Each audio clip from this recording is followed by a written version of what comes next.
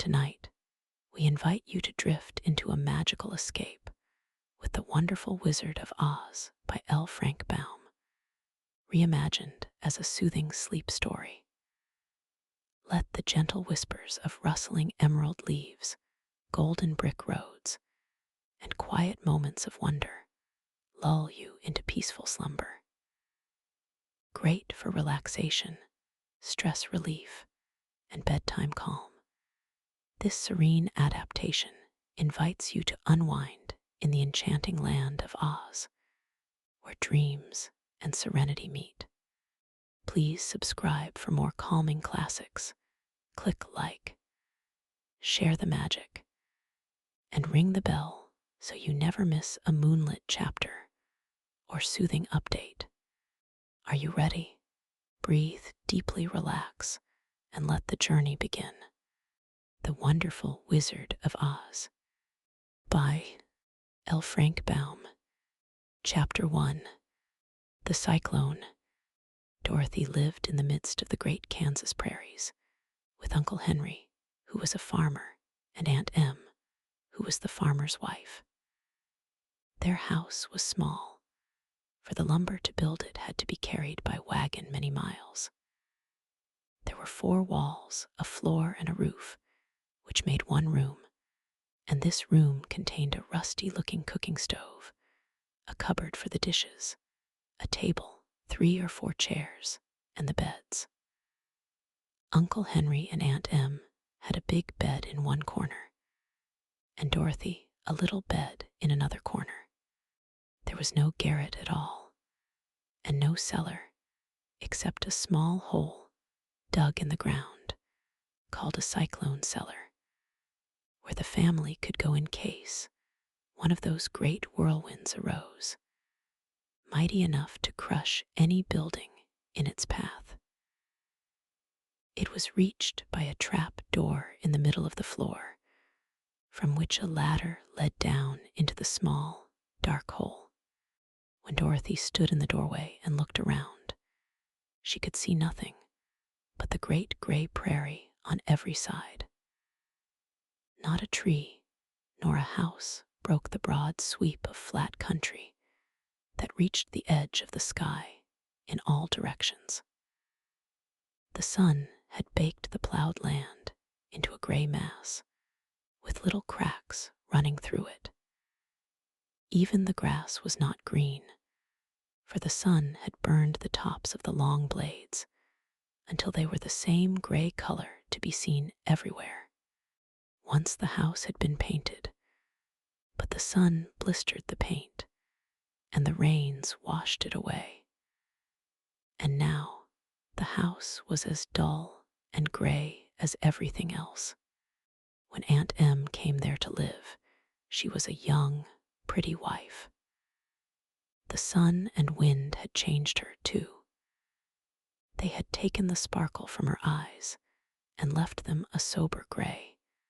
They had taken the red from her cheeks and lips, and they were gray also. She was thin and gaunt, and never smiled now. When Dorothy, who was an orphan, first came to her, Aunt Em had been so startled by the child's laughter that she would scream and press her hand upon her heart whenever Dorothy's merry voice reached her ears. And she still looked at the little girl with wonder that she could find anything to laugh at. Uncle Henry never laughed. He worked hard from morning till night and did not know what joy was. He was gray also, from his long beard to his rough boots, and he looked stern and solemn and rarely spoke. It was Toto that made Dorothy laugh and saved her from growing as gray as her other surroundings. Toto was not gray. He was a little black dog with long, silky hair and small black eyes that twinkled merrily on either side of his funny, wee nose. Toto played all day long, and Dorothy played with him and loved him dearly. Today, however, they were not playing. Uncle Henry sat upon the doorstep and looked anxiously at the sky, which was even grayer than usual. Dorothy stood in the door with Toto in her arms and looked at the sky too. Aunt Em was washing the dishes. From the far north, they heard a low wail of the wind, and Uncle Henry and Dorothy could see where the long grass bowed in waves before the coming storm. There now came a sharp whistling in the air from the south, and as they turned their eyes that way, they saw ripples in the grass coming from that direction also. Suddenly, Uncle Henry stood up. "There's a cyclone coming, Em," he called to his wife. "I'll go look after the stock." Then he ran toward the sheds where the cows and horses were kept. Aunt Em dropped her work and came to the door. One glance told her of the danger close at hand. "Quick, Dorothy," she screamed, "run for the cellar." Toto jumped out of Dorothy's arms and hid under the bed, and the girl started to get him. Aunt Em, badly frightened, threw open the trap door in the floor and climbed down the ladder into the small, dark hole. Dorothy caught Toto at last and started to follow her aunt. When she was halfway across the room, there came a great shriek from the wind, and the house shook so hard that she lost her footing and sat down suddenly upon the floor. A strange thing then happened. The house whirled around 2 or 3 times and rose slowly through the air. Dorothy felt as if she were going up in a balloon. The north and south winds met where the house stood and made it the exact center of the cyclone. In the middle of a cyclone, the air is generally still, but the great pressure of the wind on every side of the house raised it up higher and higher until it was at the very top of the cyclone, and there it remained and was carried miles and miles away as easily as you could carry a feather. It was very dark, and the wind howled horribly around her, but Dorothy found she was riding quite easily. After the first few whirls around, and one other time when the house tipped badly, she felt as if she were being rocked gently, like a baby in a cradle. Toto did not like it. He ran about the room, now here, now there, barking loudly. But Dorothy sat quite still on the floor and waited to see what would happen. Once Toto got too near the open trap door and fell in, and at first the little girl thought she had lost him. But soon she saw one of his ears sticking up through the hole, for the strong pressure of the air was keeping him up so that he could not fall. She crept to the hole, caught Toto by the ear, and dragged him into the room again, afterward closing the trap door so that no more accidents could happen. Hour after hour passed away, and slowly Dorothy got over her fright, but she felt quite lonely, and the wind shrieked so loudly all about her that she nearly became deaf. At first she had wondered if she would be dashed to pieces when the house fell again, but as the hours passed and nothing terrible happened, she stopped worrying and resolved to wait calmly and see what the future would bring. At last, she crawled over the swaying floor to her bed and lay down upon it, and Toto followed and lay down beside her. In spite of the swaying of the house and the wailing of the wind, Dorothy soon closed her eyes and fell fast asleep. Chapter 2. the council with the Munchkins, she was awakened by a shock, so sudden and severe that if Dorothy had not been lying on the soft bed, she might have been hurt. As it was, the jar made her catch her breath and wonder what had happened, and Toto put his cold little nose into her face and whined dismally. Dorothy sat up and noticed that the house was not moving, nor was it dark, for the bright sunshine came in at the window, flooding the little room. She sprang from her bed, and with Toto at her heels ran and opened the door. The little girl gave a cry of amazement and looked about her, her eyes growing bigger and bigger at the wonderful sights she saw. The cyclone had set the house down, very gently for a cyclone, in the midst of a country of marvelous beauty. There were lovely patches of green sward all about, with stately trees bearing rich and luscious fruits. Banks of gorgeous flowers were on every hand, and birds with rare and brilliant plumage sang and fluttered in the trees and bushes.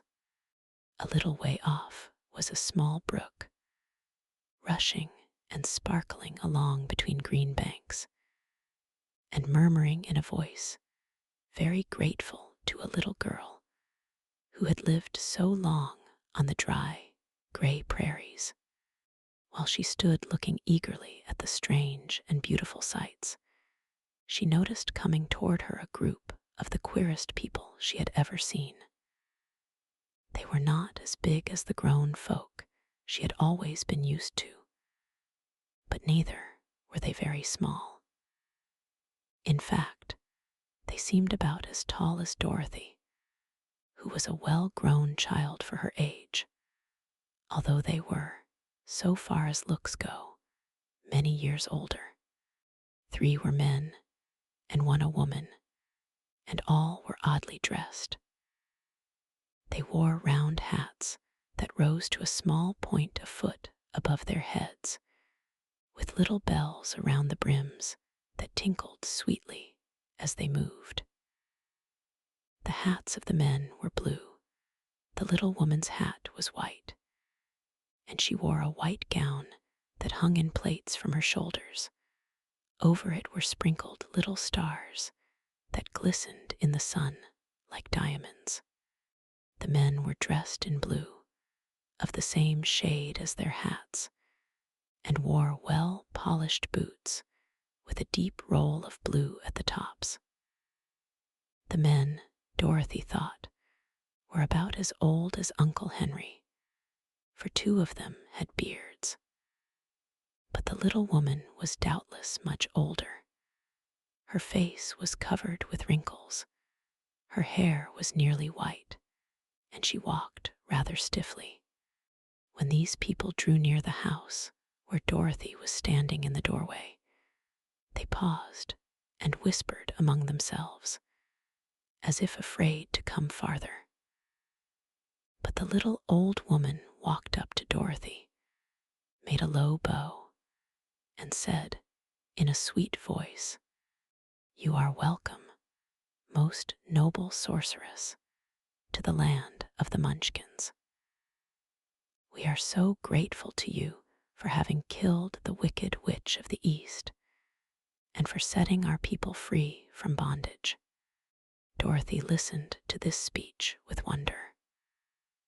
What could the little woman possibly mean by calling her a sorceress and saying she had killed the wicked witch of the East? Dorothy was an innocent, harmless little girl who had been carried by a cyclone many miles from home, and she had never killed anything in all her life. But the little woman evidently expected her to answer, so Dorothy said, with hesitation, "You are very kind, but there must be some mistake. I have not killed anything." "Your house did anyway," replied the little old woman with a laugh. is the same thing. See, she continued, pointing to the corner of the house. There are her 2 toes, still sticking out from under a block of wood. Dorothy looked and gave a little cry of fright. There, indeed, just under the corner of the great beam the house rested on, 2 feet were sticking out, shod in silver shoes with pointed toes. Oh dear, cried Dorothy, clasping her hands together in dismay. The house must have fallen on her. Whatever shall we do? There is nothing to be done, said the little woman calmly. But who was she? Asked Dorothy. She was the wicked witch of the East, as I said, answered the little woman. She has held all the Munchkins in bondage for many years, making them slave for her night and day. Now they are all set free and are grateful to you for the favor. Who are the Munchkins? Inquired Dorothy. They are the people who live in this land of the East, where the wicked witch ruled. Are you a Munchkin? Asked Dorothy. No, but I am their friend, although I live in the land of the North. When they saw the witch of the East was dead, the Munchkins sent a swift messenger to me, and I came at once.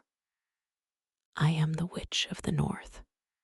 Oh, gracious, cried Dorothy, are you a real witch? Yes, indeed, answered the little woman. But I am a good witch, and the people love me. I am not as powerful as the wicked witch was who ruled here, or I should have set the people free myself. But I thought all witches were wicked, said the girl, who was half frightened at facing a real witch. Oh no, that is a great mistake. There were only 4 witches in all the land of Oz, and 2 of them, those who live in the North and the South, are good witches. I know this is true, for I am one of them myself, and cannot be mistaken.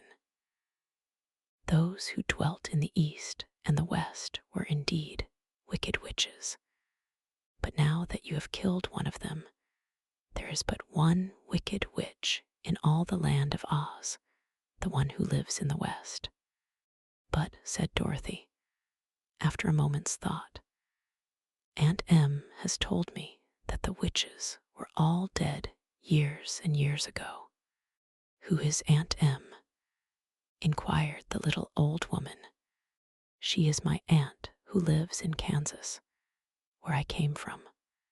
The witch of the North seemed to think for a time, with her head bowed and her eyes upon the ground.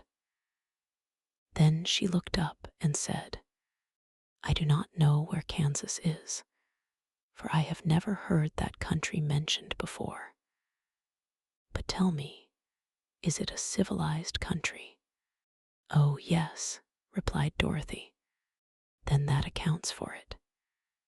In the civilized countries, I believe there are no witches left, nor wizards, nor sorceresses, nor magicians. But you see, the land of Oz has never been civilized, for we are cut off from all the rest of the world. Therefore, we still have witches and wizards amongst us. Who are the wizards? Asked Dorothy. Oz himself is the great wizard, answered the witch, sinking her voice to a whisper. He is more powerful than all the rest of us together. He lives in the City of Emeralds. Dorothy was going to ask another question, but just then the Munchkins, who had been standing silently by, gave a loud shout and pointed to the corner of the house where the wicked witch had been lying. What is it? Asked the little old woman, and looked, and began to laugh. The feet of the dead witch had disappeared entirely, and nothing was left but the silver shoes. She was so old, explained the Witch of the North, that she dried up quickly in the sun. That is the end of her. But the silver shoes are yours, and you shall have them to wear. She reached down and picked up the shoes, and after shaking the dust out of them, handed them to Dorothy. The Witch of the East was proud of those silver shoes, said one of the Munchkins, and there is some charm connected with them, but what it is, we never knew. Dorothy carried the shoes into the house and placed them on the table. Then she came out again to the Munchkins and said, I am anxious to get back to my aunt and uncle, for I am sure they will worry about me. Can you help me find my way? The Munchkins and the witch first looked at one another, and then at Dorothy, and then shook their heads. At the east, not far from here, said one, there is a great desert, and none could live to cross it. It is the same at the south, said another, for I have been there and seen it. The south is the country of the Quadlings. I am told, said the third man, that it is the same at the west.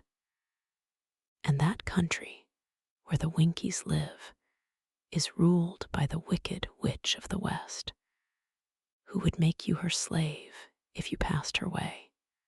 The north is my home, said the old lady, and at its edge is the same great desert that surrounds this land of Oz. I'm afraid, my dear, you will have to live with us. Dorothy began to sob at this, for she felt lonely among all these strange people. Her tears seemed to grieve the kind-hearted Munchkins, for they immediately took out their handkerchiefs and began to weep also. As for the little old woman, she took off her cap and balanced the point on the end of her nose, while she counted 1, 2, 3 in a solemn voice. At once the cap changed to a slate, on which was written in big, white chalk marks, Let Dorothy go to the city of emeralds. The little old woman took the slate from her nose, and, having read the words on it, asked, Is your name Dorothy, my dear? Yes, answered the child, looking up and drying her tears.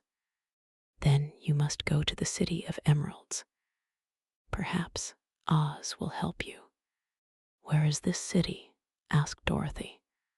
It is exactly in the center of the country, and is ruled by Oz, the great wizard I told you of. Is he a good man? Inquired the girl anxiously. He is a good wizard. Whether he is a man or not, I cannot tell, for I have never seen him. How can I get there? Asked Dorothy. You must walk. It is a long journey through a country that is sometimes pleasant and sometimes dark and terrible. However, I will use all the magic arts I know of to keep you from harm. Won't you go with me? Pleaded the girl, who had begun to look upon the little old woman as her only friend. No, I cannot do that, she replied. But I will give you my kiss, and no one will dare injure a person who has been kissed by the Witch of the North.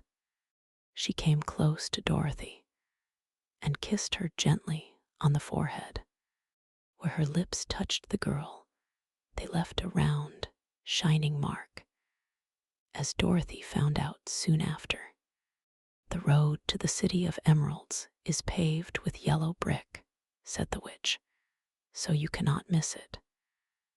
When you get to Oz, do not be afraid of him, but tell your story and ask him to help you. Goodbye, my dear. The three 3 Munchkins bowed low to her and wished her a pleasant journey, after which they walked away through the trees. The witch gave Dorothy a friendly little nod, whirled around on her left heel 3 times, and straightway disappeared, much to the surprise of little Toto, who barked after her loudly enough when she had gone, because he had been afraid even to growl while she stood by. But Dorothy, knowing her to be a witch, had expected her to disappear in just that way, and was not surprised in the least. Chapter 3. How Dorothy Saved the Scarecrow. When Dorothy was left alone, she began to feel hungry. So she went to the cupboard and cut herself some bread, which she spread with butter. She gave some to Toto, and taking a pail from the shelf, she carried it down to the little brook and filled it with clear, sparkling water. Toto ran over to the trees and began to bark at the birds sitting there. Dorothy went to get him and saw such delicious fruit hanging from the branches that she gathered some of it, finding it just what she wanted to help out her breakfast. Then she went back to the house, and having helped herself and Toto to a good drink of the cool, clear water, she set about making ready for the journey to the City of Emeralds. Dorothy had only one other dress, but that happened to be clean and was hanging on a peg beside her bed. It was gingham, with checks of white and blue, and although the blue was somewhat faded with many washings, it was still a pretty frock. The girl washed herself carefully, dressed herself in the clean gingham, and tied her pink sunbonnet on her head. She took a little basket and filled it with bread from the cupboard, laying a white cloth over the top. Then she looked down at her feet and noticed how old and worn her shoes were. "They surely will never do for a long journey, Toto," she said. And Toto looked up into her face with his little black eyes and wagged his tail to show he knew what she meant. At that moment, Dorothy saw lying on the table the silver shoes that had belonged to the Witch of the East. "I wonder if they will fit me," she said to Toto. "They would be just the thing to take a long walk in, for they could not wear out." She took off her old leather shoes and tried on the silver ones, which fitted her as well as if they had been made for her. Finally, she picked up her basket. "Come along, Toto," she said. "We will go to the Emerald City and ask the Great Oz how to get back to Kansas again." She closed the door, locked it, and put the key carefully in the pocket of her dress. And so, with Toto trotting along soberly behind her, she started on her journey. There were several roads nearby, but it did not take her long to find the one paved with yellow brick. Within a short time, she was walking briskly toward the Emerald City, her silver shoes tinkling merrily on the hard, yellow roadbed. The sun shone bright, and the birds sang sweet, and Dorothy did not feel nearly as bad as you might think a little girl would who had been suddenly whisked away from her own country and set down in the midst of a strange land.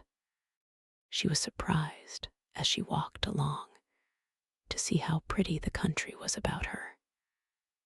There were neat fences at the sides of the road, painted a dainty blue color, and beyond them were fields of grain and vegetables in abundance.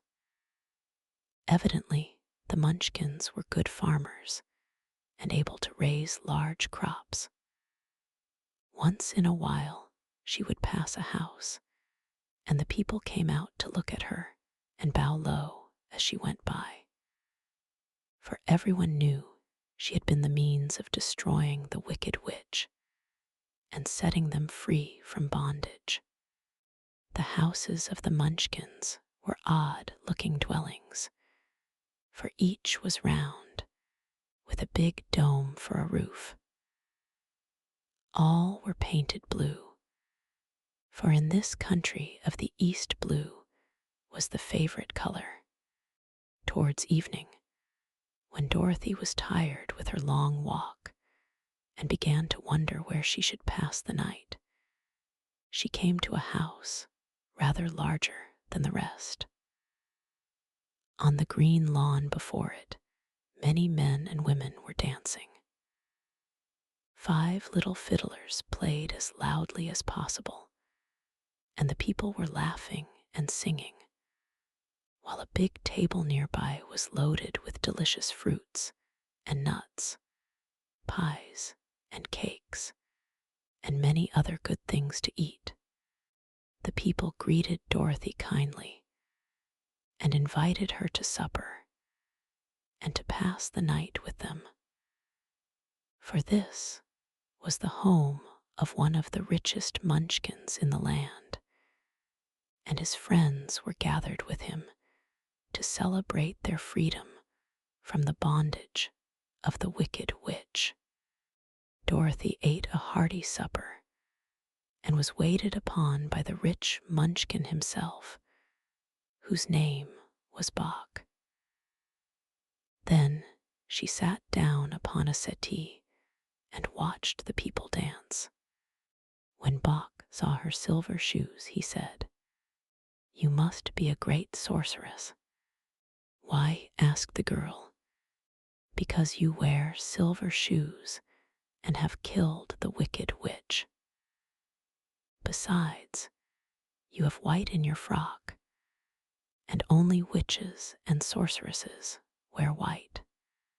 "My dress is blue and white checked," said Dorothy, smoothing out the wrinkles in it. "It is kind of you to wear that," said Bach.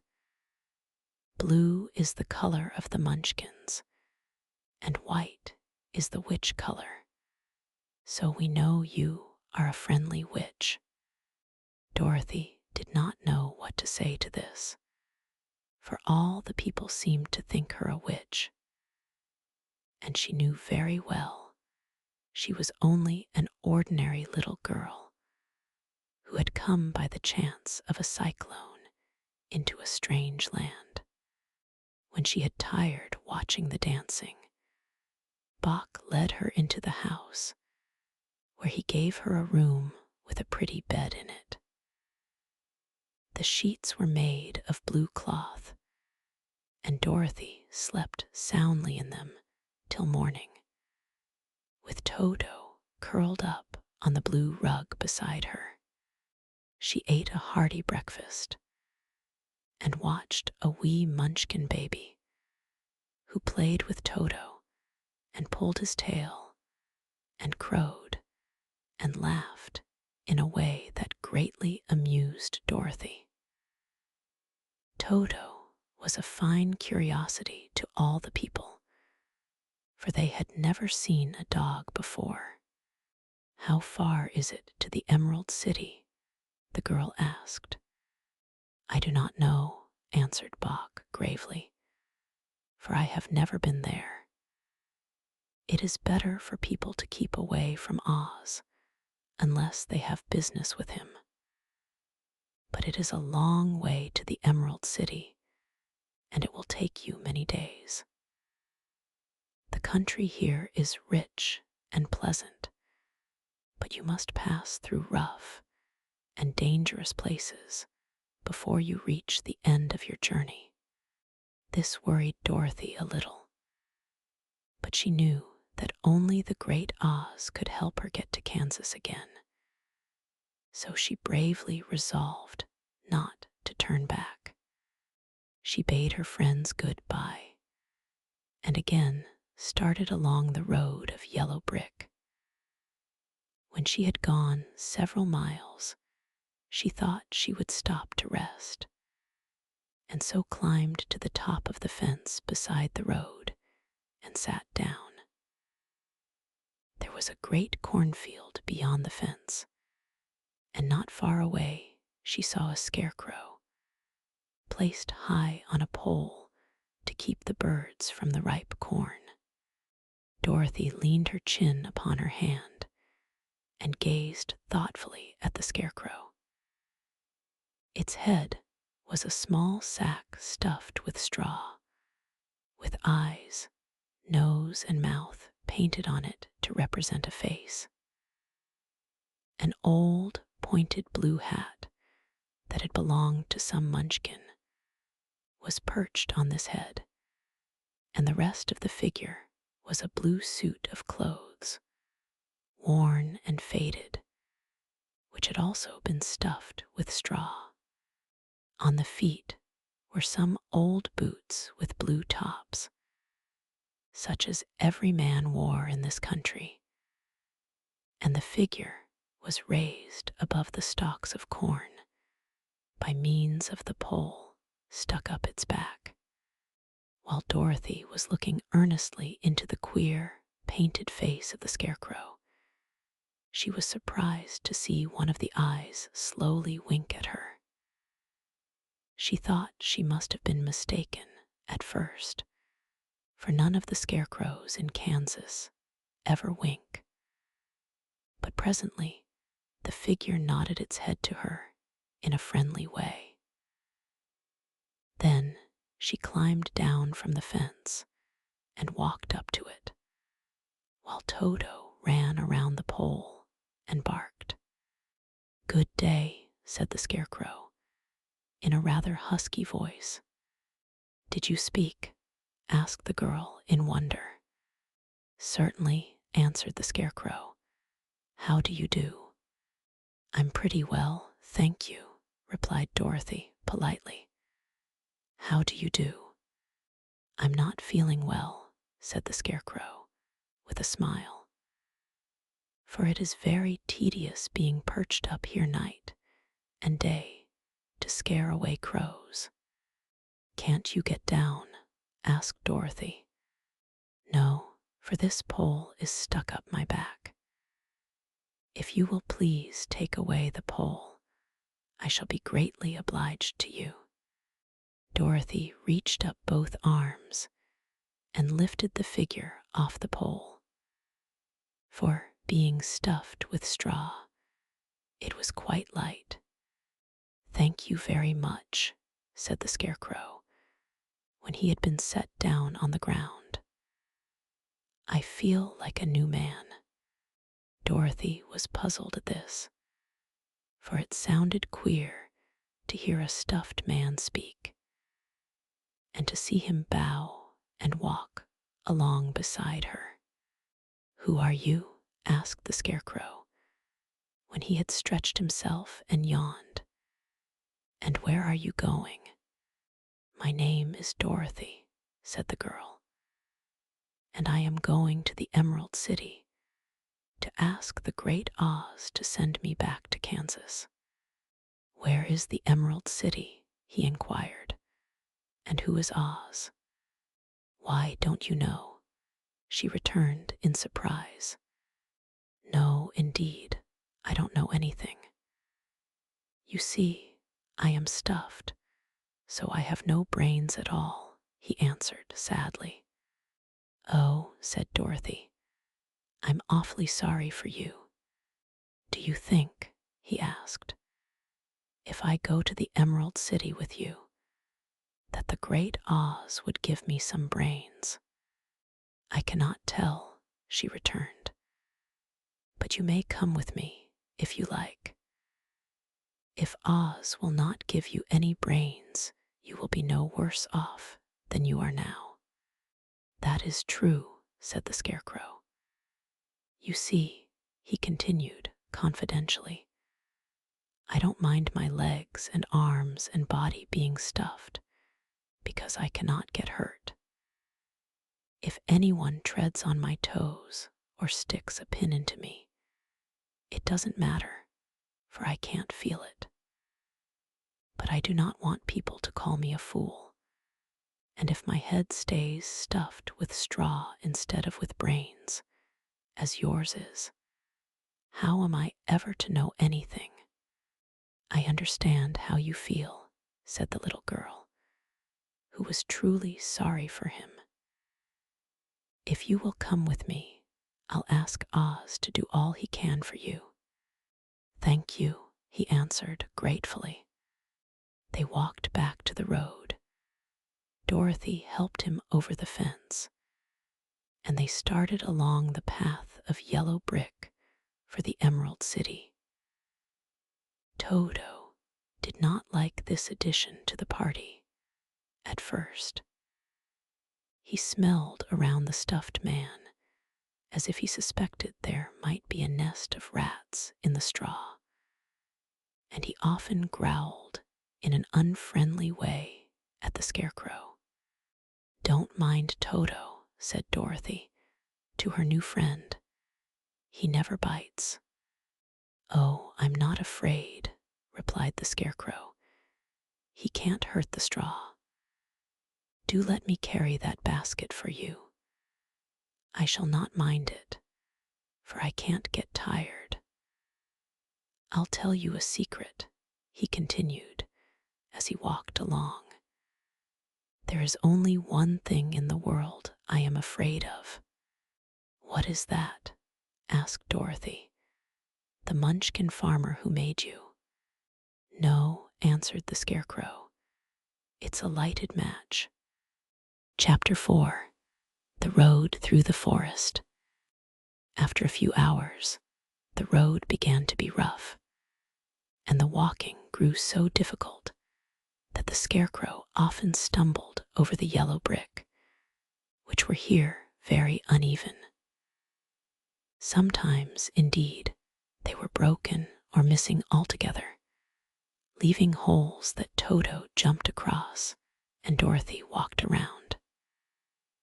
As for the Scarecrow, having no brains, he walked straight ahead, and so stepped into the holes and fell at full length on the hard bricks. It never hurt him, however, and Dorothy would pick him up and set him upon his feet again, while he joined her in laughing merrily at his own mishap. The farms were not nearly so well cared for here as they were farther back. There were fewer houses and fewer fruit trees, and the farther they went, the more dismal and lonesome the country became. At noon, they sat down by the roadside near a little brook, and Dorothy opened her basket and got out some bread.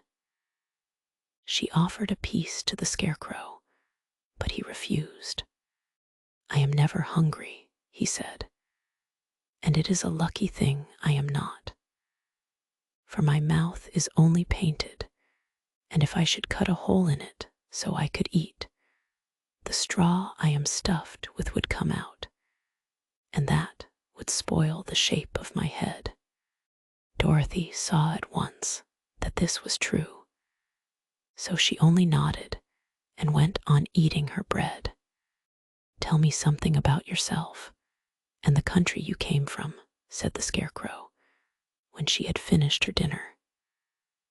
So she told him all about Kansas, and how gray everything was there, and how the Cyclone had carried her to this queer land of Oz. The Scarecrow listened carefully and said, "I cannot understand why you should wish to leave this beautiful country and go back to the dry, gray place you call Kansas. That is because you have no brains," answered the girl.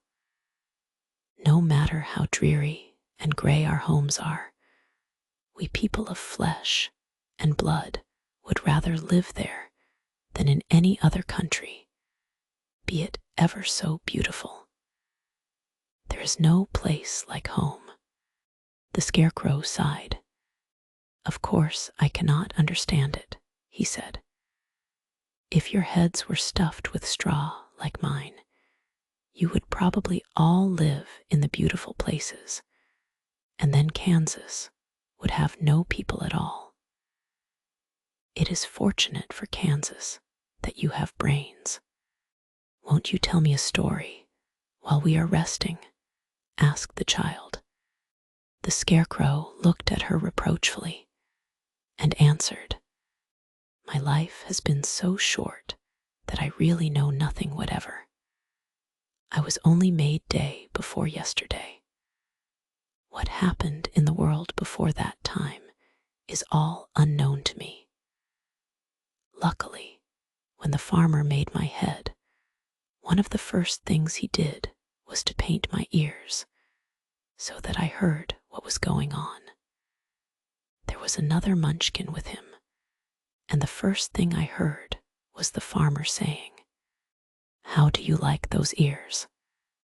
They aren't straight, answered the other. Never mind, said the farmer. They are ears just the same, which was true enough.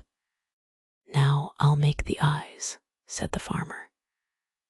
So he painted my right eye, and as soon as it was finished, I found myself looking at him and at everything around me with a great deal of curiosity, for this was my first glimpse of the world.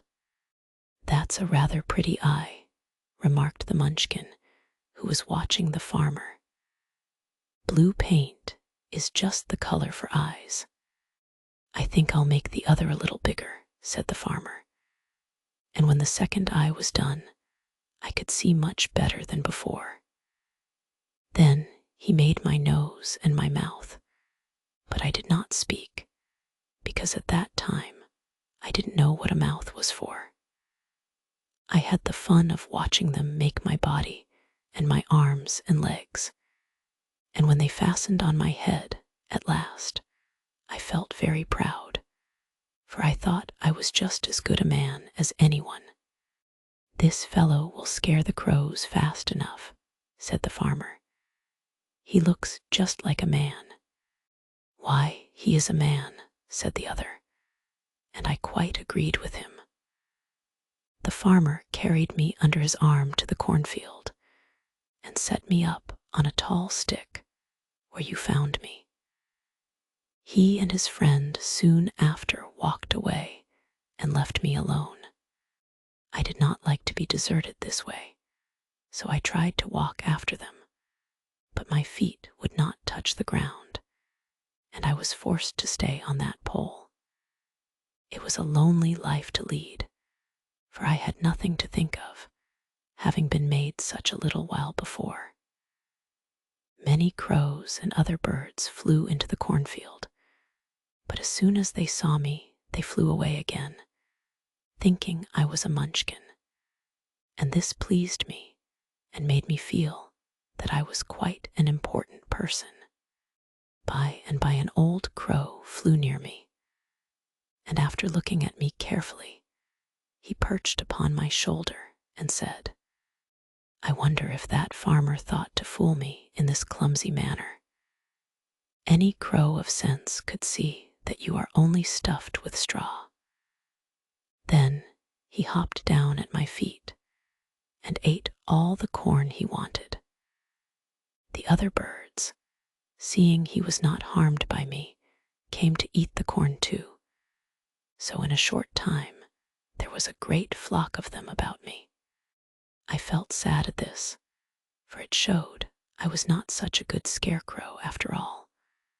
But the old crow comforted me, saying, If you only had brains in your head, you would be as good a man as any of them, and a better man than some of them. Brains, are the only things worth having in this world, no matter whether one is a crow or a man. After the crows had gone, I thought this over and decided I would try hard to get some brains. By good luck, you came along and pulled me off the stake, and from what you say, I am sure the great Oz will give me brains as soon as we get to the Emerald City. I hope so, said Dorothy earnestly, since you seem anxious to have them. Oh yes, I am anxious, returned the Scarecrow. It is such an uncomfortable feeling to know one is a fool. Well, said the girl, let us go. And she handed the basket to the Scarecrow. There were no fences at all by the roadside now, and the land was rough and untilled. Towards evening, they came to a great forest, where the trees grew so big and close together that their branches met over the road of yellow brick. It was almost dark under the trees, for the branches shut out the daylight, but the travelers did not stop and went on into the forest. If this road goes in, it must come out, said the Scarecrow. And as the Emerald City is at the other end of the road, we must go wherever it leads us. Anyone would know that, said Dorothy. Certainly, that is why I know it, returned the Scarecrow. If it required brains to figure it out, I never should have said it. After an hour or so, the light faded away, and they found themselves stumbling along in the darkness. Dorothy could not see at all, but Toto could, for some dogs see very well in the dark, and the Scarecrow declared he could see as well as by day. So she took hold of his arm and managed to get along fairly well. If you see any house or any place where we can pass the night, she said, you must tell me, for it is very uncomfortable walking in the dark. Soon after the Scarecrow stopped. I see a little cottage at the right of us, he said, built of logs and branches. Shall we go there? Yes, indeed, answered the child. I am all tired out. So the Scarecrow led her through the trees until they reached the cottage, and Dorothy entered and found a bed of dried leaves in one corner. She lay down at once, and with Toto beside her soon fell into a sound sleep. The Scarecrow, who was never tired, stood up in another corner and waited patiently until morning came. Chapter 5. The Rescue of the Tin Woodman. When Dorothy awoke, the sun was shining through the trees, and Toto had long been out chasing birds and squirrels. She sat up and looked around her. There was the Scarecrow, still standing patiently in his corner, waiting for her. We must go and search for water, she said to him. Why do you want water? He asked. To wash my face clean after the dust of the road, and to drink, so the dry bread will not stick in my throat.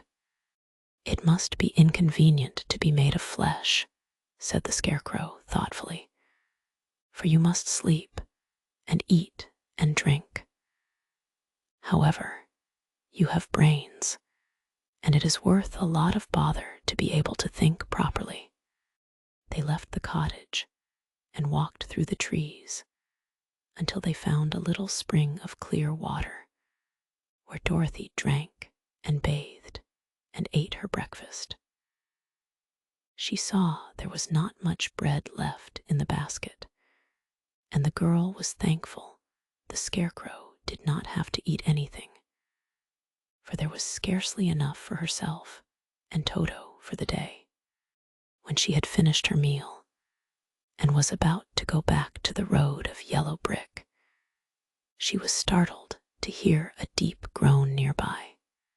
"What was that?" she asked timidly. "I cannot imagine," replied the Scarecrow, "but we can go and see." Just then another groan reached their ears, and the sound seemed to come from behind them.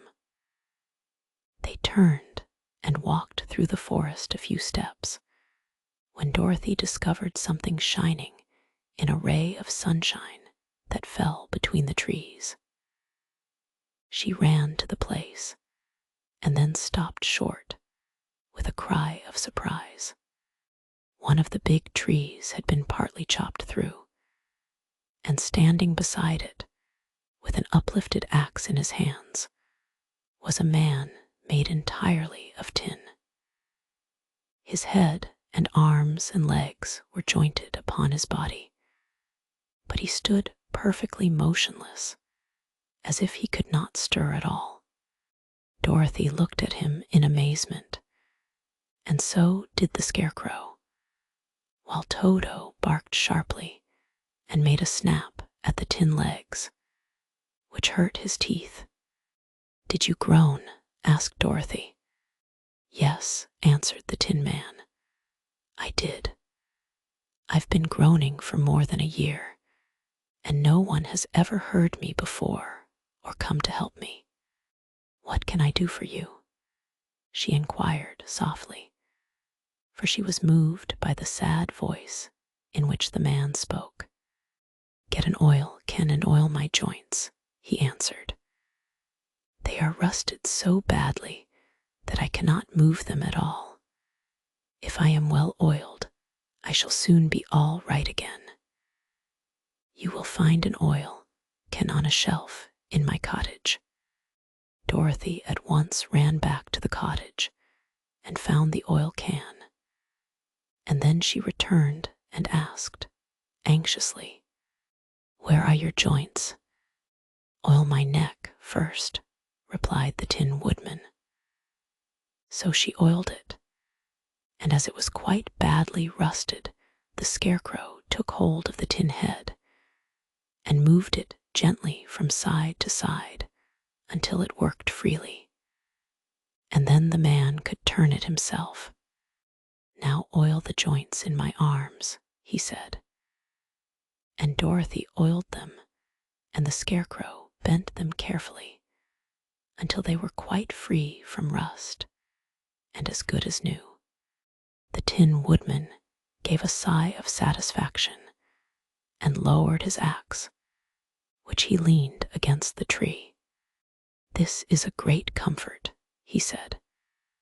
"I have been holding that axe in the air ever since I rusted, and I'm glad to be able to put it down at last. Now, if you will oil the joints of my legs, I shall be all right once more." So they oiled his legs until he could move them freely, and he thanked them again and again for his release, for he seemed a very polite creature and very grateful. "I might have stood there always if you had not come along," he said. "So you have certainly saved my life. How did you happen to be here?" "We are on our way to the Emerald City to see the Great Oz," she answered. "And we stopped at your cottage to pass the night." "Why do you wish to see Oz?" he asked. "I want him to send me back to Kansas, and the Scarecrow wants him to put a few brains into his head," she replied. The Tin Woodman appeared to think deeply for a moment. Then he said, "Do you suppose Oz could give me a heart?" "Why, I guess so," Dorothy answered. "It would be as easy as to give the Scarecrow brains." "True," the Tin Woodman returned. "So, if you will allow me to join your party, I will also go to the Emerald City and ask Oz to help me." "Come along," said the Scarecrow heartily, and Dorothy added that she would be pleased to have his company. So the Tin Woodman shouldered his axe, and they all passed through the forest until they came to the road that was paved with yellow brick. The Tin Woodman had asked Dorothy to put the oil can in her basket. "For," he said, "if I should get caught in the rain and rust again, I would need the oil can badly." It was a bit of good luck to have their new comrade join the party, for soon after they had begun their journey again, they came to a place where the trees and branches grew so thick over the road that the travelers could not pass. But the Tin Woodman set to work with his axe and chopped so well that soon he cleared a passage for the entire party. Dorothy was thinking so earnestly as they walked along that she did not notice when the Scarecrow stumbled into a hole and rolled over to the side of the road. Indeed, he was obliged to call to her to help him up again. "Why didn't you walk around the hole?" asked the Tin Woodman. "I don't know enough," replied the Scarecrow cheerfully. "My head is stuffed with straw, you know, and that is why I am going to Oz to ask him for some brains." "Oh, I see," said the Tin Woodman. "But after all, brains are not the best things in the world." "Have you any?" inquired the Scarecrow. "No, my head is quite empty," answered the Woodman. "But once I had brains, and a heart also, so, having tried them both, I should much rather have a heart." "And why is that?" asked the Scarecrow. "I will tell you my story, and then you will know." So, while they were walking through the forest, the Tin Woodman told the following story. "I was born the son of a woodman who chopped down trees in the forest and sold the wood for a living. When I grew up, I too became a wood chopper, and after my father died, I took care of my old mother as long as she lived. Then I made up my mind that instead of living alone, I would marry, so that I might not become lonely. There was one of the Munchkin girls who was so beautiful that I soon grew to love her with all my heart. She, on her part, promised to marry me as soon as I could earn enough money to build a better house for her. So I set to work harder than ever. But the girl lived with an old woman who did not want her to marry anyone, for she was so lazy she wished the girl to remain with her and do the cooking and the housework. So the old woman went to the Wicked Witch of the East and promised her 2 sheep and a cow if she would prevent the marriage. Thereupon, the Wicked Witch enchanted my axe, and when I was chopping away at my best one day, for I was anxious to get the new house and my wife as soon as possible, the axe slipped all at once and cut off my left leg. This at first seemed a great misfortune, for I knew a one-legged man could not do very well as a wood chopper. So I went to a tinsmith and had him make me a new leg out of tin. The leg worked very well once I was used to it, but my action angered the Wicked Witch of the East, for she had promised the old woman I should not marry the pretty Munchkin girl.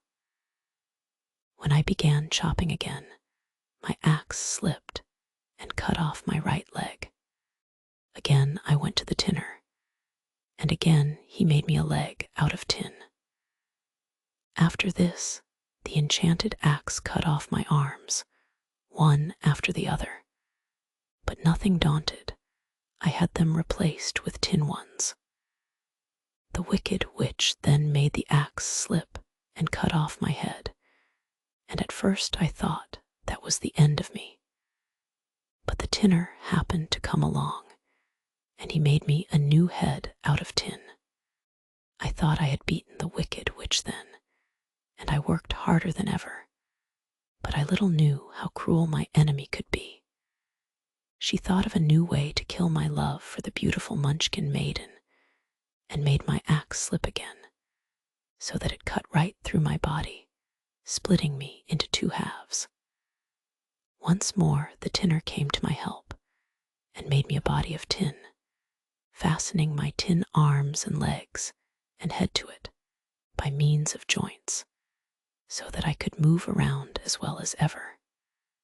But alas, I had now no heart, so that I lost all my love for the Munchkin girl, and did not care whether I married her or not.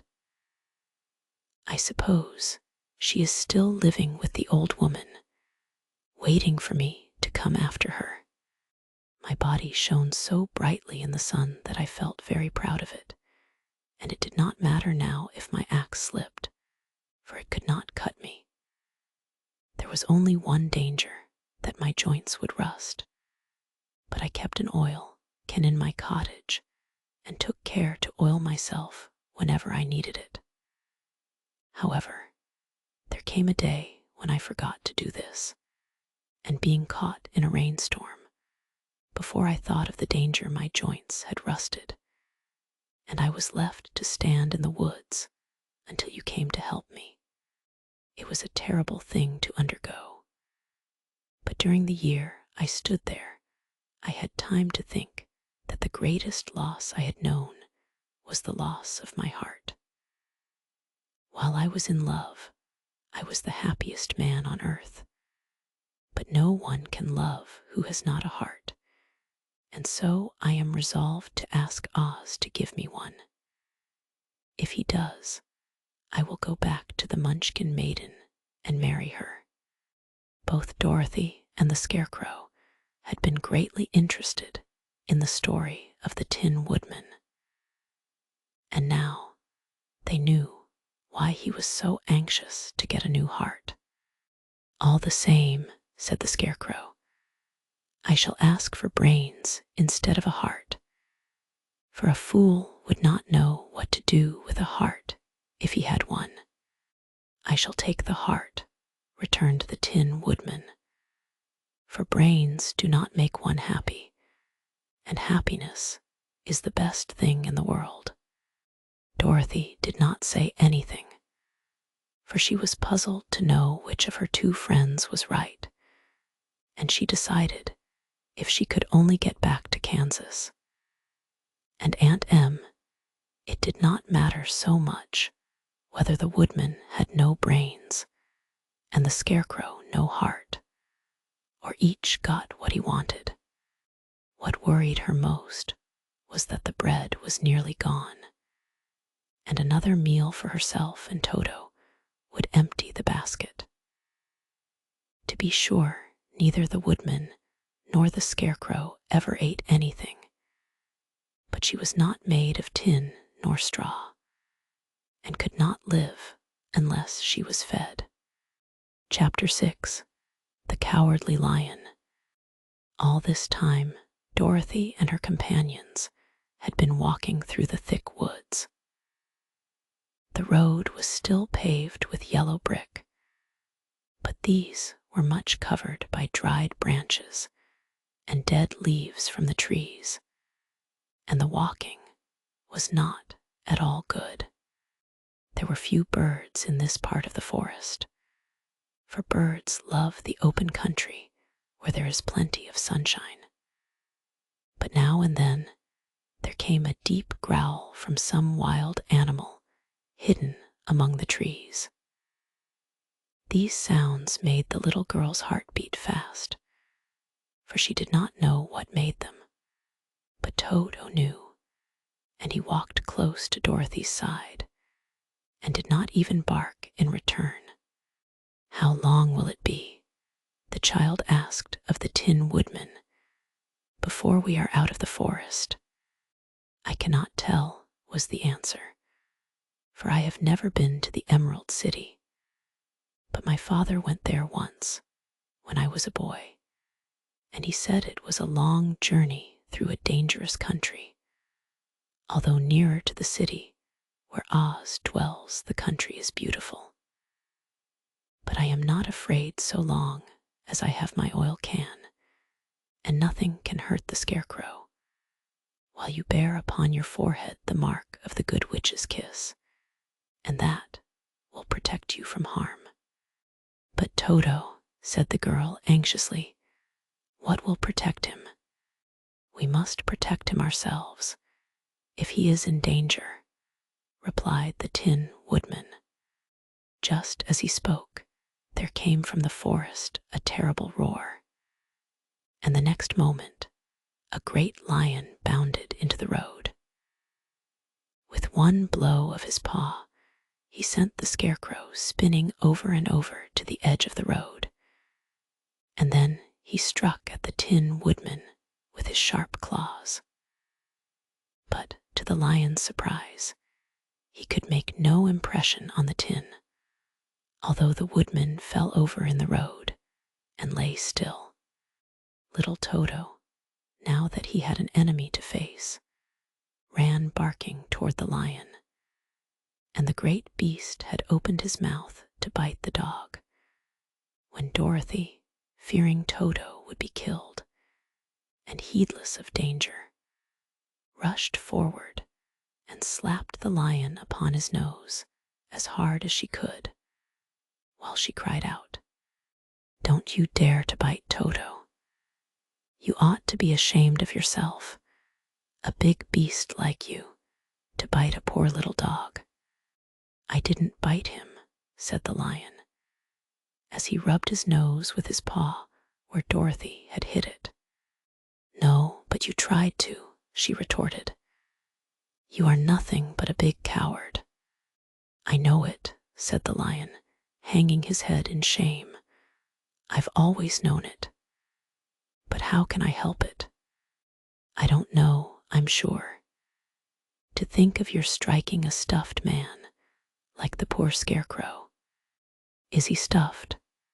asked the lion in surprise, as he watched her pick up the Scarecrow and set him upon his feet, while she patted him into shape again. "Of course he's stuffed," replied Dorothy, who was still angry. "That's why he went over so easily," remarked the lion. "It astonished me to see him whirl around so. Is the other one stuffed, also?" "No," said Dorothy. "He's made of tin." And she helped the woodman up again. "That's why he nearly blunted my claws," said the lion. "When they scratched against the tin, it made a cold shiver run down my back." "What is that little animal you are so tender of?" "He is my dog, Toto," answered Dorothy. "Is he made of tin or stuffed?" asked the lion. "Neither. He's a meat dog," said the girl. "Oh, he's a curious animal, and seems remarkably small, now that I look at him. No one would think of biting such a little thing except a coward like me," continued the lion sadly. "What makes you a coward?" asked Dorothy, looking at the great beast in wonder, for he was as big as a small horse.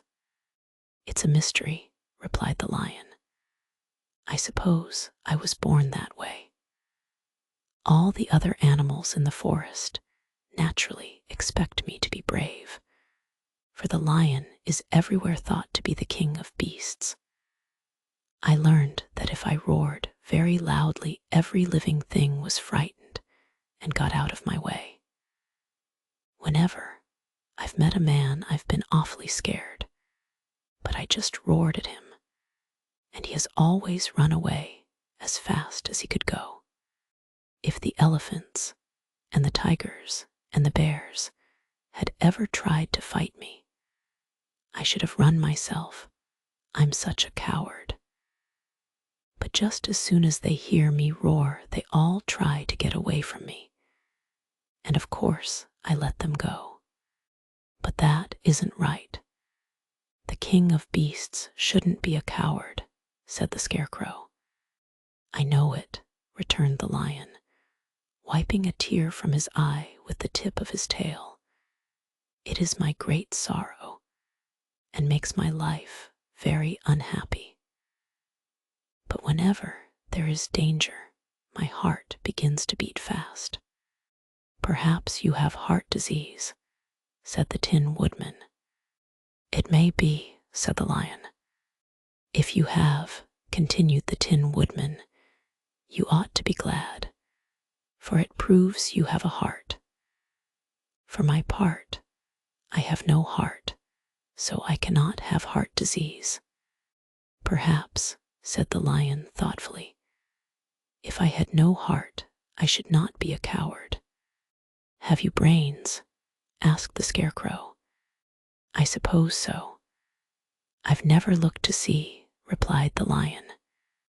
I am going to the Great Oz to ask him to give me some, remarked the Scarecrow. For my head is stuffed with straw. And I am going to ask him to give me a heart, said the Woodman. And I am going to ask him to send Toto and me back to Kansas, added Dorothy.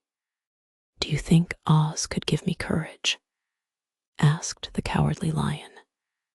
Just as easily as he could give me brains, said the Scarecrow. Or give me a heart, said the Tin Woodman. Or send me back to Kansas, said Dorothy. Then, if you don't mind, I'll go with you, said the lion. For my life is simply unbearable without a bit of courage. You will be very welcome, answered Dorothy, for you will help to keep away the other wild beasts. It seems to me they must be more cowardly than you are if they allow you to scare them so easily.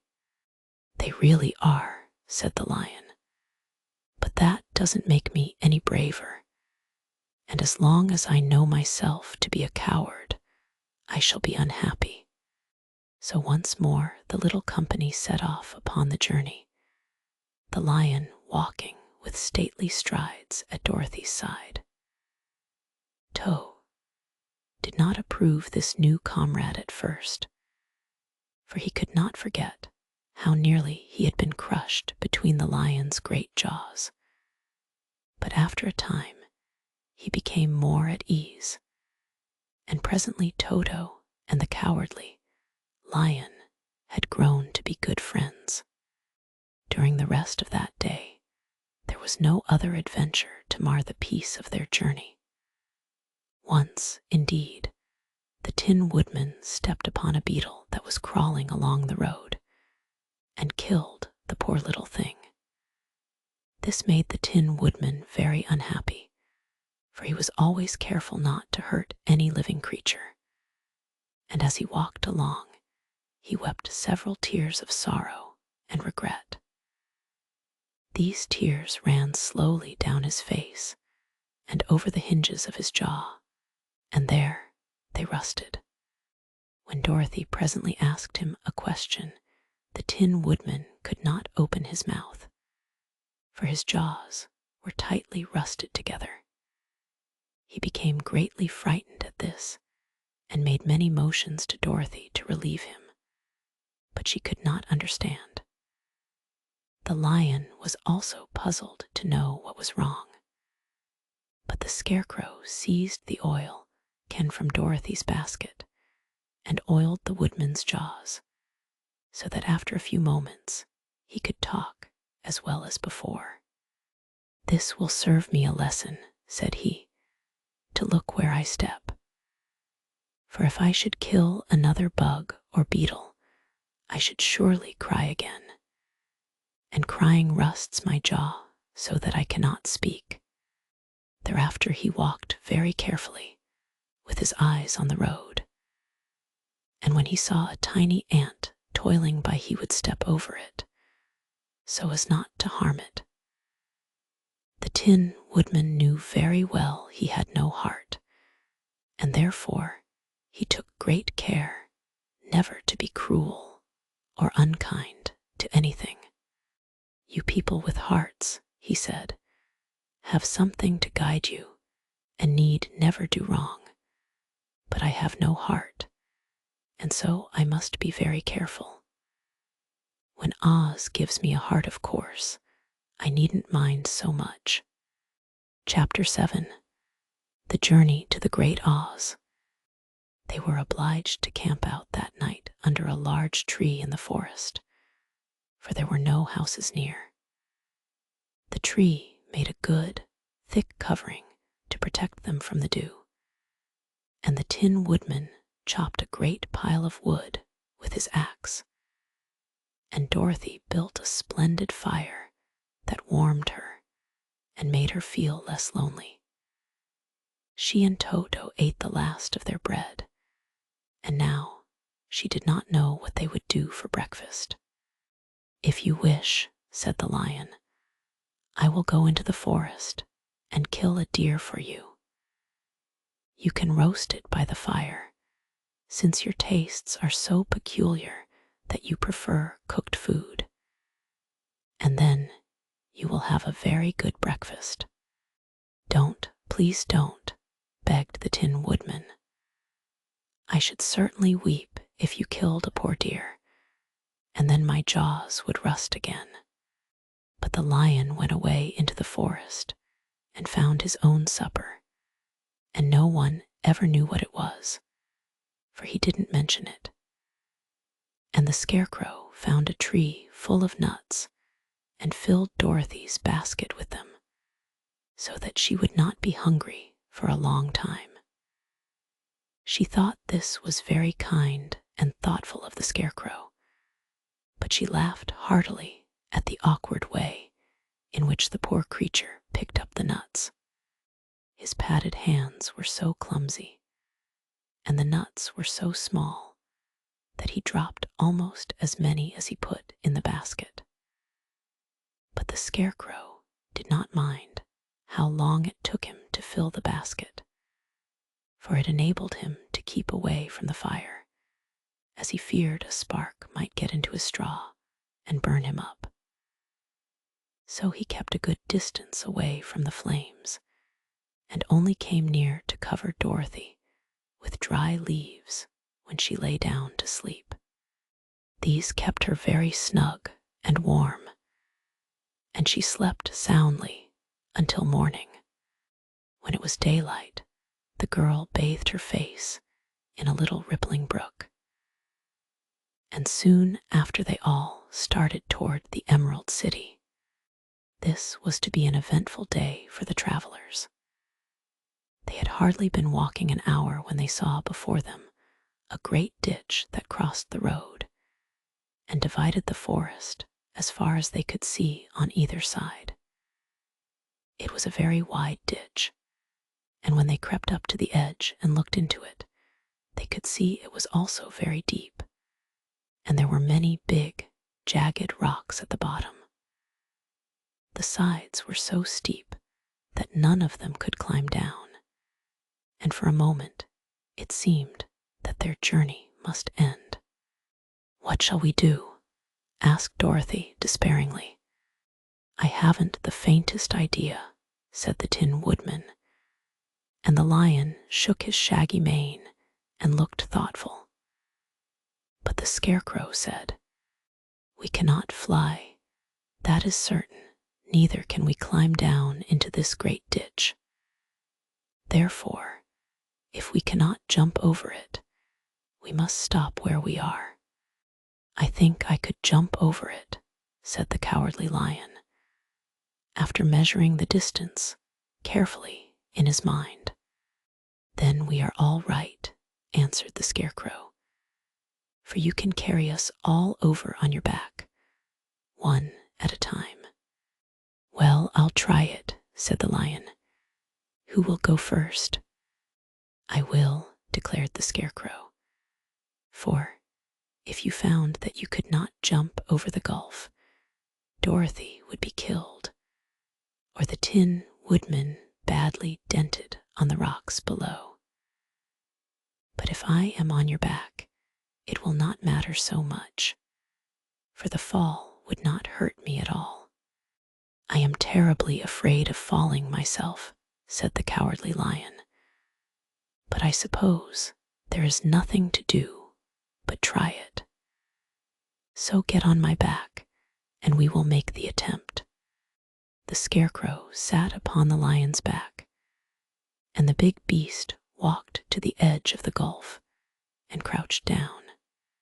Why don't you run and jump? Asked the Scarecrow.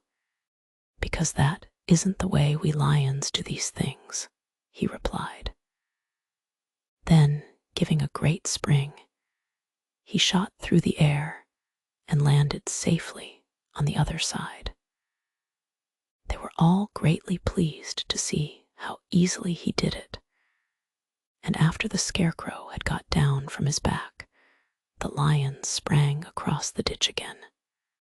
Dorothy thought she would go next, so she took Toto in her arms and climbed on the lion's back, holding tightly to his mane with one hand.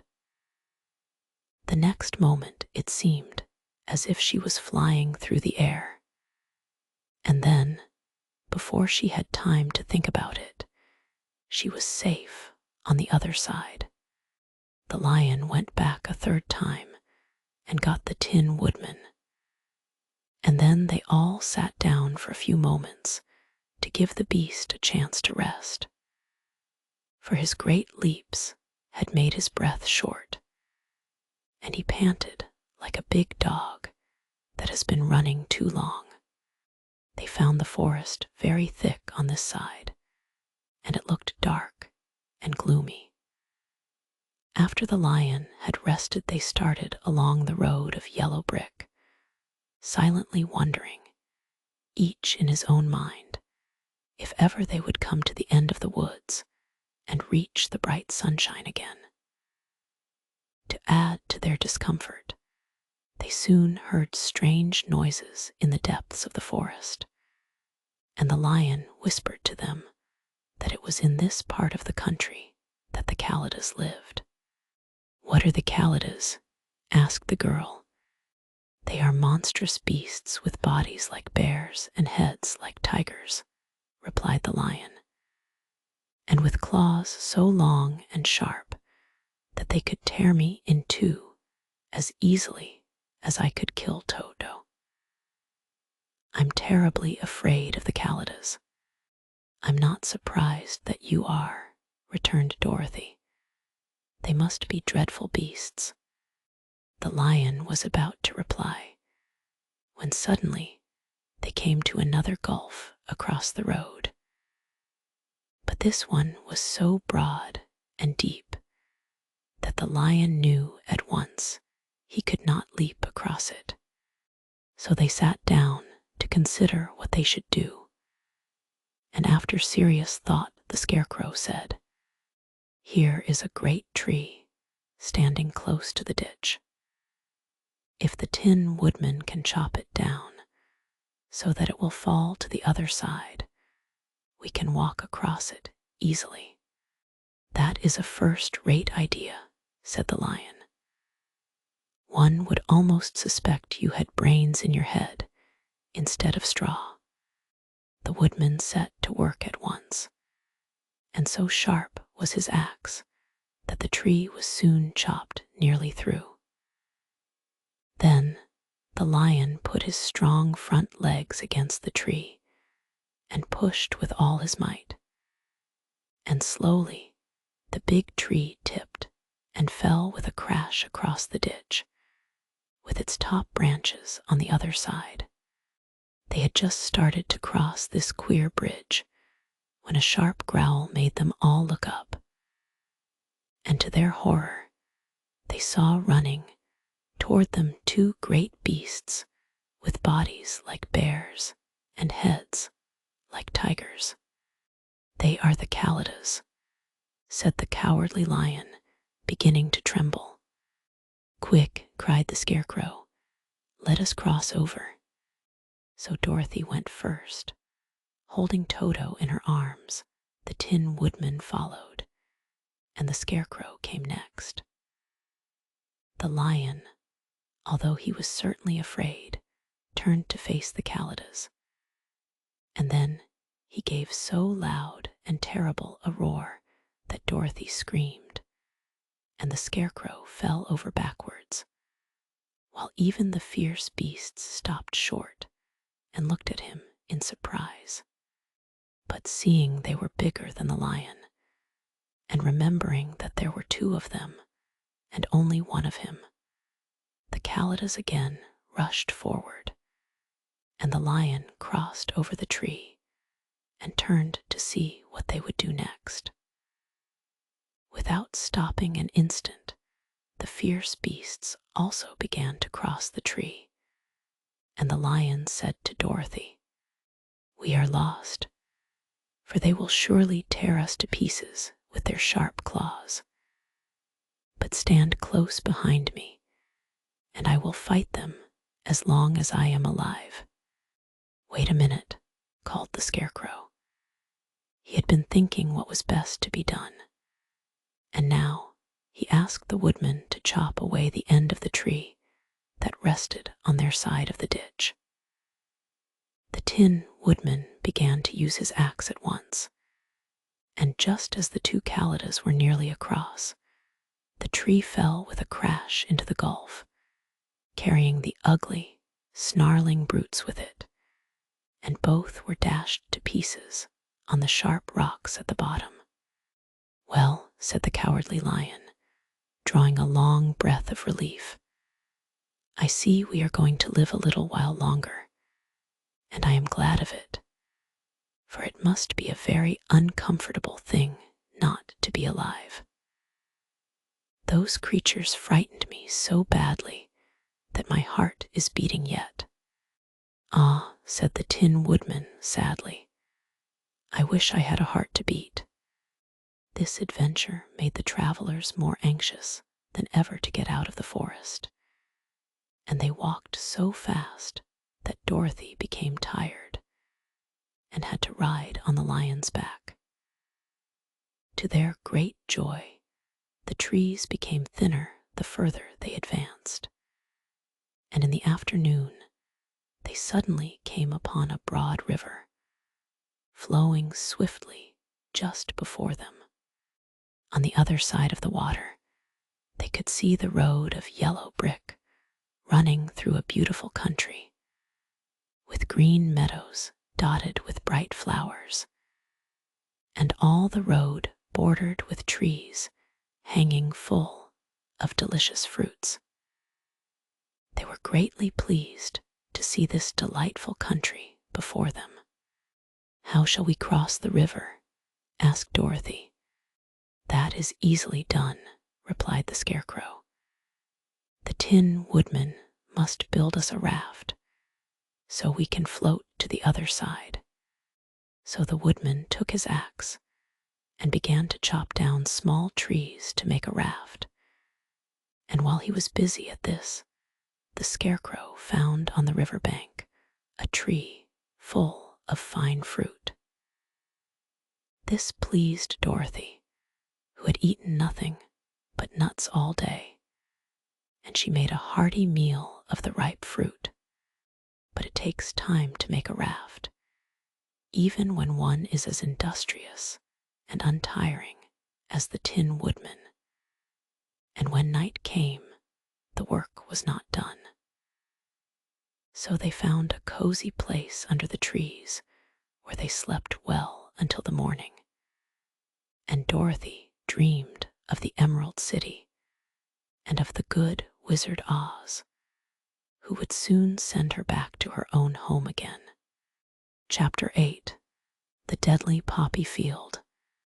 Our little party of travelers awakened next morning, refreshed and full of hope, and Dorothy breakfasted like a princess off peaches and plums from the trees beside the river. Behind them was the dark forest they had passed safely through. although they had suffered many discouragements. But before them was a lovely, sunny country that seemed to beckon them on to the Emerald City. To be sure, the broad river now cut them off from this beautiful land, but the raft was nearly done, and after the Tin Woodman had cut a few more logs and fastened them together with wooden pins, they were ready to start. Dorothy sat down in the middle of the raft and held Toto in her arms. When the Cowardly Lion stepped upon the raft, it tipped badly, for he was big and heavy. But the Scarecrow and the Tin Woodman stood upon the other end to steady it, and they had long poles in their hands to push the raft through the water. They got along quite well at first, but when they reached the middle of the river, the swift current swept the raft downstream, farther and farther away from the road of yellow brick. And the water grew so deep that the long poles would not touch the bottom. "This is bad," said the Tin Woodman, "for if we cannot get to the land, we shall be carried into the country of the Wicked Witch of the West, and she will enchant us and make us her slaves. And then I should get no brains," said the Scarecrow. "And I should get no courage," said the Cowardly Lion. "And I should get no heart," said the Tin Woodman. "And I should never get back to Kansas," said Dorothy. "We must certainly get to the Emerald City if we can," the Scarecrow continued, and he pushed so hard on his long pole that it stuck fast in the mud at the bottom of the river. And before he could pull it out again, or let go, the raft was swept away, and the poor Scarecrow left clinging to the pole in the middle of the river. "Goodbye," he called after them, and they were very sorry to leave him. Indeed, the Tin Woodman began to cry, but fortunately remembered that he might rust, and so dried his tears on Dorothy's apron. Of course, this was a bad thing for the Scarecrow. "I am now worse off than when I first met Dorothy," he thought. "Then I was stuck on a pole in a cornfield, where I could make believe scare the crows, at any rate. But surely there is no use for a Scarecrow stuck on a pole in the middle of a river. I am afraid I shall never have any brains, after all." Down the stream the raft floated, and the poor Scarecrow was left far behind. Then the Lion said, "Something must be done to save us. I think I can swim to the shore and pull the raft after me, if you will only hold fast to the tip of my tail." So he sprang into the water, and the Tin Woodman caught fast hold of his tail when the Lion began to swim with all his might toward the shore. It was hard work, although he was so big, but by and by they were drawn out of the current, and then Dorothy took the Tin Woodman's long pole and helped push the raft to the land. They were all tired out when they reached the shore at last and stepped off upon the pretty green grass, and they also knew that the stream had carried them a long way past the road of yellow brick that led to the Emerald City. "What shall we do now?" asked the Tin Woodman, as the Lion lay down on the grass to let the sun dry him. "We must get back to the road in some way," said Dorothy. "The best plan will be to walk along the river bank until we come to the road again," remarked the Lion. So when they were rested, Dorothy picked up her basket, and they started along the grassy bank, back to the road from which the river had carried them. It was a lovely country, with plenty of flowers and fruit trees, and sunshine to cheer them.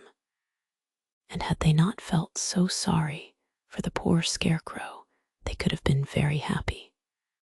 They walked along as fast as they could, Dorothy only stopping once to pick a beautiful flower. And after a time, the Tin Woodman cried out, "Look!" Then they all looked at the river, and saw the Scarecrow perched upon his pole in the middle of the water, looking very lonely and sad. "What can we do to save him?" asked Dorothy. The Lion and the Woodman both shook their heads, for they did not know. So they sat down upon the bank and gazed wistfully at the Scarecrow until a stork flew by, which, seeing them, stopped to rest at the water's edge. "Who are you, and where are you going?" asked the stork. "I am Dorothy," answered the girl, "and these are my friends, the Tin Woodman and the Cowardly Lion, and we are going to the Emerald City." "This isn't the road," said the stork, as she twisted her long neck and looked sharply at the queer party.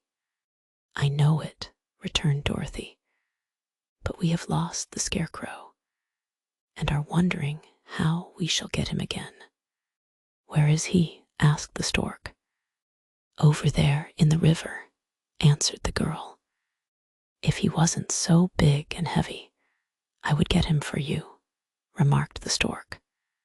"He isn't heavy a bit," said Dorothy eagerly, "for he is stuffed with straw, and if you will bring him back to us, we shall thank you ever and ever so much."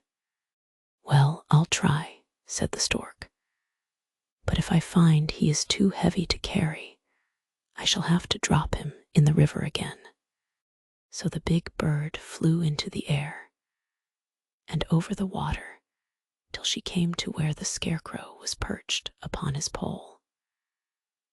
Then the stork, with her great claws, grabbed the Scarecrow by the arm and carried him up into the air and back to the bank, where Dorothy and the Lion and the Tin Woodman and Toto were sitting. When the Scarecrow found himself among his friends again, he was so happy that he hugged them all, even the Lion and Toto. And as they walked along, he sang, "Tall de ride o." At every step, he felt so gay. "I was afraid I should have to stay in the river forever," he said, "but the kind stork saved me, and if I ever get any brains, I shall find the stork again and do it some kindness in return." "That's all right," said the stork, who was flying along beside them. "I always like to help anyone in trouble, but I must go now, for my babies are waiting in the nest for me. I hope you will find the Emerald City and that Oz will help you." "Thank you," replied Dorothy. And then the kind stork flew into the air and was soon out of sight. They walked along listening to the singing of the bright, colored birds and looking at the lovely flowers, which now became so thick that the ground was carpeted with them. There were big yellow and white and blue and purple blossoms, besides great clusters of scarlet poppies, which were so brilliant in color they almost dazzled Dorothy's eyes. "Aren't they beautiful?" the girl asked, as she breathed in the spicy scent of the flowers. "I suppose so," answered the Scarecrow. "When I have brains, I shall probably like them better. If I only had a heart, I should love them, added the Tin Woodman. I always did like flowers, said the Lion. They seem so helpless and frail. But there are none in the forest so bright as these. They now came upon more and more of the big scarlet poppies, and fewer of the other flowers. And soon they found themselves in the midst of a great meadow of poppies. Now, it is well known that when there are many of these flowers together, their odor is so powerful that anyone who breathes it falls asleep. And if the sleeper is not carried away from the scent of the flowers, he sleeps on and on forever. But Dorothy did not know this, nor could she get away from the bright red flowers that were everywhere about. So presently her eyes grew heavy, and she felt she must sit down to rest and to sleep. But the Tin Woodman would not let her do this. We must hurry and get back to the road of yellow brick before dark, he said, and the Scarecrow agreed with him. So they kept walking until Dorothy could stand no longer. Her eyes closed in spite of herself, and she forgot where she was and fell among the poppies, fast asleep. What shall we do? Asked the Tin Woodman. If we leave her here, she will die, said the Lion. The smell of the flowers is killing us all. I myself can scarcely keep my eyes open, and the dog is asleep already. It was true, Toto had fallen down beside his little mistress. But the Scarecrow and the Tin Woodman, not being made of flesh, were not troubled by the scent of the flowers. Run fast, said the Scarecrow to the Lion, and get out of this deadly flower bed as soon as you can. We will bring the little girl with us, but if you should fall asleep, you are too big to be carried.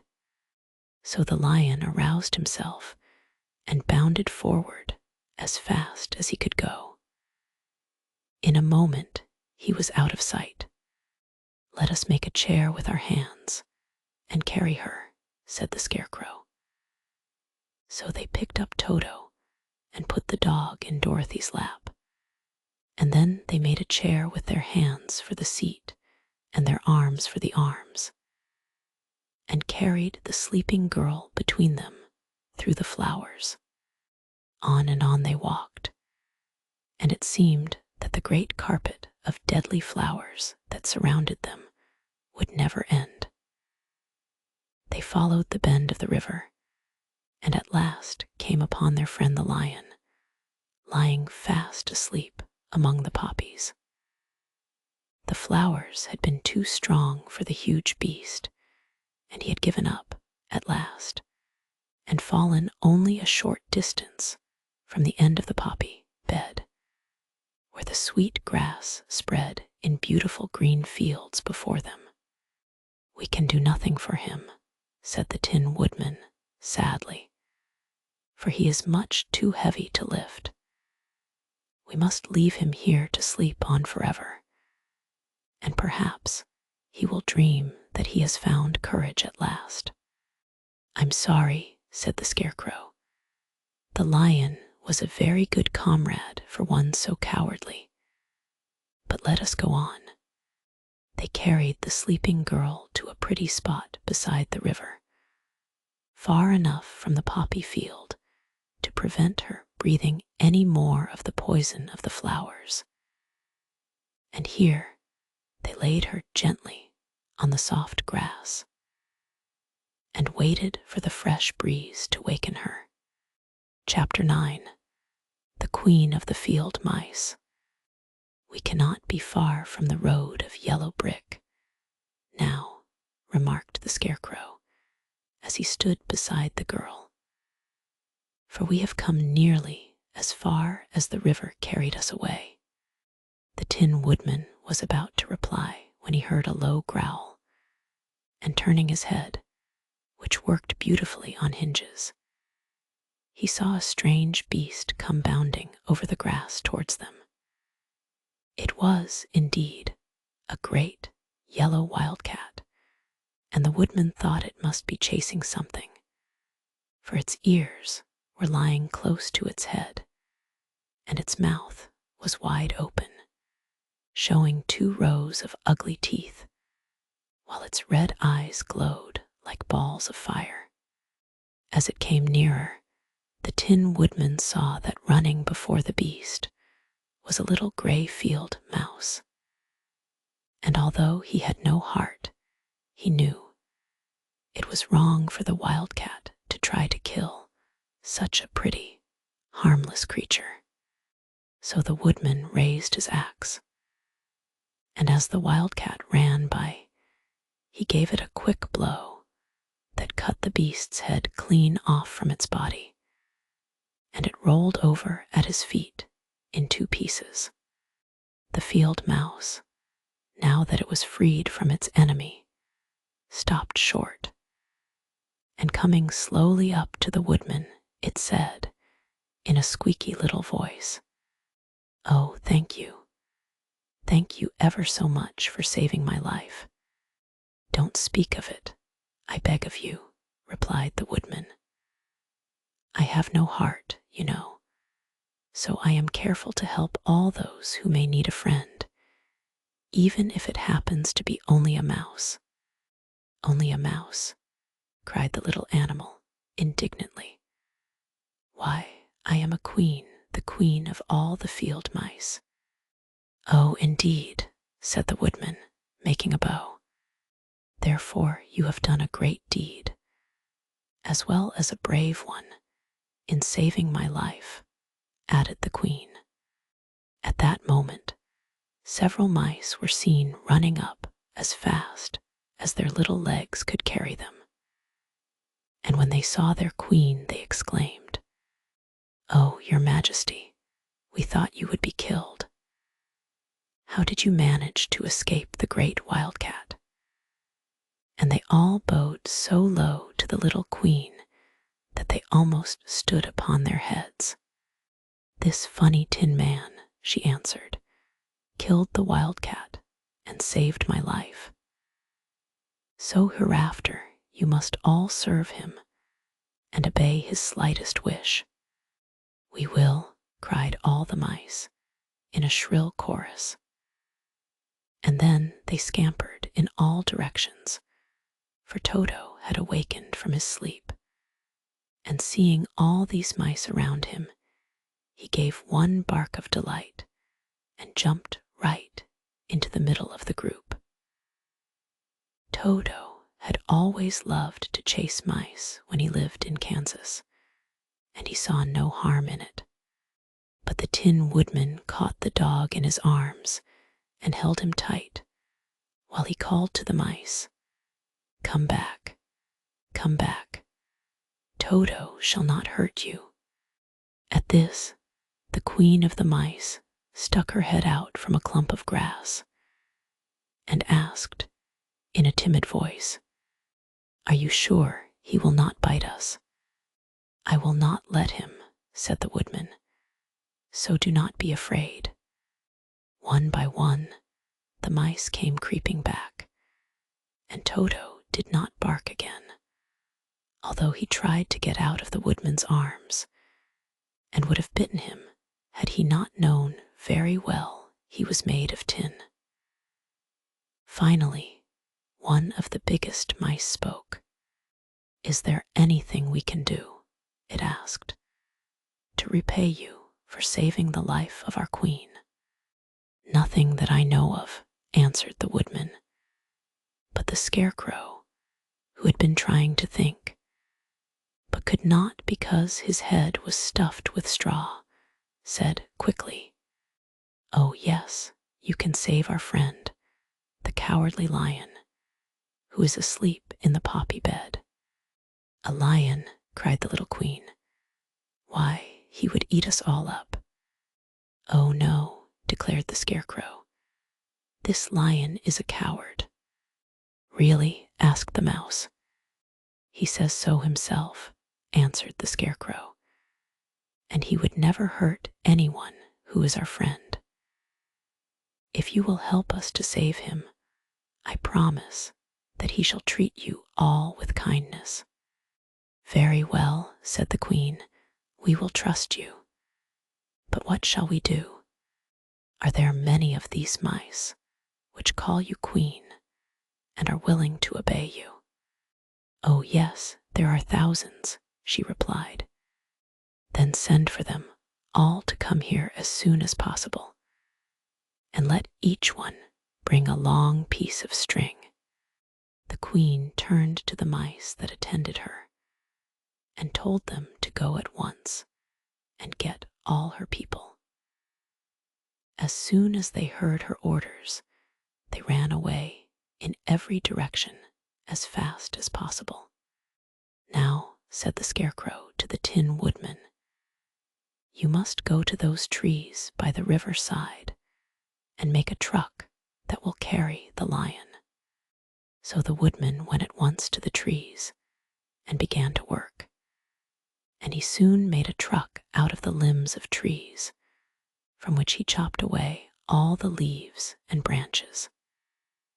He fastened it together with wooden pegs and made the 4 wheels out of short pieces of a big tree trunk.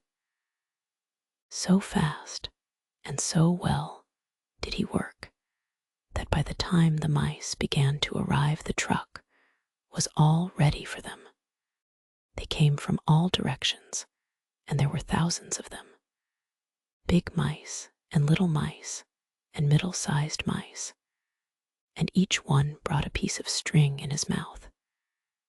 It was about this time that Dorothy woke from her long sleep and opened her eyes. She was greatly astonished to find herself lying upon the grass, with thousands of mice standing around and looking at her timidly. But the Scarecrow told her about everything, and turning to the dignified little mouse, he said, "Permit me to introduce to you Her Majesty, the Queen." Dorothy nodded gravely, and the Queen made a courtesy, after which she became quite friendly with the little girl. The Scarecrow and the Woodman now began to fasten the mice to the truck, using the strings they had brought. One end of a string was tied around the neck of each mouse, and the other end to the truck. Of course, the truck was 1,000 times bigger than any of the mice who were to draw it. But when all the mice had been harnessed, they were able to pull it quite easily. Even the Scarecrow and the Tin Woodman could sit on it, and were drawn swiftly by their queer little horses to the place where the lion lay asleep. After a great deal of hard work, for the lion was heavy, they managed to get him up on the truck. Then the Queen hurriedly gave her people the order to start, for she feared if the mice stayed among the poppies too long, they also would fall asleep. At first the little creatures, many though they were, could hardly stir the heavily loaded truck, but the Woodman and the Scarecrow both pushed from behind, and they got along better. Soon they rolled the lion out of the poppy bed to the green fields, where he could breathe the sweet, fresh air again, instead of the poisonous scent of the flowers. Dorothy came to meet them, and thanked the little mice warmly for saving her companion from death. She had grown so fond of the big lion, she was glad he had been rescued. Then the mice were unharnessed from the truck and scampered away through the grass to their homes. The Queen of the Mice was the last to leave. "If ever you need us again," she said, "come out into the field and call, and we shall hear you and come to your assistance. Goodbye." and away the queen ran, while Dorothy held Toto tightly lest he should run after her and frighten her. After this, they sat down beside the lion until he should awaken, and the Scarecrow brought Dorothy some fruit from a tree nearby, which she ate for her dinner. Chapter 10. The Guardian of the Gate. It was some time before the cowardly lion awakened, for he had lain among the poppies a long while, breathing in their deadly fragrance. But when he did open his eyes and roll off the truck, he was very glad to find himself still alive. I ran as fast as I could, he said, sitting down and yawning, but the flowers were too strong for me. How did you get me out? Then they told him of the field mice, and how they had generously saved him from death. And the cowardly lion laughed and said, I have always thought myself very big and terrible, yet such small things as flowers came near to killing me, and such small animals as mice have saved my life. How strange it all is. But comrades, what shall we do now? We must journey on until we find the road of yellow brick again, said Dorothy. And then we can keep on to the Emerald City. So the lion, being fully refreshed and feeling quite himself again, they all started upon the journey, greatly enjoying the walk through the soft, fresh grass. And it was not long before they reached the road of yellow brick and turned again toward the Emerald City where the great Oz dwelt. The road was smooth and well paved now, and the country about was beautiful, so that the travelers rejoiced in leaving the forest far behind, and with it the many dangers they had met in its gloomy shades. Once more they could see fences built beside the road, but these were painted green, and when they came to a small house in which a farmer evidently lived, that also was painted green.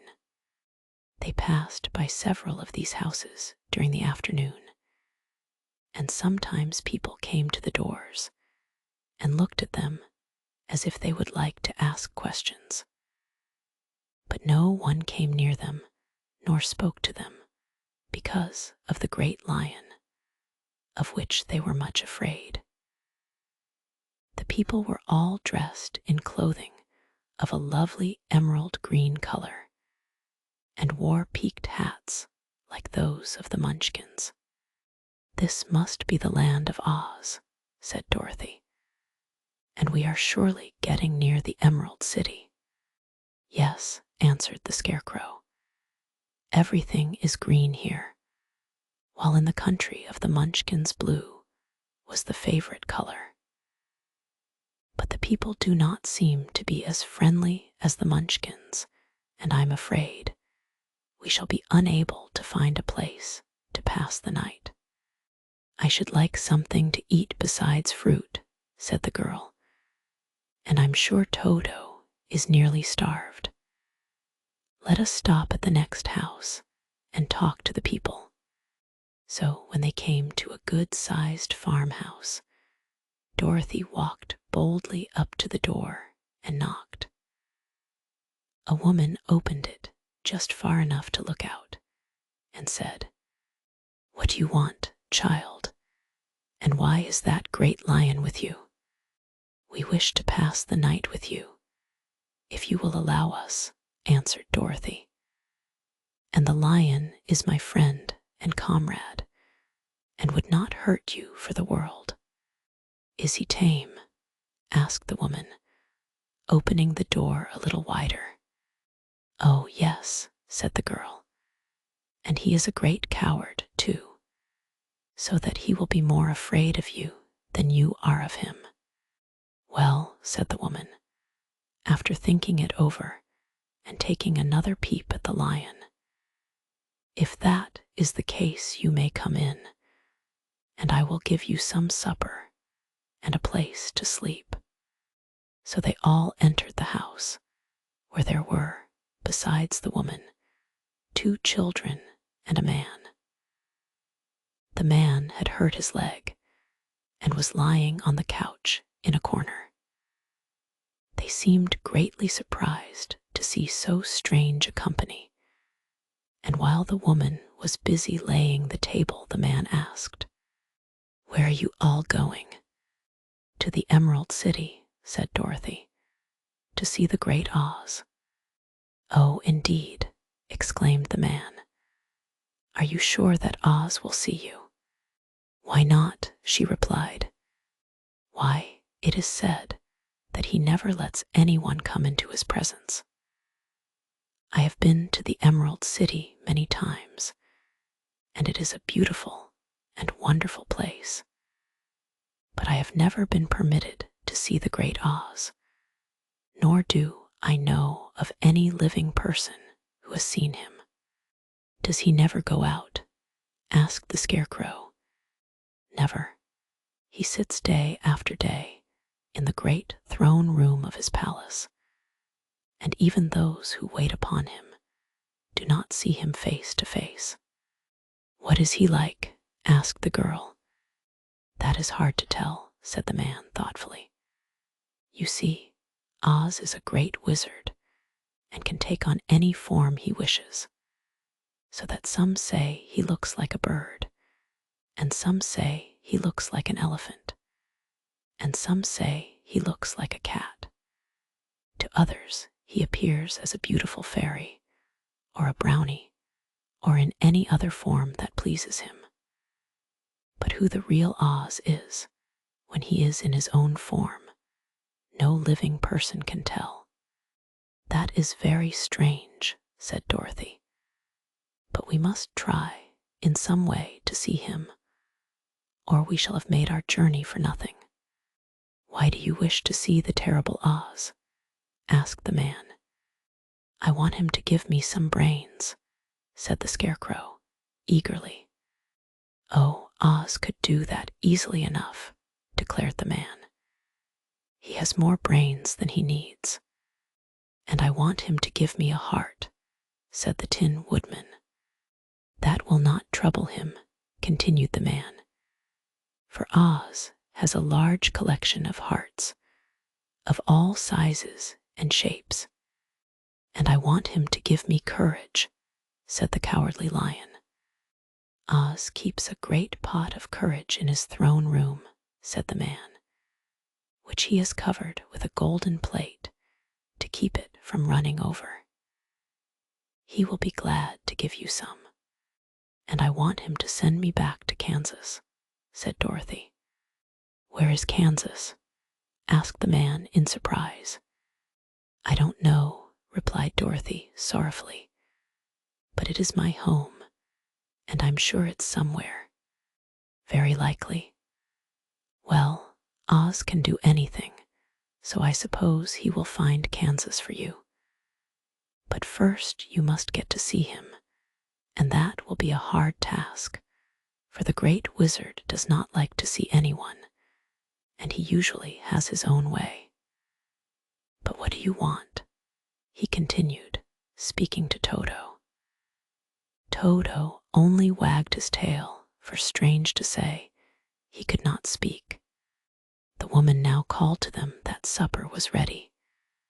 So they gathered around the table, and Dorothy ate some delicious porridge, and a dish of scrambled eggs, and a plate of nice white bread, and enjoyed her meal. The lion ate some of the porridge, but did not care for it, saying it was made from oats, and oats were food for horses, not for lions.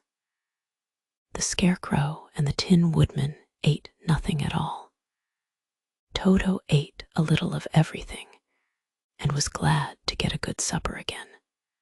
The woman now gave Dorothy a bed to sleep in, and Toto lay down beside her, while the lion guarded the door of her room so she might not be disturbed. The Scarecrow and the Tin Woodman stood up in a corner and kept quiet all night, although of course they could not sleep.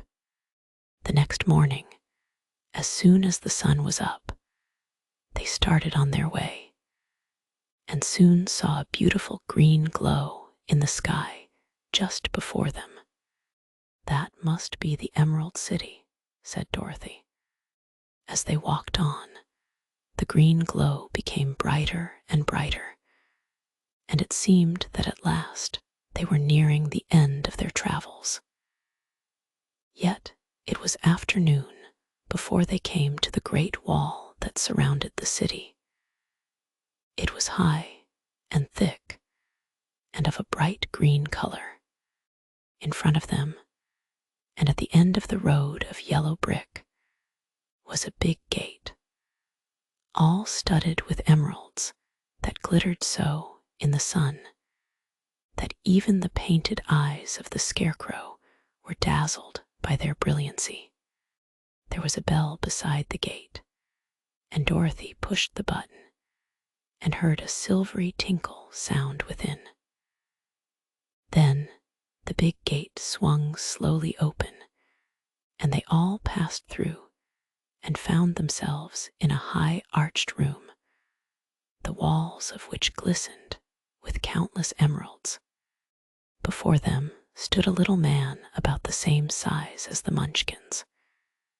He was clothed all in green, from his head to his feet, and even his skin was of a greenish tint. At his side was a large green box. When he saw Dorothy and her companions, the man asked, "What do you wish in the Emerald City?" "We came here to see the Great Oz," said Dorothy. The man was so surprised at this answer that he sat down to think it over. "It has been many years since anyone asked me to see Oz," he said, shaking his head in perplexity. "He is powerful and terrible, and if you come on an idle or foolish errand to bother the wise reflections of the great wizard, he might be angry and destroy you all in an instant. But it is not a foolish errand, nor an idle one," replied the Scarecrow. "It is important. And we have been told that Oz is a good wizard." "So he is," said the Green Man, "and he rules the Emerald City wisely and well. But to those who are not honest, or who approach him from curiosity, he is most terrible, and few have ever dared ask to see his face. I am the guardian of the gates, and since you demand to see the Great Oz, I must take you to his palace. But first, you must put on the spectacles." "Why?" asked Dorothy. "Because if you did not wear spectacles, the brightness and glory of the Emerald City would blind you. Even those who live in the city must wear spectacles night and day. They are all locked on, for Oz so ordered it when the city was first built, and I have the only key that will unlock them." He opened the big box, and Dorothy saw that it was filled with spectacles of every size and shape. All of them had green glasses in them. The guardian of the gates found a pair that would just fit Dorothy and put them over her eyes. There were 2 golden bands fastened to them that passed around the back of her head, where they were locked together by a little key that was at the end of a chain the guardian of the gates wore around his neck. When they were on, Dorothy could not take them off had she wished. But of course, she did not want to be blinded by the glare of the Emerald City, so she said nothing.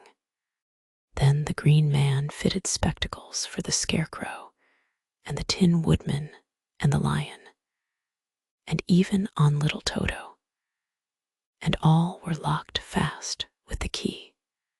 Then the guardian of the gates put on his own glasses and told them he was ready to show them to the palace. Taking a big golden key from a peg on the wall, he opened another gate, and they all followed him through the portal into the streets of the Emerald City. Chapter 11. The Wonderful Emerald City of Oz. Even with eyes protected by the green spectacles, Dorothy and her friends were at first dazzled by the brilliancy of the wonderful city. The streets were lined with beautiful houses, all built of green marble, and studded everywhere with sparkling emeralds. They walked over a pavement of the same green marble, and where the blocks were joined together were rows of emeralds, set closely and glittering in the brightness of the sun. The window panes were of green glass. Even the sky above the city had a green tint, and the rays of the sun were green. There were many people, men, women, and children, walking about, and these were all dressed in green clothes and had greenish skins. They looked at Dorothy and her strangely assorted company with wondering eyes, and the children all ran away and hid behind their mothers when they saw the lion, but no one spoke to them. Many shops stood in the street, and Dorothy saw that everything in them was green.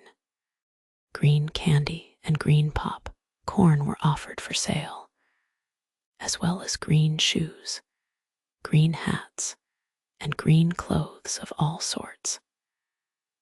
At one place, a man was selling green lemonade, and when the children bought it, Dorothy could see that they paid for it with green pennies. There seemed to be no horses, nor animals of any kind.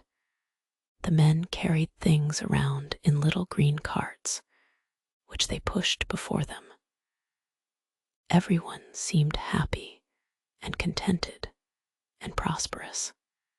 The guardian of the gates led them through the streets until they came to a big building exactly in the middle of the city, which was the Palace of Oz, the Great Wizard. There was a soldier before the door, dressed in a green uniform and wearing a long green beard. "Here are strangers," said the guardian of the gates to him, "and they demand to see the Great Oz." "Step inside," answered the soldier, "and I will carry your message to him." So they passed through the palace gates and were led into a big room with a green carpet and lovely green furniture set with emeralds. The soldier made them all wipe their feet upon a green mat before entering this room, and when they were seated, he said, politely, "Please make yourselves comfortable while I go to the door of the throne room and tell Oz you are here." They had to wait a long time before the soldier returned. When, at last, he came back, Dorothy asked, "Have you seen Oz?" "Oh, no," returned the soldier. "I have never seen him, but I spoke to him as he sat behind his screen and gave him your message.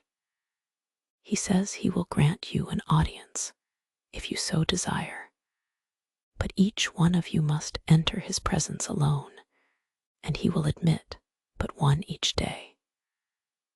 Therefore, as you must remain in the palace for several days, I will have you shown to rooms where you may rest in comfort after your journey." "Thank you," replied the girl.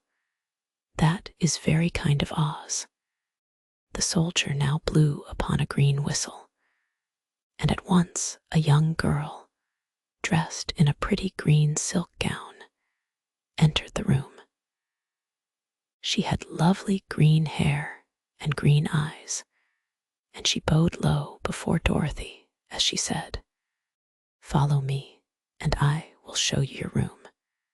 So Dorothy said goodbye to all her friends except Toto, and taking the dog in her arms, followed the green girl through 7 passages and up 3 flights of stairs until they came to a room at the front of the palace. It was the sweetest little room in the world, with a soft, comfortable bed that had sheets of green silk and a green velvet counterpane. There was a tiny fountain in the middle of the room that shot a spray of green perfume into the air to fall back into a beautifully carved green marble basin.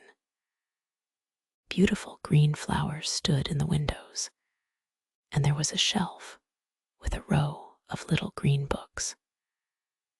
When Dorothy had time to open these books, she found them full of queer green pictures that made her laugh.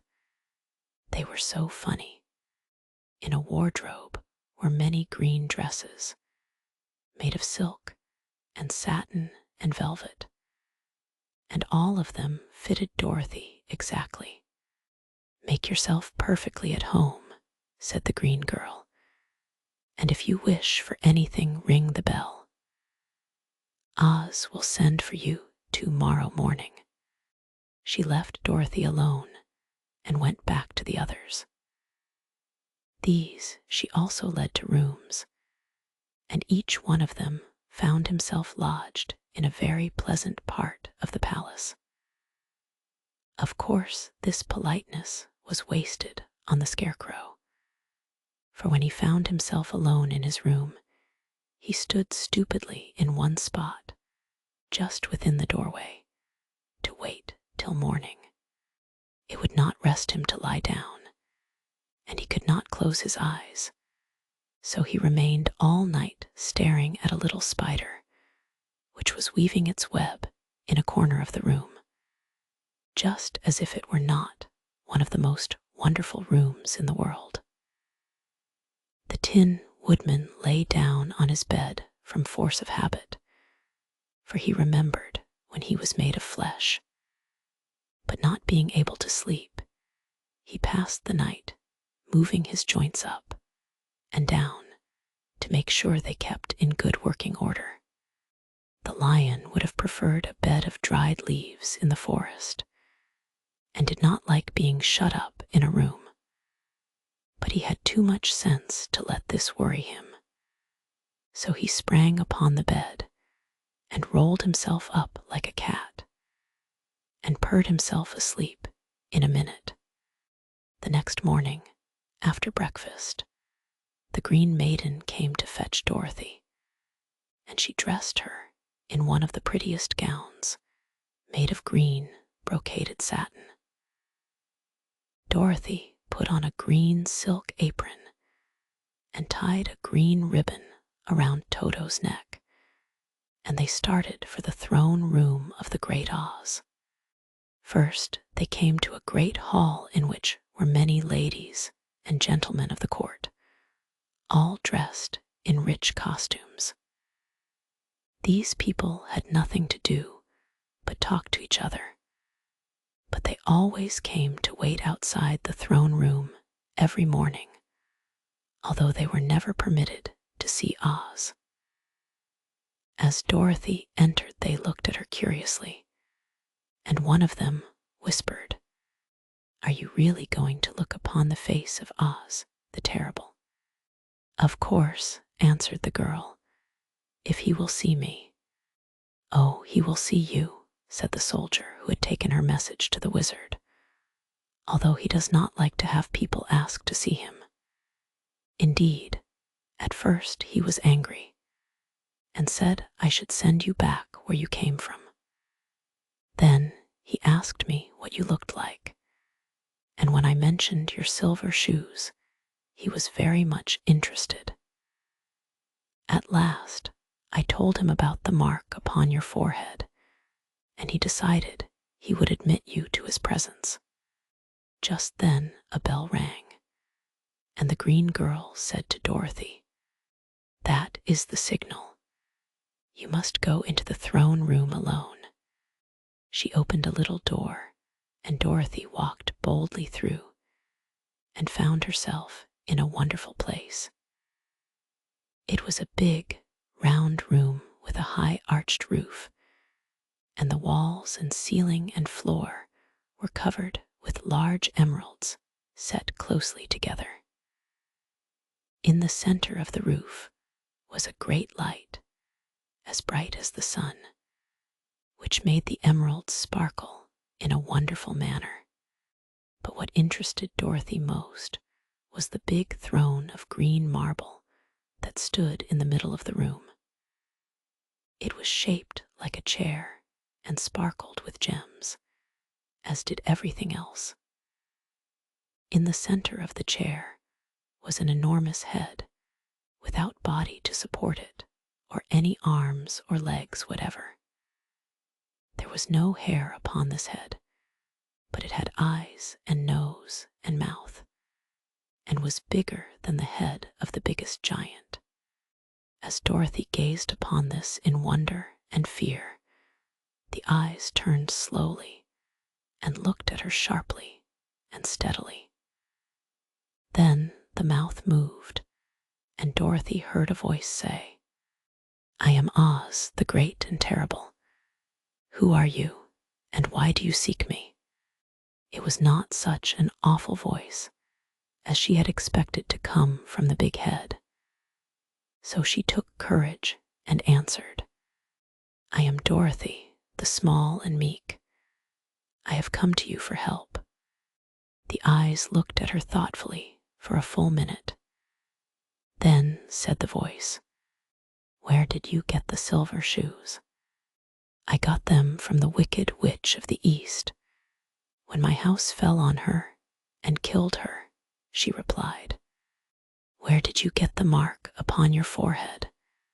continued the voice. "That is where the Good Witch of the North kissed me when she bade me good-bye and sent me to you," said the girl. Again the eyes looked at her sharply, and they saw she was telling the truth. Then Oz asked, "What do you wish me to do?" "Send me back to Kansas, where my Aunt Em and Uncle Henry are," she answered earnestly.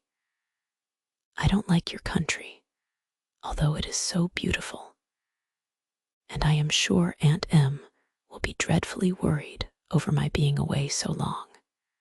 The eyes winked 3 times, and then they turned up to the ceiling and down to the floor and rolled around so queerly that they seemed to see every part of the room. And at last they looked at Dorothy again. "Why should I do this for you?" asked Oz. "Because you are strong and I am weak. Because you are a great wizard and I am only a helpless little girl," she answered. "But you were strong enough to kill the Wicked Witch of the East," said Oz. "That just happened," returned Dorothy simply. "I could not help it." "Well," said the head, "I will give you my answer. You have no right to expect me to send you back to Kansas unless you do something for me in return.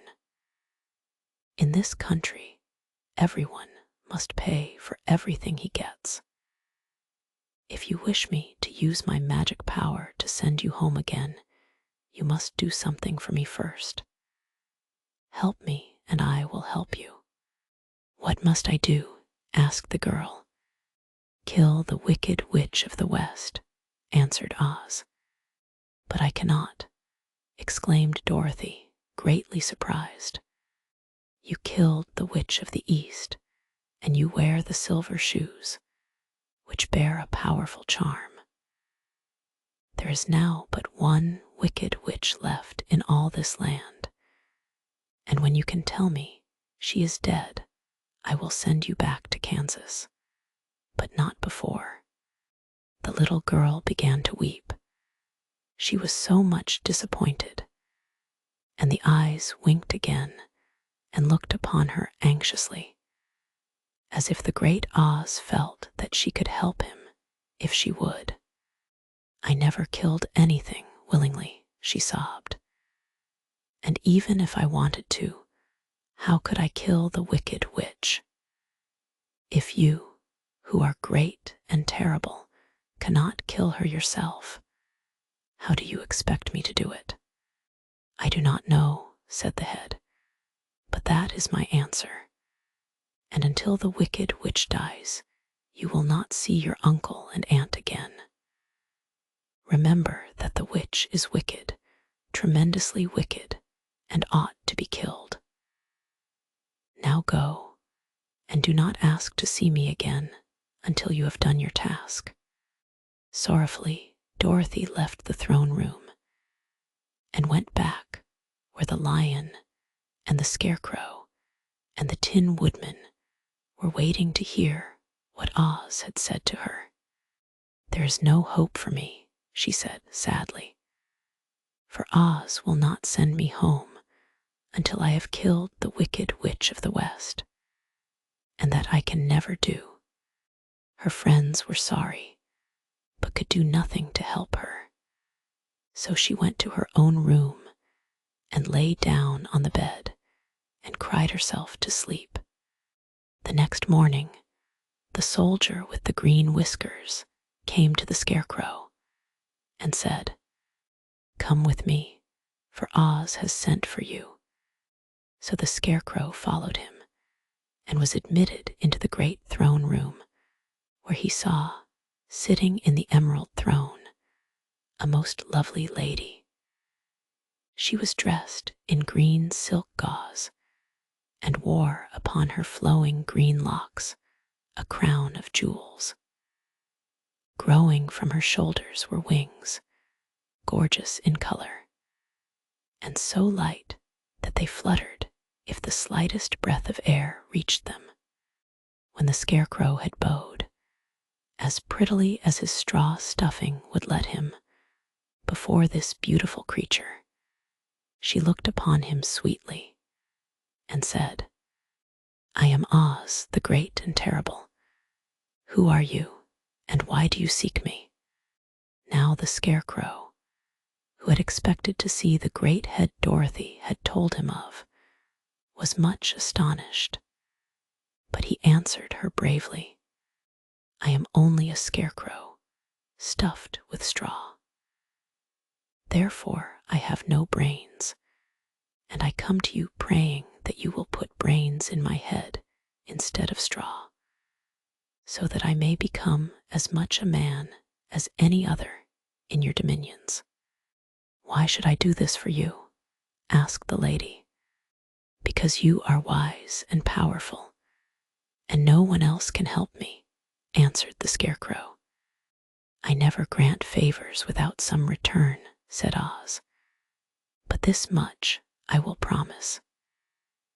If you will kill for me the wicked witch of the West, I will bestow upon you a great many brains, and such good brains that you will be the wisest man in all the land of Oz." "I thought you asked Dorothy to kill the witch," said the Scarecrow in surprise. "So I did.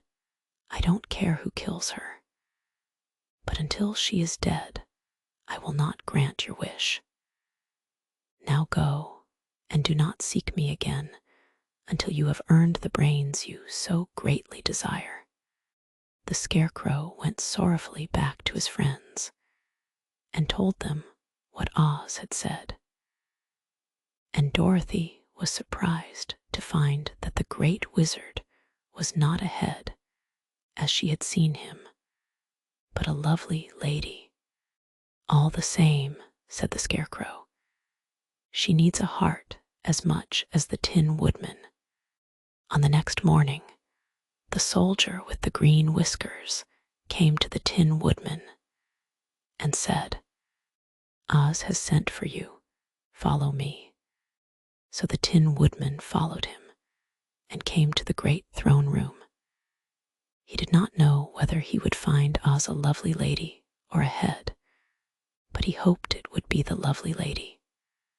For, he said to himself, if it is the head, I am sure I shall not be given a heart, since a head has no heart of its own, and therefore cannot feel for me. But if it is the lovely lady, I shall beg hard for a heart, for all ladies are themselves said to be kindly hearted. But when the woodman entered the great throne room, he saw neither the head nor the lady, for Oz had taken the shape of a most terrible beast. It was nearly as big as an elephant, and the green throne seemed hardly strong enough to hold its weight. The beast had a head like that of a rhinoceros, only there were 5 eyes in its face. There were 5 long arms growing out of its body, and it also had 5 long, slim legs. Thick, woolly hair covered every part of it, and a more dreadful-looking monster could not be imagined. It was fortunate the Tin Woodman had no heart at that moment, for it would have beat loud and fast from terror. But being only tin, the woodman was not at all afraid, although he was much disappointed. I am Oz, the great and terrible, spake the beast, in a voice that was one great roar. Who are you, and why do you seek me? I am a woodman, and made of tin. Therefore I have no heart, and cannot love. I pray you to give me a heart, that I may be as other men are. Why should I do this? Demanded the beast. Because I ask it, and you alone can grant my request, answered the woodman. Oz gave a low growl at this, but said gruffly, if you indeed desire a heart, you must earn it. How? Asked the woodman. Help Dorothy to kill the wicked witch of the West, replied the beast. When the witch is dead, come to me, and I will then give you the biggest and kindest and most loving heart in all the land of Oz. So the Tin Woodman was forced to return sorrowfully to his friends and tell them of the terrible beast he had seen. They all wondered greatly at the many forms the great wizard could take upon himself, and the lion said, if he is a beast when I go to see him, I shall roar my loudest, and so frighten him that he will grant all I ask. And if he is the lovely lady, I shall pretend to spring upon her, and so compel her to do my bidding. And if he is the great head, he will be at my mercy, for I will roll this head all about the room until he promises to give us what we desire. So be of good cheer, my friends, for all will yet be well. The next morning, the soldier with the green whiskers led the lion to the great throne room and bade him enter the presence of Oz. The lion at once passed through the door, and glancing around saw, to his surprise, that before the throne was a ball of fire, so fierce and glowing he could scarcely bear to gaze upon it. His first thought was that Oz had by accident caught on fire and was burning up. But when he tried to go nearer, the heat was so intense that it singed his whiskers, and he crept back tremblingly to a spot nearer the door. Then a low, quiet voice came from the ball of fire, and these were the words it spoke. I am Oz, the great and terrible. Who are you, and why do you seek me? And the lion answered, I am a cowardly lion, afraid of everything. I come to you to beg that you give me courage, so that in reality I may become the king of beasts, as men call me." "Why should I give you courage?" demanded Oz. "Because of all wizards you are the greatest, and alone have power to grant my request," answered the lion. The ball of fire burned fiercely for a time, and the voice said, "Bring me proof that the wicked witch is dead, and that moment I will give you courage. But so long as the witch lives, you must remain a coward." The lion was angry at this speech, but could say nothing in reply. And while he stood silently gazing at the ball of fire, it became so furiously hot that he turned tail and rushed from the room.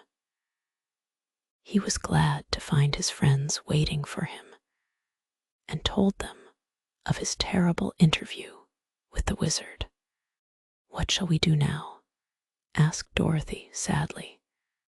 "There is only one thing we can do," returned the lion, "and that is to go to the land of the Winkies, seek out the wicked witch, and destroy her." "But suppose we cannot," said the girl. "Then I shall never have courage," declared the lion. "And I shall never have brains," added the Scarecrow. "And I shall never have a heart," spoke the Tin Woodman. "And I shall never see Aunt Em and Uncle Henry," said Dorothy, beginning to cry. "Be careful," cried the green girl. "The tears will fall on your green silk gown and spot it." So Dorothy dried her eyes and said, "I suppose we must try it, but I am sure I do not want to kill anybody, even to see Aunt Em again. I will go with you, but I'm too much of a coward to kill the witch," said the lion. "I will go too," declared the Scarecrow, "but I shall not be of much help to you. I am such a fool. I haven't the heart to harm even a witch," remarked the Tin Woodman. "But if you go, I certainly shall go with you." Therefore it was decided to start upon their journey the next morning, and the woodman sharpened his axe on a green grindstone and had all his joints properly oiled. The Scarecrow stuffed himself with fresh straw, and Dorothy put new paint on his eyes that he might see better. The green girl, who was very kind to them, filled Dorothy's basket with good things to eat and fastened a little bell around Toto's neck with a green ribbon.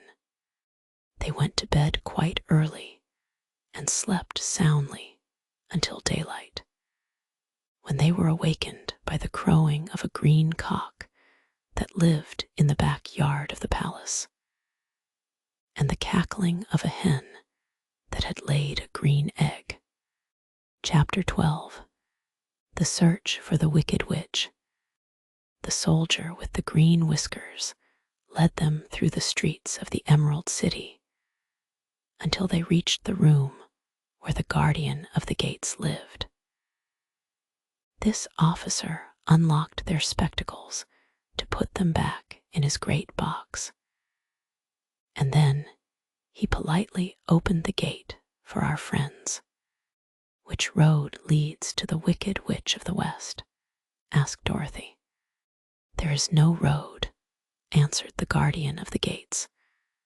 "No one ever wishes to go that way." "How then are we to find her?" inquired the girl. "That will be easy," replied the man. "For when she knows you are in the country of the Winkies, she will find you and make you all her slaves." "Perhaps not," said the Scarecrow, "for we mean to destroy her." "Oh, that is different," said the guardian of the gates. "No one has ever destroyed her before, so I naturally thought she would make slaves of you, as she has of all the rest. But take care, for she is wicked and fierce, and may not allow you to destroy her. Keep to the west, where the sun sets, and you cannot fail to find her." They thanked him and bade him good-bye, and turned toward the west, walking over fields of soft grass dotted here and there with daisies and buttercups. Dorothy still wore the pretty silk dress she had put on in the palace, but now, to her surprise, she found it was no longer green, but pure white. The ribbon around Toto's neck had also lost its green color, and was as white as Dorothy's dress. The Emerald City was soon left far behind. As they advanced, the ground became rougher and hillier, for there were no farms nor houses in this country of the West, and the ground was untilled. In the afternoon, the sun shone hot in their faces, for there were no trees to offer them shade, so that before night Dorothy and Toto and the lion were tired, and lay down upon the grass and fell asleep, with the woodman and the Scarecrow keeping watch. Now the wicked witch of the West had but one eye, yet that was as powerful as a telescope, and could see everywhere. So, as she sat in the door of her castle, she happened to look around and saw Dorothy lying asleep, with her friends all about her. They were a long distance off, but the wicked witch was angry to find them in her country, so she blew upon a silver whistle that hung around her neck. At once there came running to her from all directions a pack of great wolves. They had long legs and fierce eyes and sharp teeth. "Go to those people," said the witch, "and tear them to pieces. Are you not going to make them your slaves?" asked the leader of the wolves. "No," she answered. "One is of tin, and one of straw. One is a girl, and another a lion. None of them is fit to work, so you may tear them into small pieces." "Very well," said the wolf, and he dashed away at full speed, followed by the others. It was lucky the Scarecrow and the woodman were wide awake, and heard the wolves coming. "This is my fight," said the woodman, "so get behind me, and I will meet them as they come." He seized his axe, which he had made very sharp, and as the leader of the wolves came on the Tin Woodman swung his arm and chopped the wolf's head from its body, so that it immediately died. As soon as he could raise his axe, another wolf came up, and he also fell under the sharp edge of the Tin Woodman's weapon. There were 40 wolves, and 40 times a wolf was killed, so that at last they all lay dead in a heap before the woodman. Then he put down his axe and sat beside the Scarecrow, who said, "It was a good fight, friend." They waited until Dorothy awoke the next morning. The little girl was quite frightened when she saw the great pile of shaggy wolves, but the Tin Woodman told her all. She thanked him for saving them and sat down to breakfast, after which they started again upon their journey. Now this same morning, the wicked witch came to the door of her castle and looked out with her one eye that could see afar off. She saw all her wolves lying dead, and the strangers still traveling through her country. This made her angrier than before, and she blew her silver whistle twice. Straightway, a great flock of wild crows came flying toward her, enough to darken the sky. And the wicked witch said to the King Crow, fly at once to the strangers, peck out their eyes, and tear them to pieces. The wild crows flew in one great flock toward Dorothy and her companions. When the little girl saw them coming, she was afraid. But the Scarecrow said, "This is my battle, so lie down beside me, and you will not be harmed." So they all lay upon the ground except the Scarecrow, and he stood up and stretched out his arms. And when the crows saw him, they were frightened, as these birds always are by scarecrows, and did not dare to come any nearer. But the King Crow said, "It is only a stuffed man. I will peck his eyes out." The King Crow flew at the Scarecrow, who caught it by the head and twisted its neck until it died. And then another crow flew at him, and the Scarecrow twisted its neck also. There were 40 crows, and 40 times the Scarecrow twisted a neck, until at last all were lying dead beside him. Then he called to his companions to rise, and again they went upon their journey. When the wicked witch looked out again and saw all her crows lying in a heap, she got into a terrible rage and blew 3 times upon her silver whistle. Forthwith there was heard a great buzzing in the air, and a swarm of black bees came flying towards her. "Go to the strangers and sting them to death," commanded the witch, and the bees turned and flew rapidly until they came to where Dorothy and her friends were walking. But the woodman had seen them coming, and the Scarecrow had decided what to do. "Take out my straw and scatter it over the little girl and the dog and the lion," he said to the woodman, "and the bees cannot sting them." This the woodman did, and as Dorothy lay close beside the lion and held Toto in her arms, the straw covered them entirely. The bees came and found no one but the woodman to sting. So they flew at him and broke off all their stings against the tin, without hurting the woodman at all.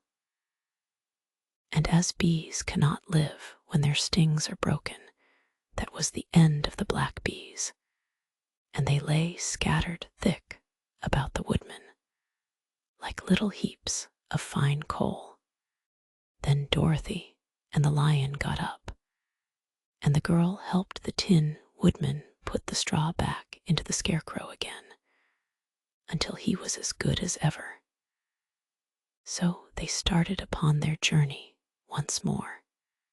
The wicked witch was so angry when she saw her black bees in little heaps like fine coal that she stamped her foot and tore her hair and gnashed her teeth.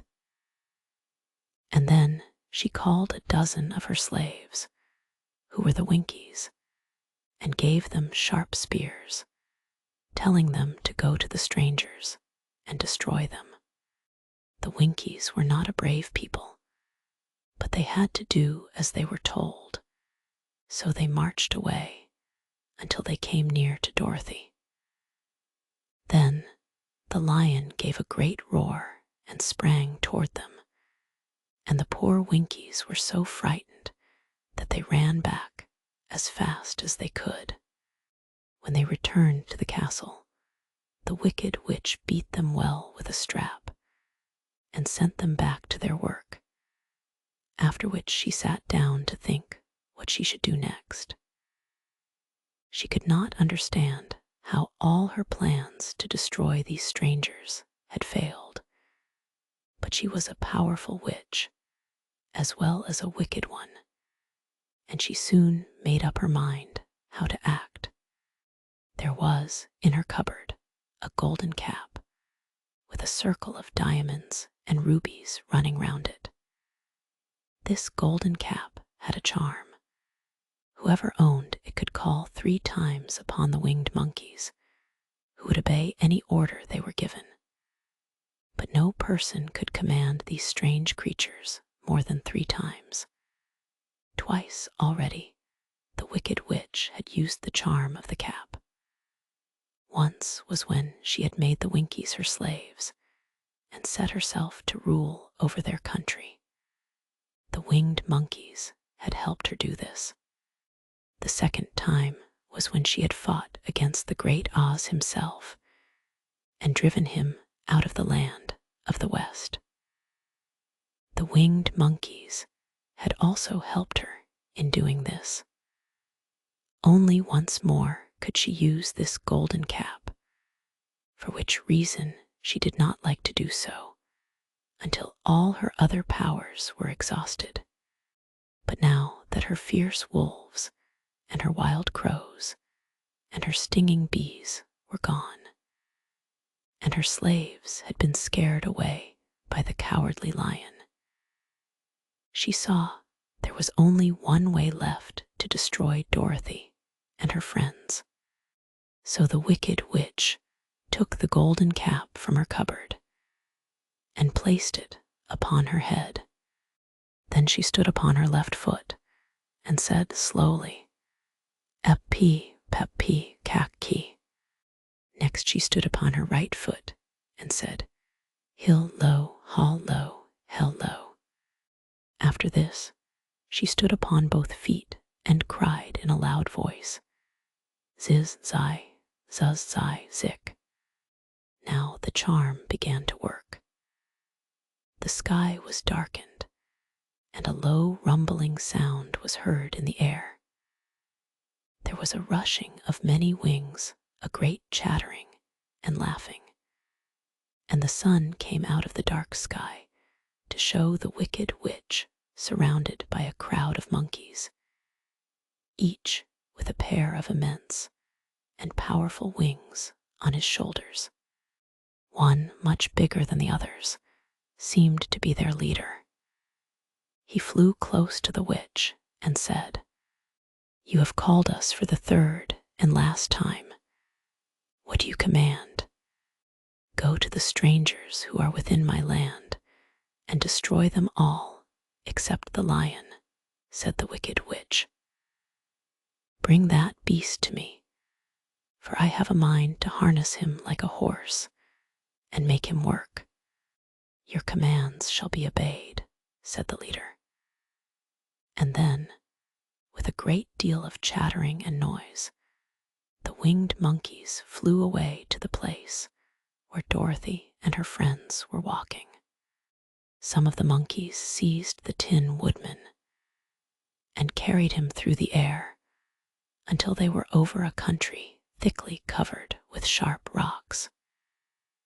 Here they dropped the poor woodman, who fell a great distance to the rocks, where he lay so battered and dented that he could neither move nor groan.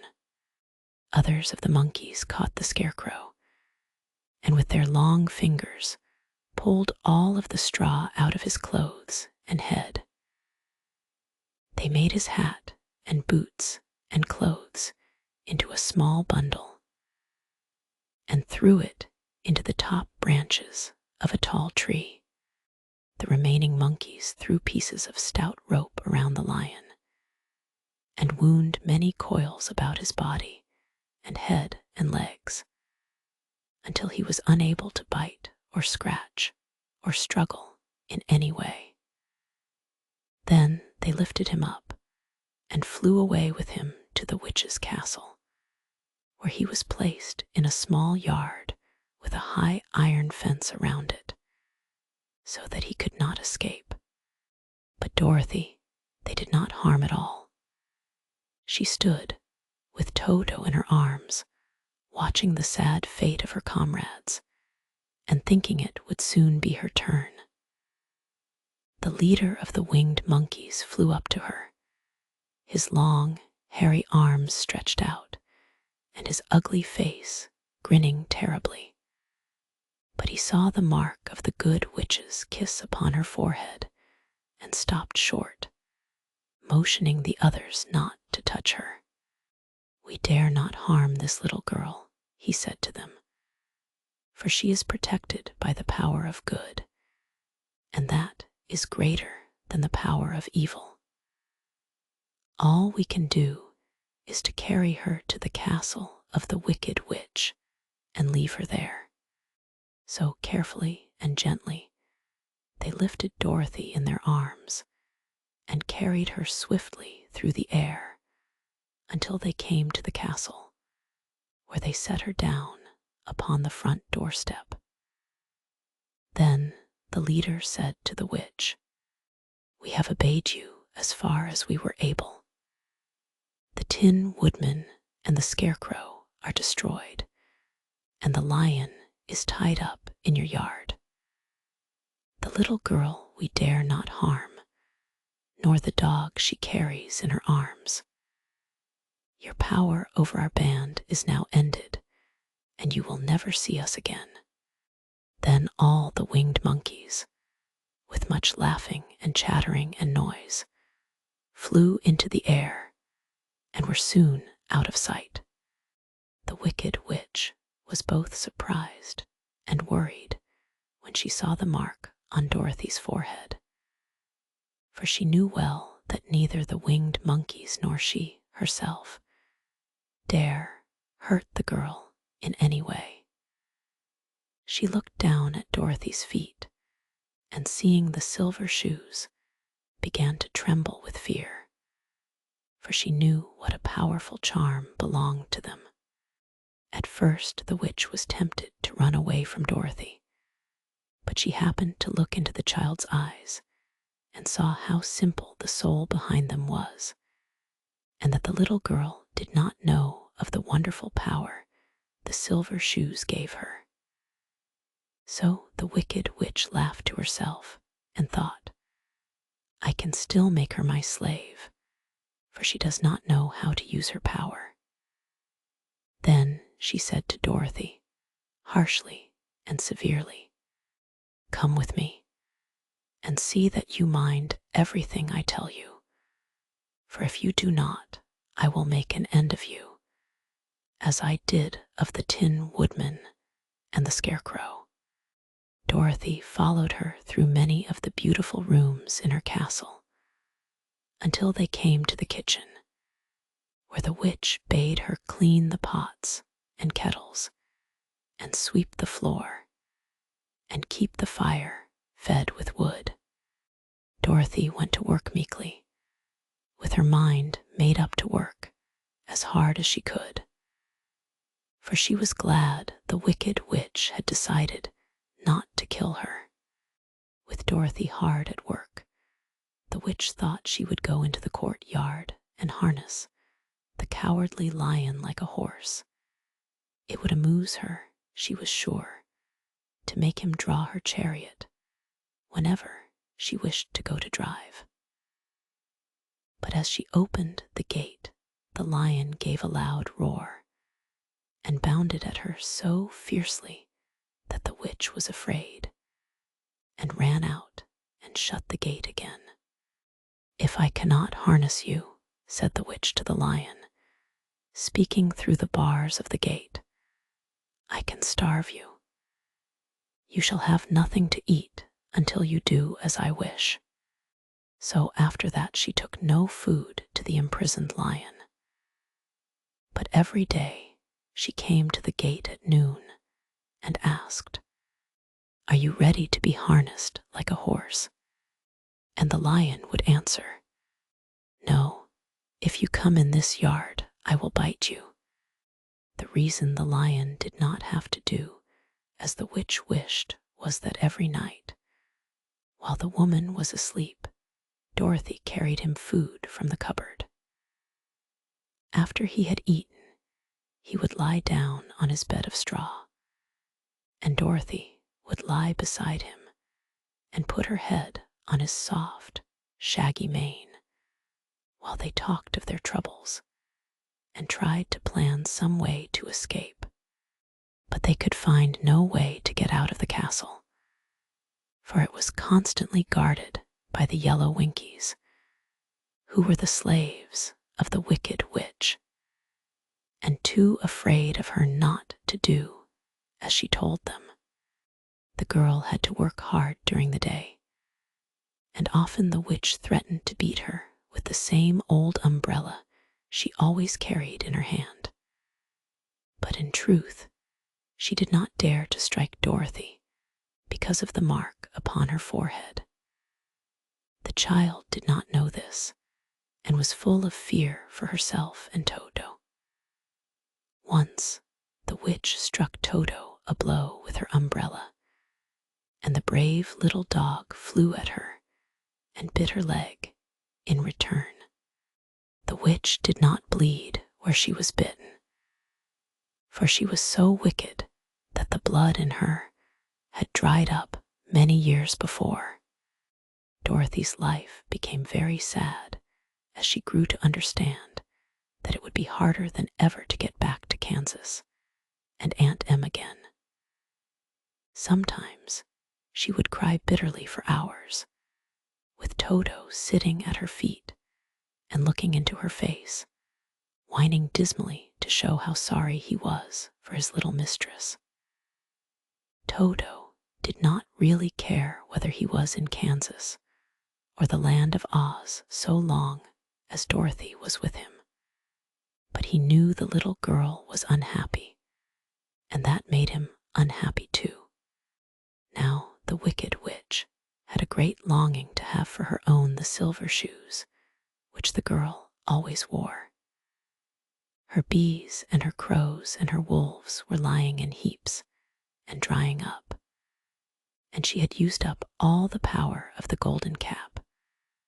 But if she could only get hold of the silver shoes, they would give her more power than all the other things she had lost.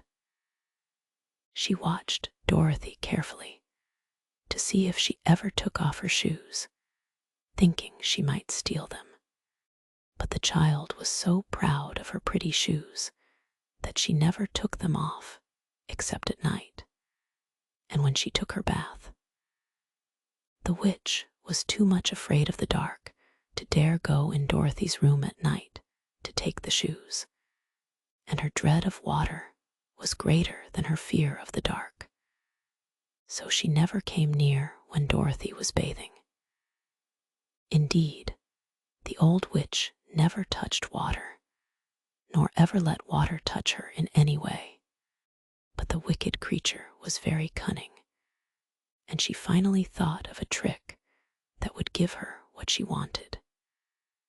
She placed a bar of iron in the middle of the kitchen floor, and then, by her magic arts, made the iron invisible to human eyes, so that when Dorothy walked across the floor, she stumbled over the bar, not being able to see it, and fell at full length.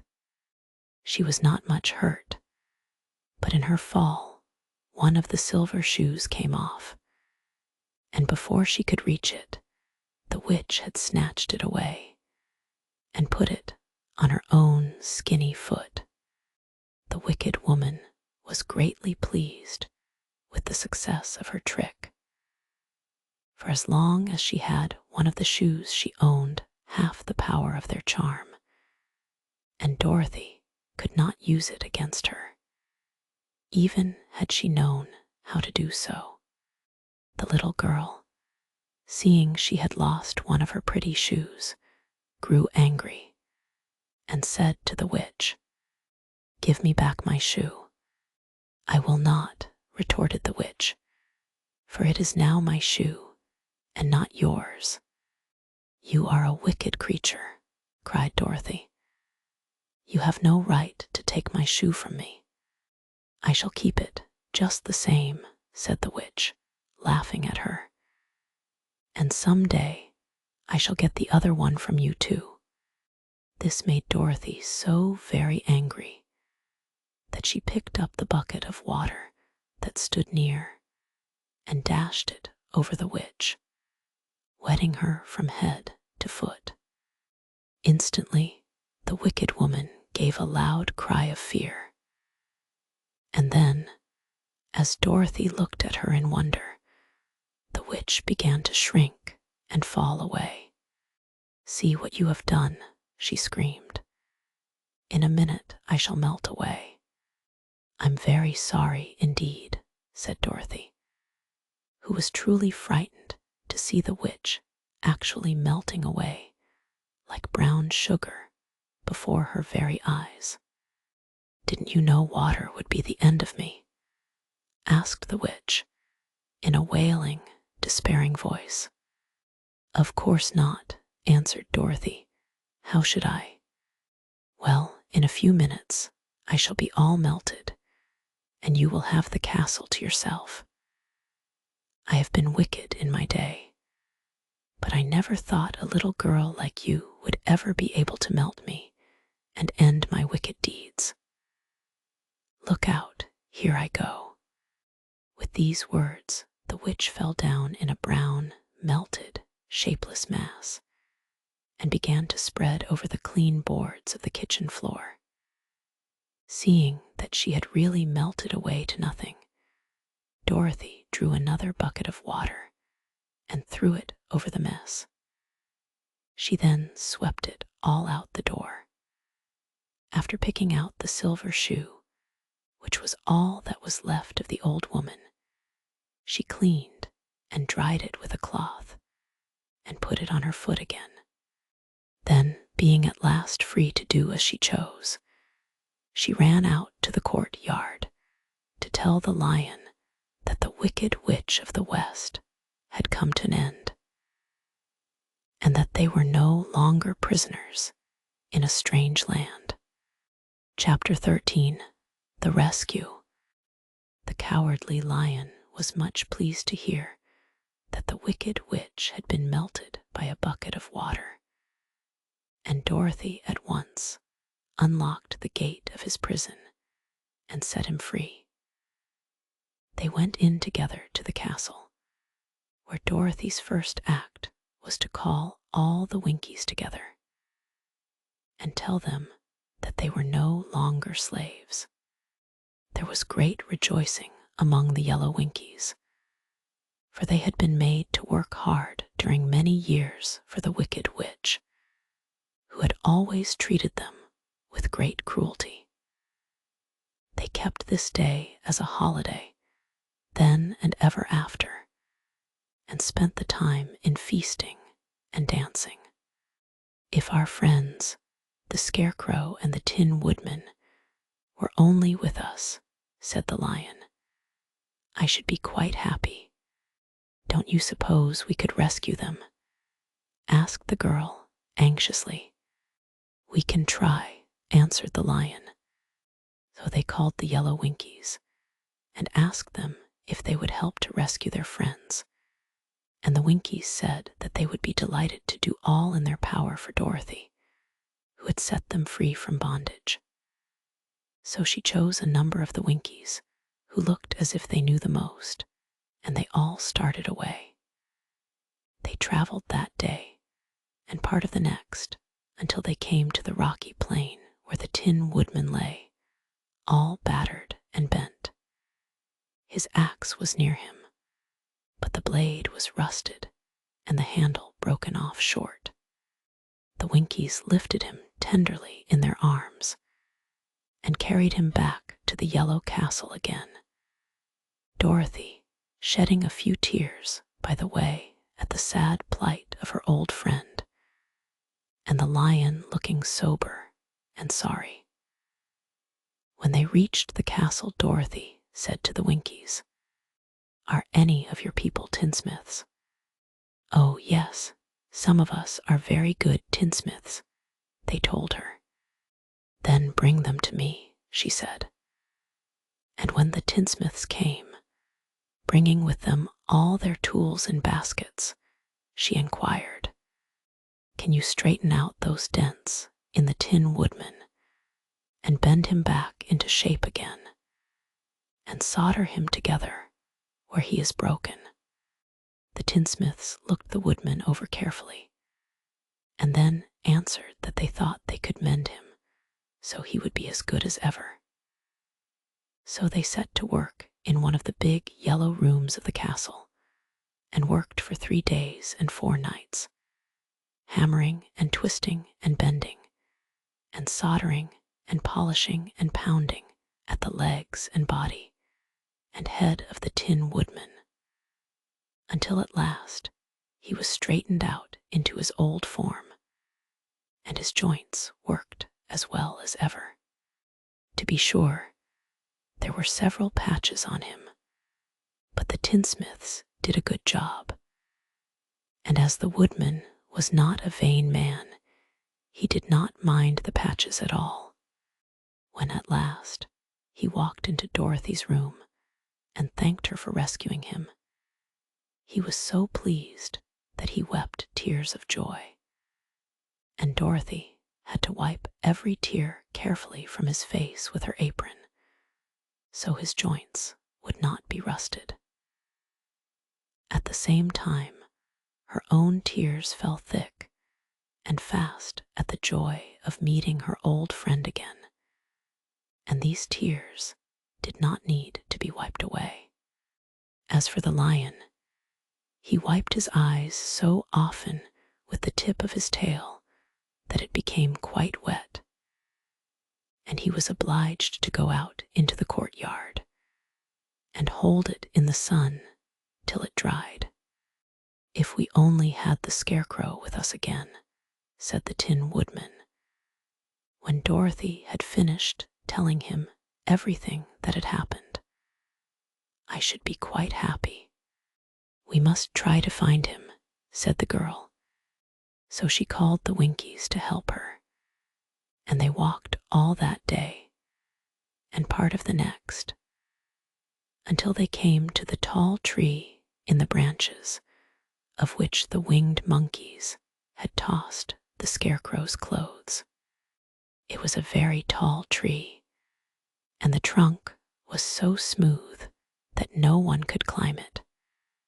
But the woodman said at once, "I'll chop it down, and then we can get the Scarecrow's clothes." Now, while the tinsmiths had been at work mending the woodman himself, another of the Winkies, who was a goldsmith, had made an axe handle of solid gold and fitted it to the woodman's axe instead of the old broken handle. Others polished the blade until all the rust was removed and it glistened like burnished silver. As soon as he had spoken, the Tin Woodman began to chop, and in a short time the tree fell over with a crash. When the Scarecrow's clothes fell out of the branches and rolled off on the ground, Dorothy picked them up and had the Winkies carry them back to the castle, where they were stuffed with nice, clean straw. And behold, here was the Scarecrow, as good as ever, thanking them over and over again for saving him. Now they were reunited. Dorothy and her friends spent a few happy days at the Yellow Castle, where they found everything they needed to make them comfortable. But one day the girl thought of Aunt Em and said, "We must go back to Oz and claim his promise." "Yes," said the woodman, "at last I shall get my heart." "And I shall get my brains," added the Scarecrow joyfully. "And I shall get my courage," said the lion thoughtfully. "And I shall get back to Kansas," cried Dorothy, clapping her hands. "Oh, let us start for the Emerald City tomorrow." This they decided to do. The next day they called the Winkies together and bade them goodbye. The Winkies were sorry to have them go, and they had grown so fond of the Tin Woodman that they begged him to stay and rule over them and the yellow land of the West.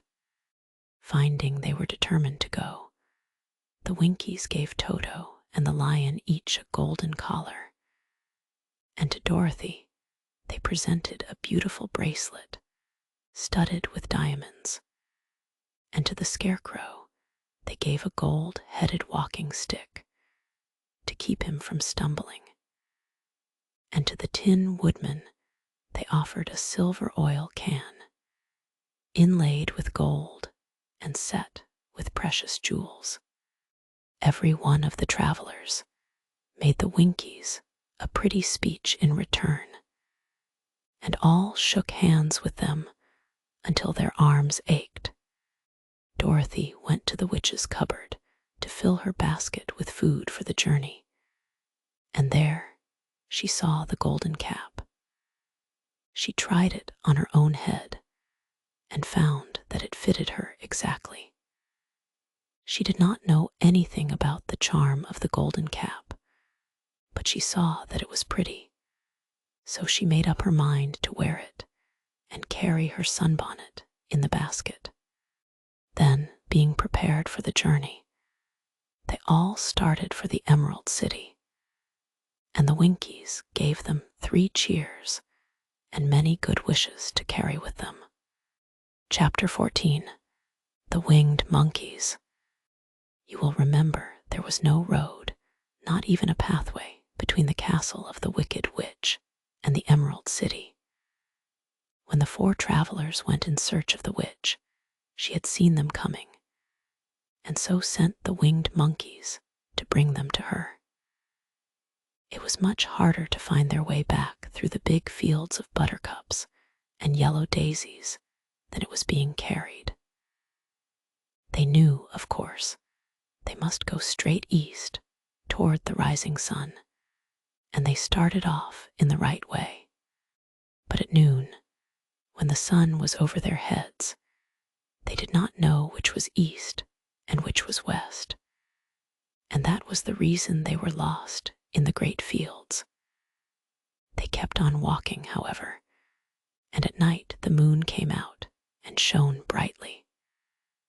So they lay down among the sweet-smelling yellow flowers and slept soundly until morning, all but the Scarecrow and the Tin Woodman.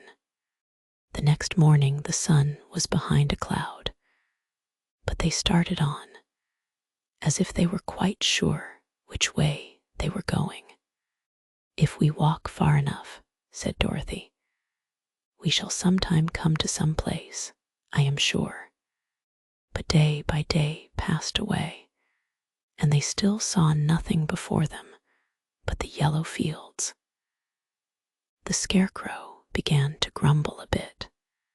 "We have surely lost our way," he said, "and unless we find it again in time to reach the Emerald City, I shall never get my brains."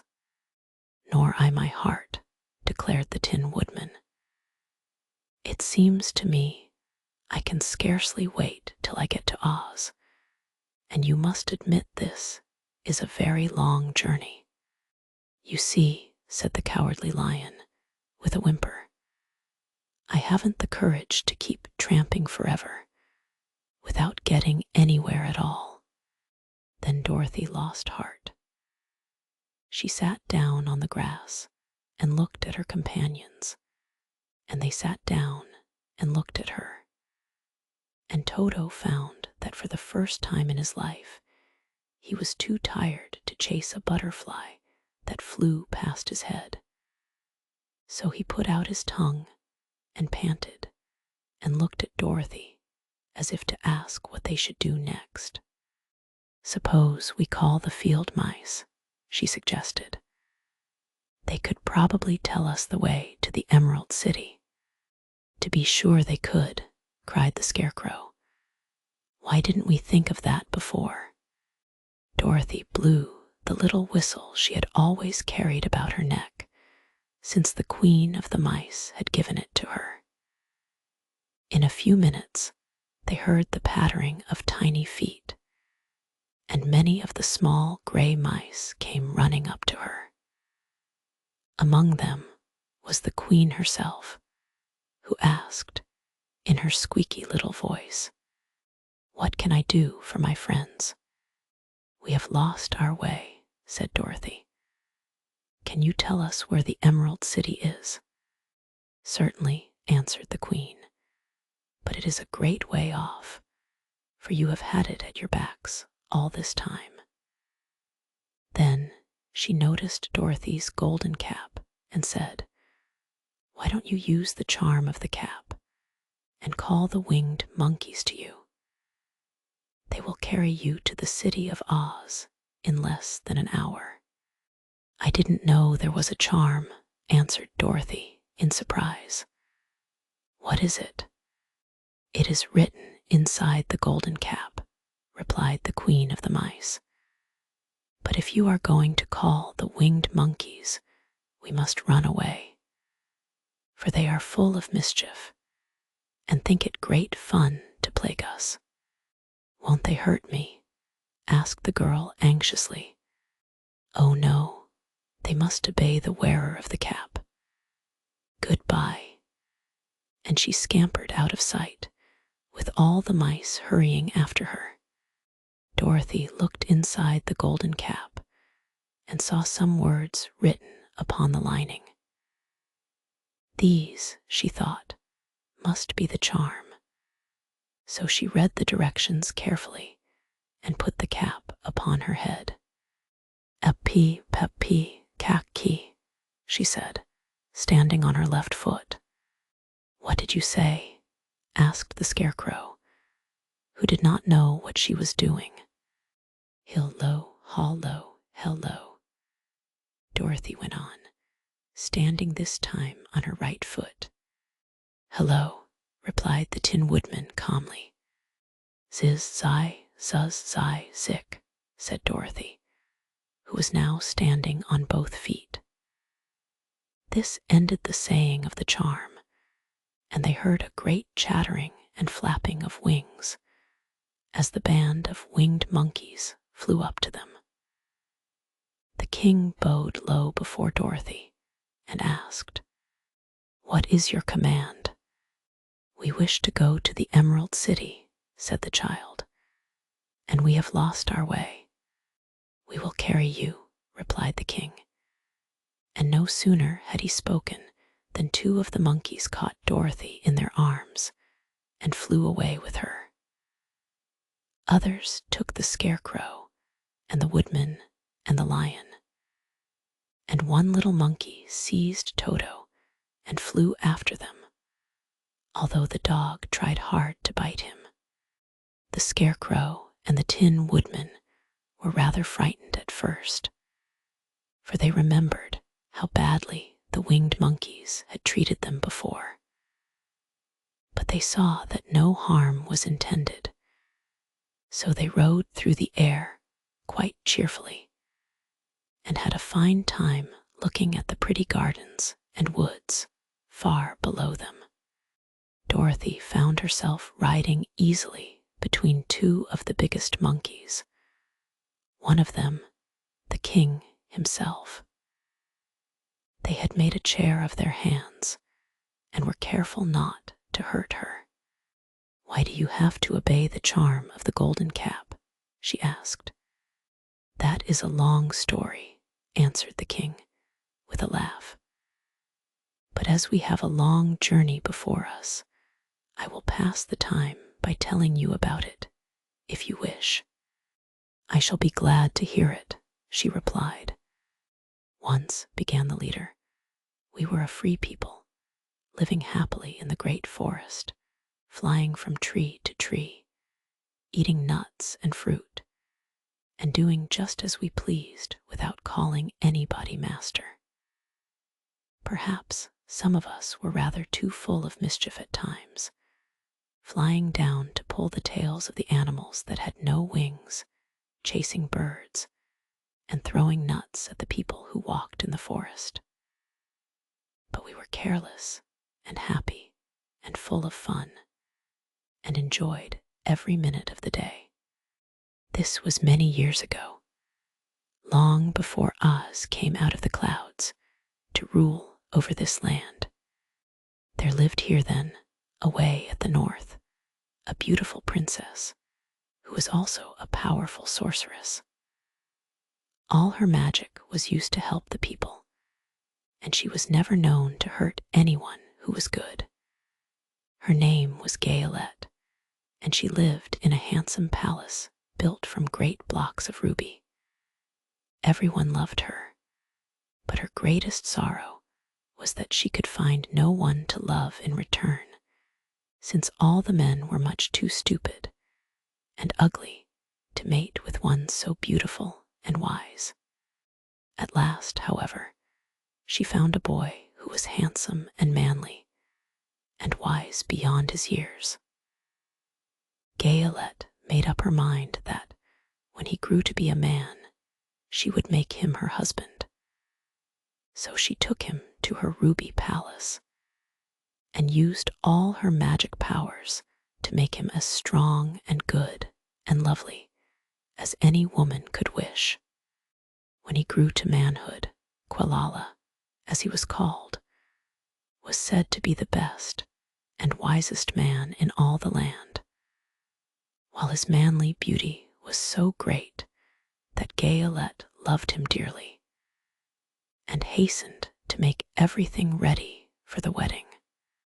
My grandfather was at that time the king of the winged monkeys, which lived in the forest near Gayolette's palace, and the old fellow loved a joke better than a good dinner.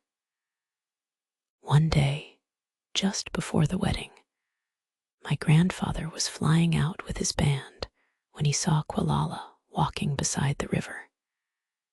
He was dressed in a rich costume of pink silk and purple velvet, and my grandfather thought he would see what he could do. At his word, the band flew down and seized Quilala, carried him in their arms until they were over the middle of the river, and then dropped him into the water. "Swim out, my fine fellow," cried my grandfather, "and see if the water has spotted your clothes." Quilala was much too wise not to swim, and he was not in the least spoiled by all his good fortune. He laughed when he came to the top of the water and swam in to shore.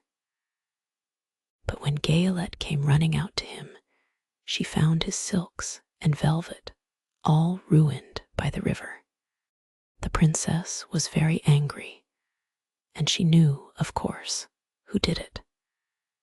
She had all the winged monkeys brought before her, and she said at first that their wings should be tied, and they should be treated as they had treated Quilala, and dropped in the river.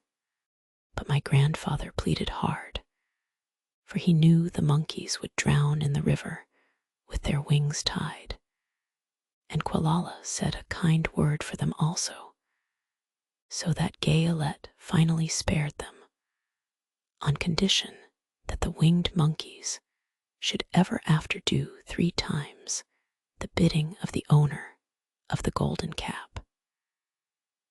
This cap had been made for a wedding present to Quilala, and it is said to have cost the princess half her kingdom. Of course, my grandfather and all the other monkeys at once agreed to the condition. And that is how it happens that we are 3 times the slaves of the owner of the golden cap, whomsoever he may be. "And what became of them?"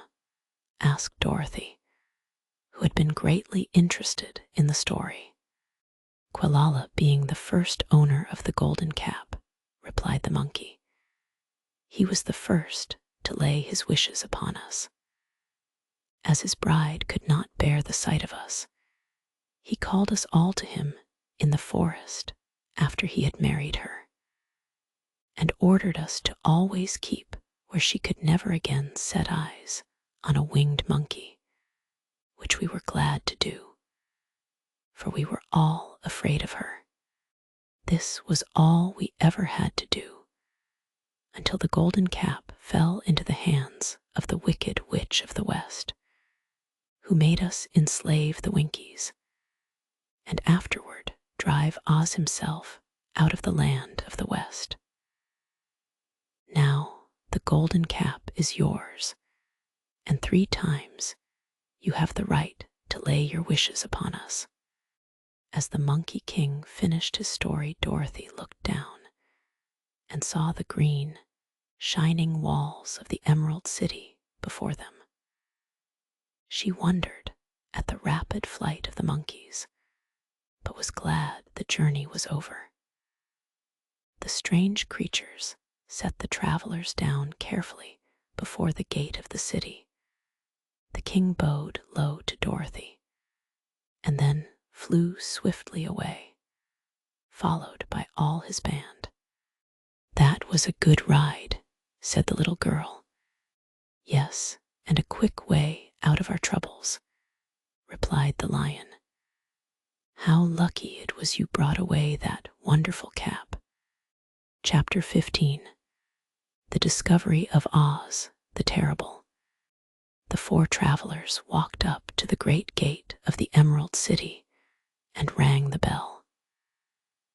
After ringing several times, it was opened by the same guardian of the gate they had met before. "What, are you back again?"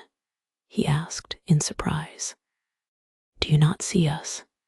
answered the Scarecrow.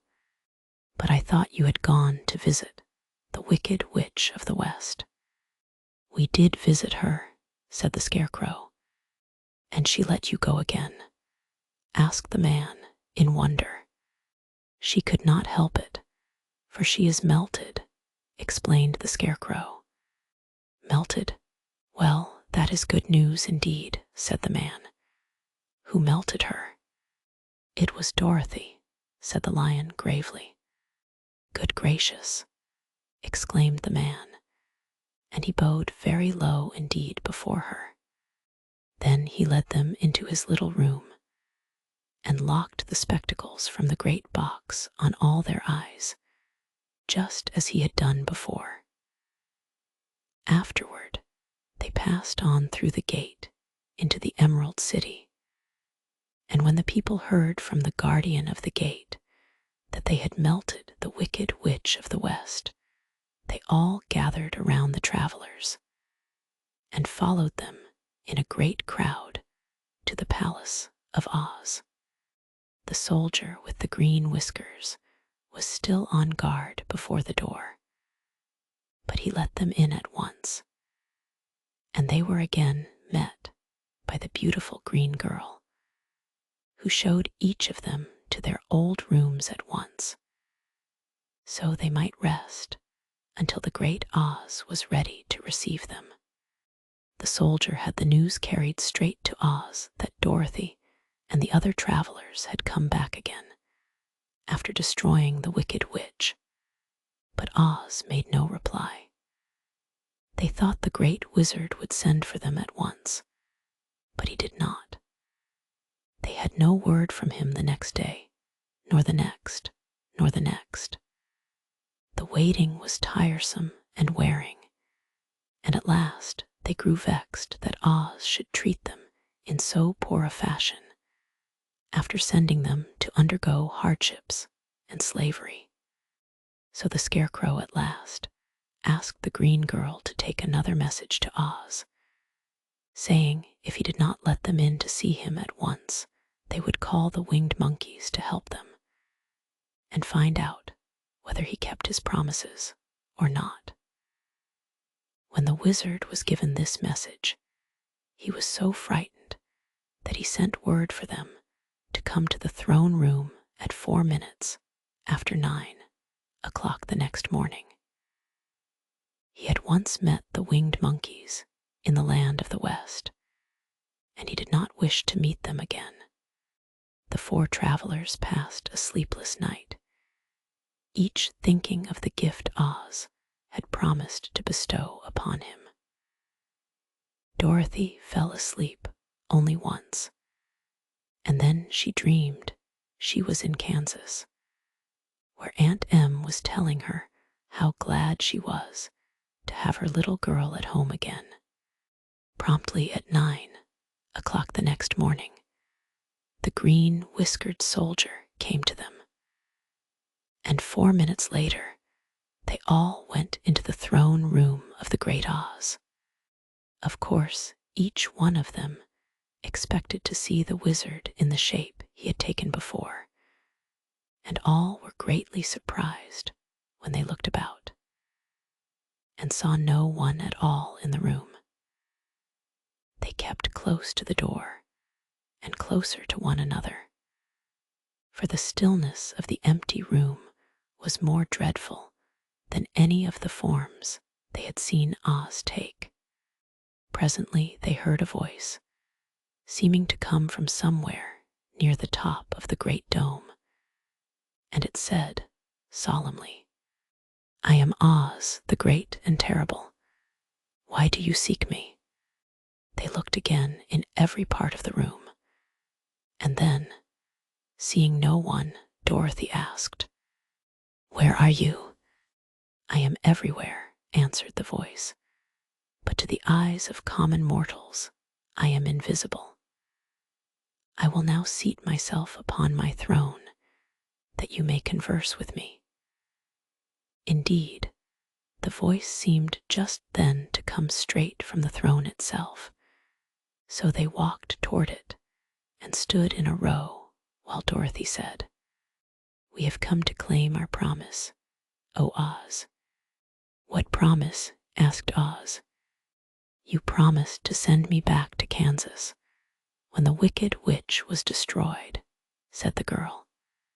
"And you promised to give me brains," said the Scarecrow. "And you promised to give me a heart," said the Tin Woodman. "And you promised to give me courage," said the Cowardly Lion. "Is the wicked witch really destroyed?" asked the voice, and Dorothy thought it trembled a little. "Yes," she answered. "I melted her with a bucket of water." "Dear me," said the voice, "how sudden. Well, come to me tomorrow, for I must have time to think it over." "You've had plenty of time already," said the Tin Woodman angrily. "We shan't wait a day longer," said the Scarecrow. "You must keep your promises to us," exclaimed Dorothy. The lion thought it might be as well to frighten the wizard, so he gave a large, loud roar, which was so fierce and dreadful that Toto jumped away from him in alarm and tipped over the screen that stood in a corner. As it fell with a crash, they looked that way, and the next moment all of them were filled with wonder, for they saw, standing in just the spot the screen had hidden, a little old man with a bald head and a wrinkled face, who seemed to be as much surprised as they were. The Tin Woodman, raising his axe, rushed toward the little man and cried out, "Who are you?" "I am Oz, the Great and Terrible," said the little man in a trembling voice. "But don't strike me, please don't. And I'll do anything you want me to." Our friends looked at him in surprise and dismay. "I thought Oz was a great head," said Dorothy. "And I thought Oz was a lovely lady," said the Scarecrow. "And I thought Oz was a terrible beast," said the Tin Woodman. "And I thought Oz was a ball of fire," exclaimed the lion. "No, you are all wrong," said the little man meekly. "I have been making believe." "Making believe?" cried Dorothy. "Are you not a great wizard?" "Hush, my dear," he said. "Don't speak so loud, or you will be overheard, and I should be ruined. I'm supposed to be a great wizard." "And aren't you?" she asked. "Not a bit of it, my dear. I'm just a common man." "You're more than that," said the Scarecrow, in a grieved tone. "You're a humbug." "Exactly so," declared the little man, rubbing his hands together as if it pleased him. "I am a humbug." "But this is terrible," said the Tin Woodman. "How shall I ever get my heart?" "Or I my courage?" asked the Lion. "Or I my brains?" wailed the Scarecrow, wiping the tears from his eyes with his coat sleeve. "My dear friends," said Oz, "I pray you not to speak of these little things. Think of me, and the terrible trouble I'm in at being found out." "Doesn't anyone else know you're a humbug?" asked Dorothy. "No one knows it but you four and myself," replied Oz. "I have fooled everyone so long that I thought I should never be found out. It was a great mistake my ever letting you into the throne room. Usually, I will not see even my subjects, and so they believe I am something terrible." "But I don't understand," said Dorothy, in bewilderment. "How was it that you appeared to me as a great head?" "That was one of my tricks," answered Oz. "Step this way, please, and I will tell you all about it." He led the way to a small chamber in the rear of the throne room, and they all followed him. He pointed to one corner, in which lay the great head, made out of many thicknesses of paper, and with a carefully painted face. "This I hung from the ceiling by a wire," said Oz. "I stood behind the screen and pulled a thread to make the eyes move and the mouth open." "But how about the voice?" she inquired. "Oh, I am a ventriloquist," said the little man, "and I can throw the sound of my voice wherever I wish, so that you thought it was coming out of the head. Here are the other things I used to deceive you." He showed the Scarecrow the dress and the mask he had worn when he seemed to be the lovely lady, and the Tin Woodman saw that his terrible beast was nothing but a lot of skins sewn together with slats to keep their sides out.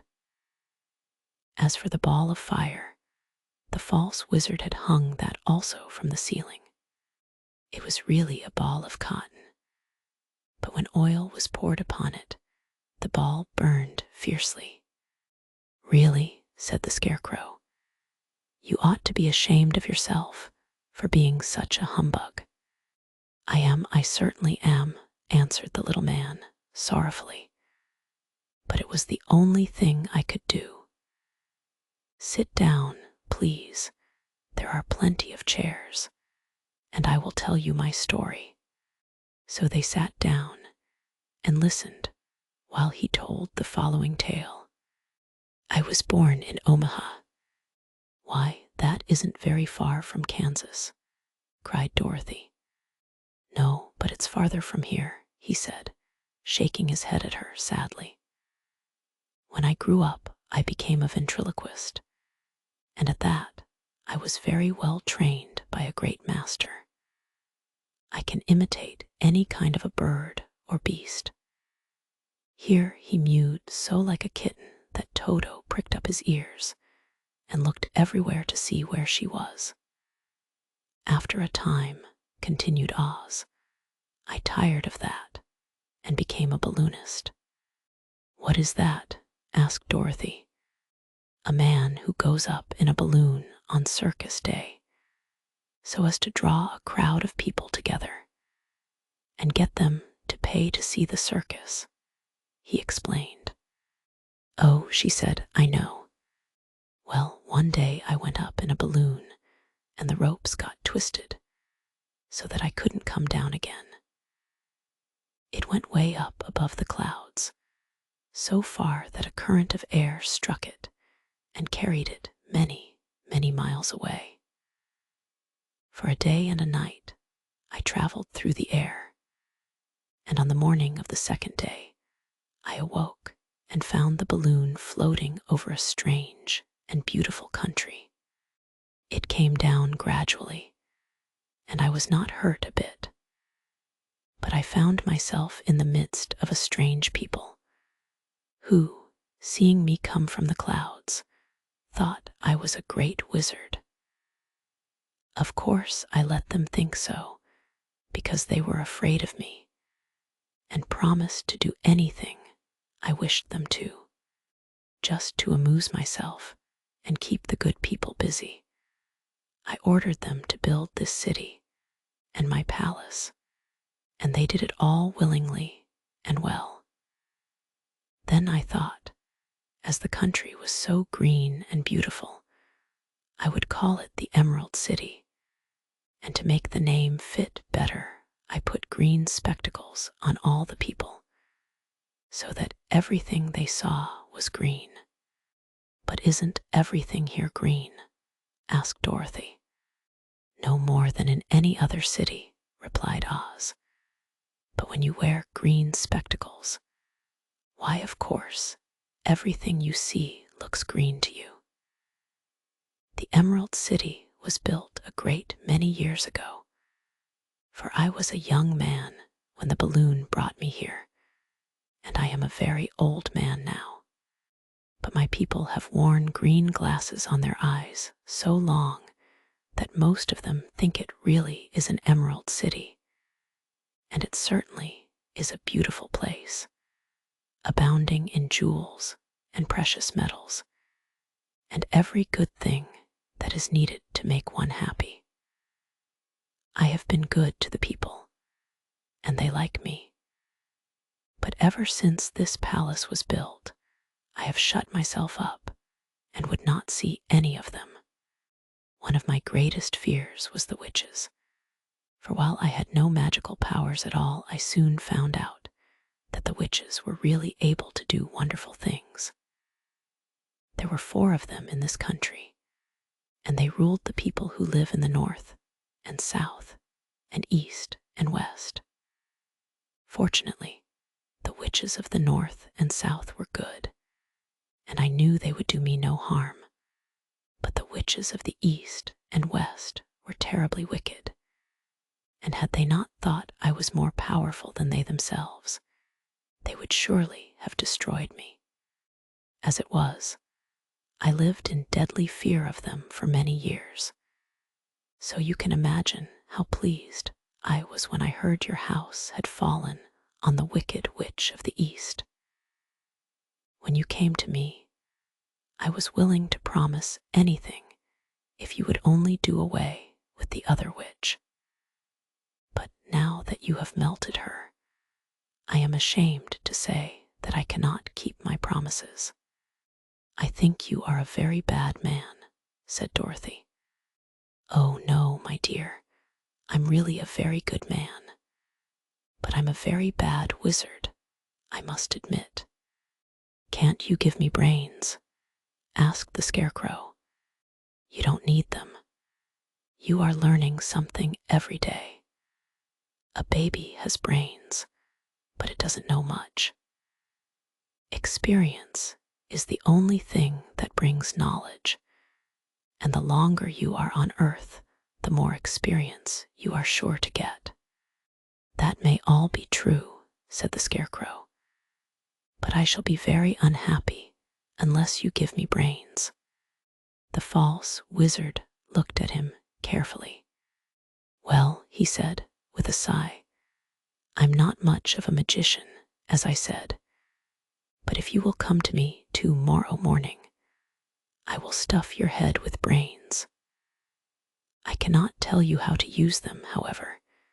You must find that out for yourself. Oh, thank you, cried the Scarecrow. I'll find a way to use them, never fear. But how about my courage? Asked the Lion anxiously. You have plenty of courage, I am sure, answered Oz. All you need is confidence in yourself. There is no living thing that is not afraid when it faces danger. True courage is in facing danger when you are afraid, and that kind of courage you have in plenty. Perhaps I have, but I'm scared just the same, said the Lion.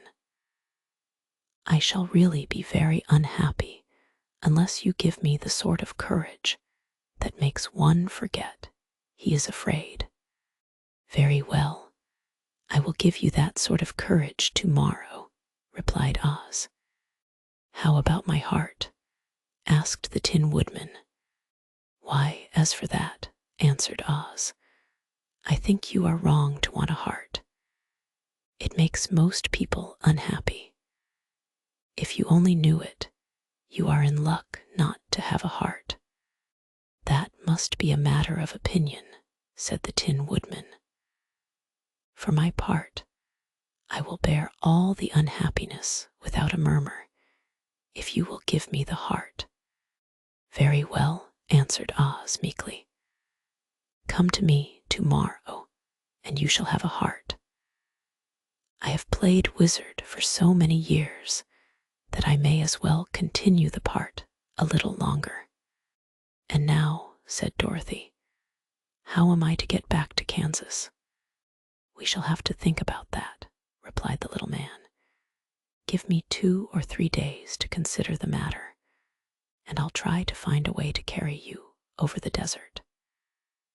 In the meantime, you shall all be treated as my guests, and while you live in the palace, my people will wait upon you and obey your slightest wish. There is only one thing I ask in return for my help, such as it is. You must keep my secret and tell no one I am a humbug. They agreed to say nothing of what they had learned, and went back to their rooms in high spirits. Even Dorothy had hope that the great and terrible Humbug, as she called him, would find a way to send her back to Kansas. And if he did, that she was willing to forgive him everything. Chapter 16. The Magic Art of the Great Humbug. Next morning, the Scarecrow said to his friends, Congratulate me. I am going to Oz to get my brains at last. When I return, I shall be as other men are. I have always liked you as you were, said Dorothy, simply. It is kind of you to like a scarecrow, he replied. But surely you will think more of me when you hear the splendid thoughts my new brain is going to turn out. Then he said good-bye to them all in a cheerful voice, and went to the throne room, where he rapped upon the door. Come in, said Oz. The Scarecrow went in, and found the little man sitting down by the window, engaged in deep thought. I have come for my brains, remarked the Scarecrow, a little uneasily. Oh, yes, sit down in that chair, please, replied Oz. You must excuse me for taking your head off, but I shall have to do it in order to put your brains in their proper place. That's all right, said the Scarecrow. You are quite welcome to take my head off, as long as it will be a better one when you put it on again. So the wizard unfastened his head and emptied out the straw. Then he entered the back room and took up a measure of bran, which he mixed with a great many pins and needles. Having shaken them together thoroughly, he filled the top of the Scarecrow's head with the mixture and stuffed the rest of the space with straw to hold it in place.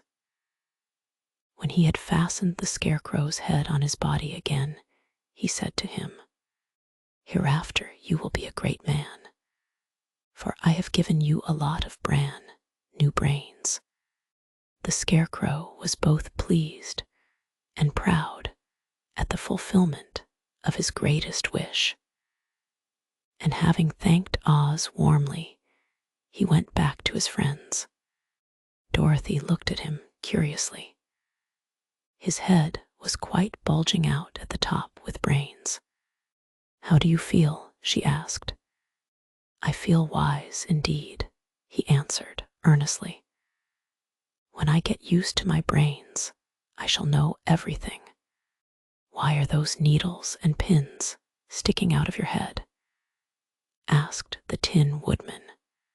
"That is proof that he is sharp," remarked the Lion. "Well, I must go to Oz and get my heart," said the Woodman. So he walked to the throne room and knocked at the door.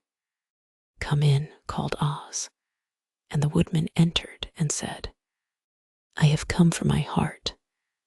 "Very well," answered the little man, "but I shall have to cut a hole in your breast so I can put your heart in the right place. I hope it won't hurt you."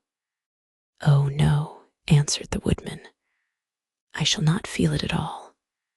So Oz brought a pair of tinner's shears and cut a small, square hole in the left side of the Tin Woodman's breast. Then, going to a chest of drawers, he took out a pretty heart, made entirely of silk and stuffed with sawdust. "Isn't it a beauty?" he asked. "It is indeed," replied the Woodman, who was greatly pleased. "But is it a kind heart?" "Oh, very," answered Oz. He put the heart in the Woodman's breast and then replaced the square of tin, soldering it neatly together where it had been cut. "There," said he, "now you have a heart that any man might be proud of. I'm sorry I had to put a patch on your breast, but it really couldn't be helped." "Never mind the patch," exclaimed the happy Woodman. "I am very grateful to you and shall never forget your kindness." "Don't speak of it," replied Oz. Then the Tin Woodman went back to his friends, who wished him every joy on account of his good fortune. The Lion now walked to the throne room and knocked at the door. "Come in," said Oz. "I have come for my courage," announced the Lion, entering the room. "Very well," answered the little man. "I will get it for you." He went to a cupboard and, reaching up to a high shelf, took down a square green bottle, the contents of which he poured into a green gold dish, beautifully carved. Placing this before the Cowardly Lion, who sniffed at it as if he did not like it, the Wizard said, "Drink." "What is it?" asked the Lion. "Well," answered Oz, "if it were inside of you, it would be courage. You know, of course, that courage is always inside one, so that this really cannot be called courage until you have swallowed it. Therefore, I advise you to drink it as soon as possible." The Lion hesitated no longer, but drank till the dish was empty. "How do you feel now?" asked Oz. "Full of courage," replied the Lion, who went joyfully back to his friends to tell them of his good fortune. Oz, left to himself, smiled to think of his success in giving the Scarecrow and the Tin Woodman and the Lion exactly what they thought they wanted. "How can I help being a humbug?" he said, "when all these people make me do things that everybody knows can't be done?" It was easy to make the Scarecrow and the Lion and the Woodman happy, because they imagined I could do anything. But it will take more than imagination to carry Dorothy back to Kansas, and I'm sure I don't know how it can be done. Chapter 17. How the Balloon Was Launched. 3 days, Dorothy heard nothing from Oz. These were sad days for the little girl, although her friends were all quite happy and contented. The Scarecrow told them there were wonderful thoughts in his head, but he would not say what they were because he knew no one could understand them but himself. When the Tin Woodman walked about, he felt his heart rattling around in his breast, and he told Dorothy he had discovered it to be a kinder and more tender heart than the one he had owned when he was made of flesh. The lion declared he was afraid of nothing on earth, and would gladly face an army of men or a dozen of the fierce Kalidas. Thus each of the little party was satisfied except Dorothy, who longed more than ever to get back to Kansas. On the 4th day, to her great joy, Oz sent for her, and when she entered the throne room, he said, pleasantly, "Sit down, my dear. I think I have found the way to get you out of this country."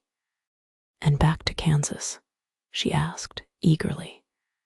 "Well, I'm not sure about Kansas," said Oz, "for I haven't the faintest notion which way it lies.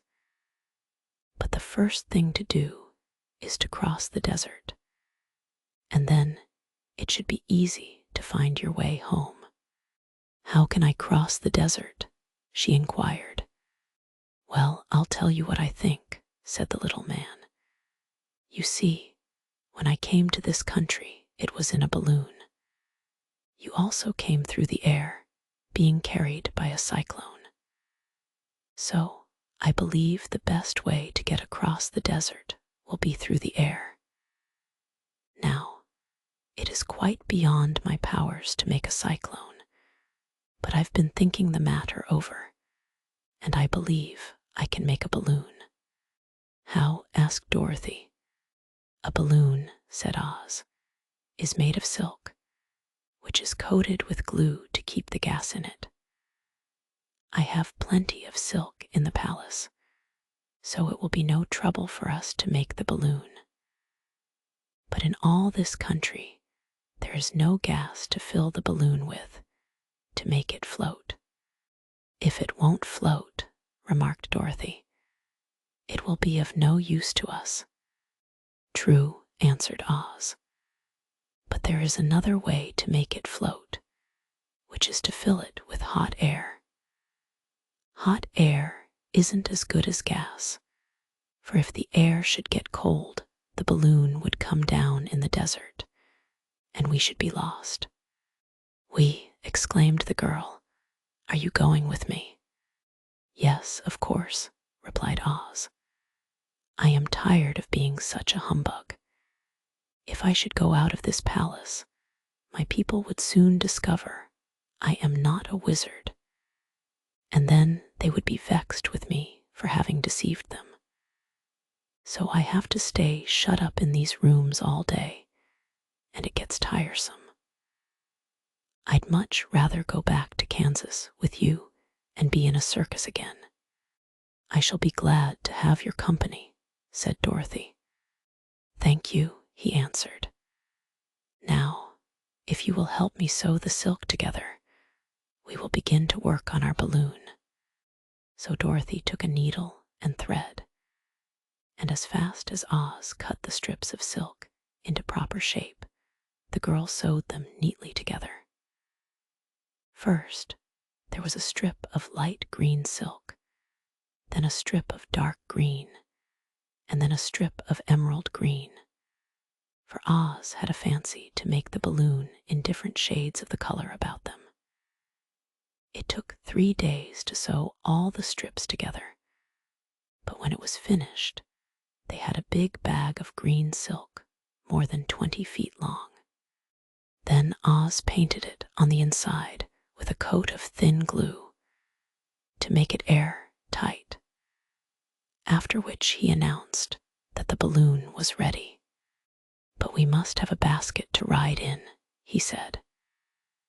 So he sent the soldier with the green whiskers for a big clothes basket, which he fastened with many ropes to the bottom of the balloon.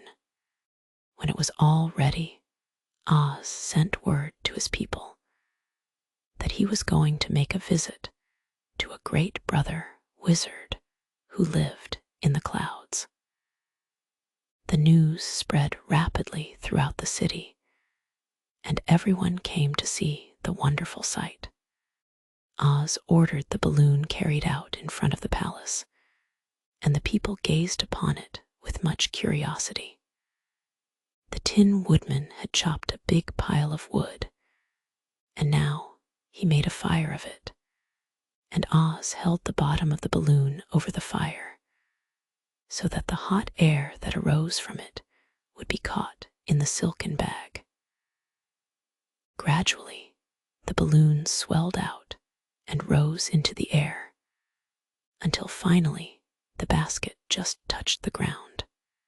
Then Oz got into the basket and said to all the people in a loud voice, "I am now going away to make a visit. While I am gone, the Scarecrow will rule over you. I command you to obey him as you would me." The balloon was by this time tugging hard at the rope that held it to the ground, for the air within it was hot, and this made it so much lighter in weight than the air without that it pulled hard to rise into the sky. "Come, Dorothy," cried the wizard, "hurry up, or the balloon will fly away."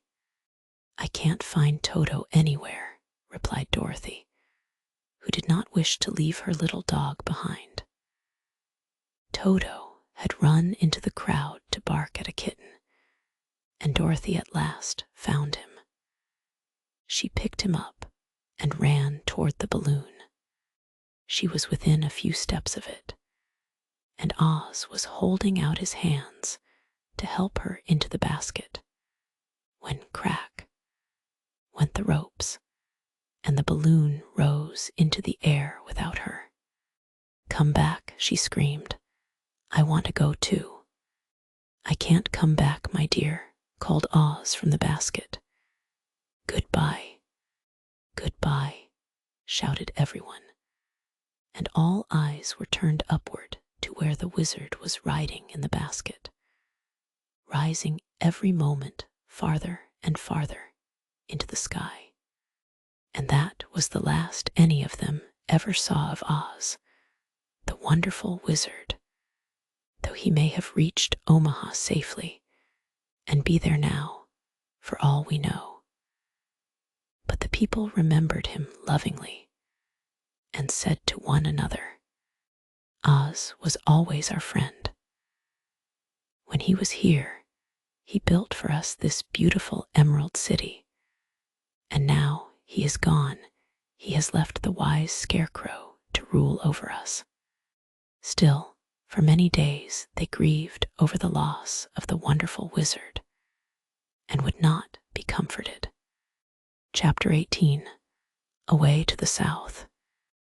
Dorothy wept bitterly at the passing of her hope to get home to Kansas again.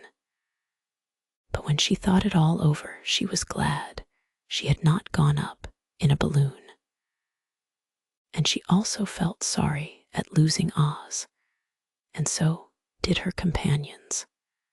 The Tin Woodman came to her and said, "Truly, I should be ungrateful if I failed to mourn for the man who gave me my lovely heart.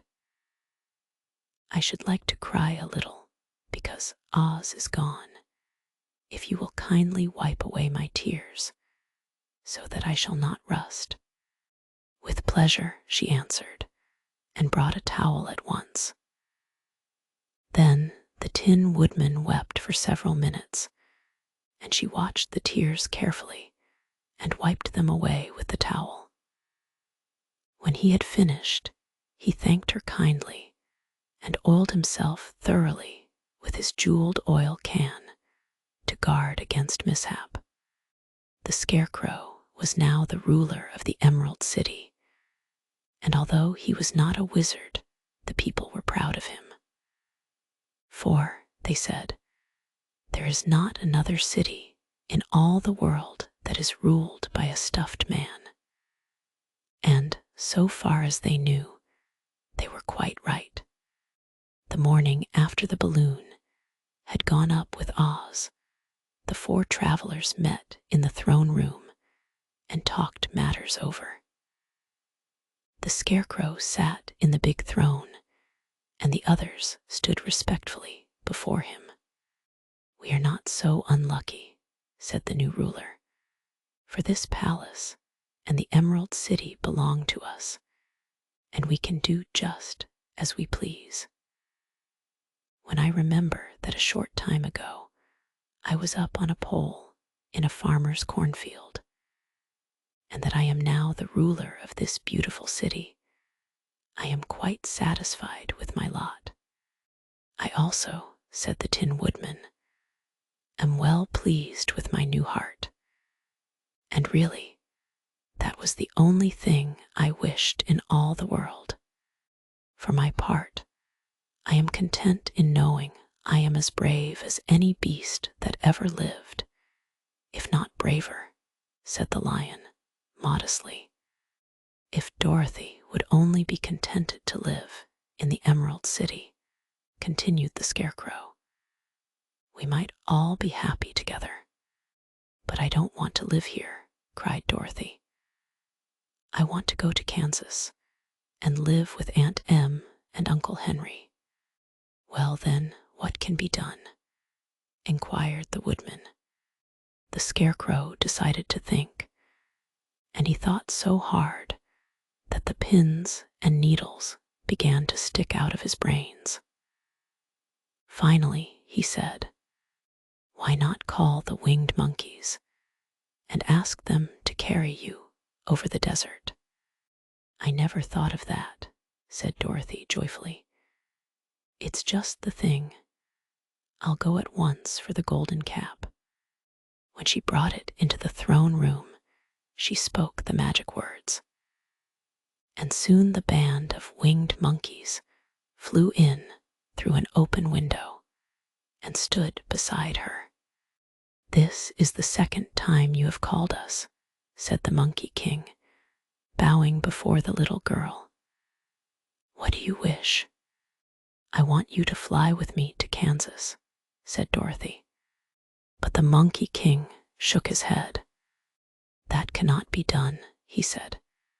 "We belong to this country alone and cannot leave it. There has never been a winged monkey in Kansas yet, and I suppose there never will be, for they don't belong there. We shall be glad to serve you in any way in our power, but we cannot cross the desert. Goodbye." And with another bow, the Monkey King spread his wings and flew away through the window, followed by all his band. Dorothy was almost ready to cry with disappointment. "I have wasted the charm of the golden cap to no purpose," she said, "for the winged monkeys cannot help me." "It is certainly too bad," said the tender-hearted Woodman. The Scarecrow was thinking again, and his head bulged out so horribly that Dorothy feared it would burst. "Let us call in the soldier with the green whiskers," he said, "and ask his advice." So the soldier was summoned and entered the throne room timidly, for while Oz was alive, he never was allowed to come further than the door. "This little girl," said the Scarecrow to the soldier, "wishes to cross the desert. How can she do so?" "I cannot tell," answered the soldier, "for nobody has ever crossed the desert unless it is Oz himself." "Is there no one who can help me?" asked Dorothy earnestly. "Glinda might," he suggested. "Who is Glinda?" inquired the Scarecrow. "The Witch of the South. She is the most powerful of all the witches and rules over the Quadlings. Besides, her castle stands on the edge of the desert, so she may know a way to cross it." "Glinda is a good witch, isn't she?" asked the child. "The Quadlings think she is good," said the soldier, "and she is kind to everyone, I have heard that Glinda is a beautiful woman who knows how to keep young in spite of the many years she has lived. How can I get to her castle? Asked Dorothy. The road is straight to the south, he answered, but it is said to be full of dangers to travelers. There are wild beasts in the woods and a race of queer men who do not like strangers to cross their country. For this reason, none of the Quadlings ever come to the Emerald City. The soldier then left them, and the Scarecrow said, "It seems, in spite of dangers, that the best thing Dorothy can do is to travel to the land of the South and ask Glinda to help her. For, of course, if Dorothy stays here, she will never get back to Kansas." "You must have been thinking again," remarked the Tin Woodman. "I have," said the Scarecrow. "I shall go with Dorothy," declared the Lion, "for I am tired of your city and long for the woods and the country again. I am really a wild beast, you know. Besides, Dorothy will need someone to protect her." "That is true," agreed the Woodman. "My axe may be of service to her, so I, also, will go with her to the land of the South." "When shall we start?" asked the Scarecrow. "Are you going?" they asked in surprise. "Certainly. If it wasn't for Dorothy, I should never have had brains. She lifted me from the pole in the cornfield and brought me to the Emerald City. So my good luck is all due to her, and I shall never leave her until she starts back to Kansas, for good and all." "Thank you," said Dorothy, gratefully. "You are all very kind to me, but I should like to start as soon as possible." "We shall go tomorrow morning," returned the Scarecrow. "So now let us all get ready, for it will be a long journey." Chapter 19. Attacked by the Fighting Trees. The next morning Dorothy kissed the pretty green girl goodbye, and they all shook hands with the soldier with the green whiskers, who had walked with them as far as the gate. When the guardian of the gate saw them again, he wondered greatly that they could leave the beautiful city to get into new trouble.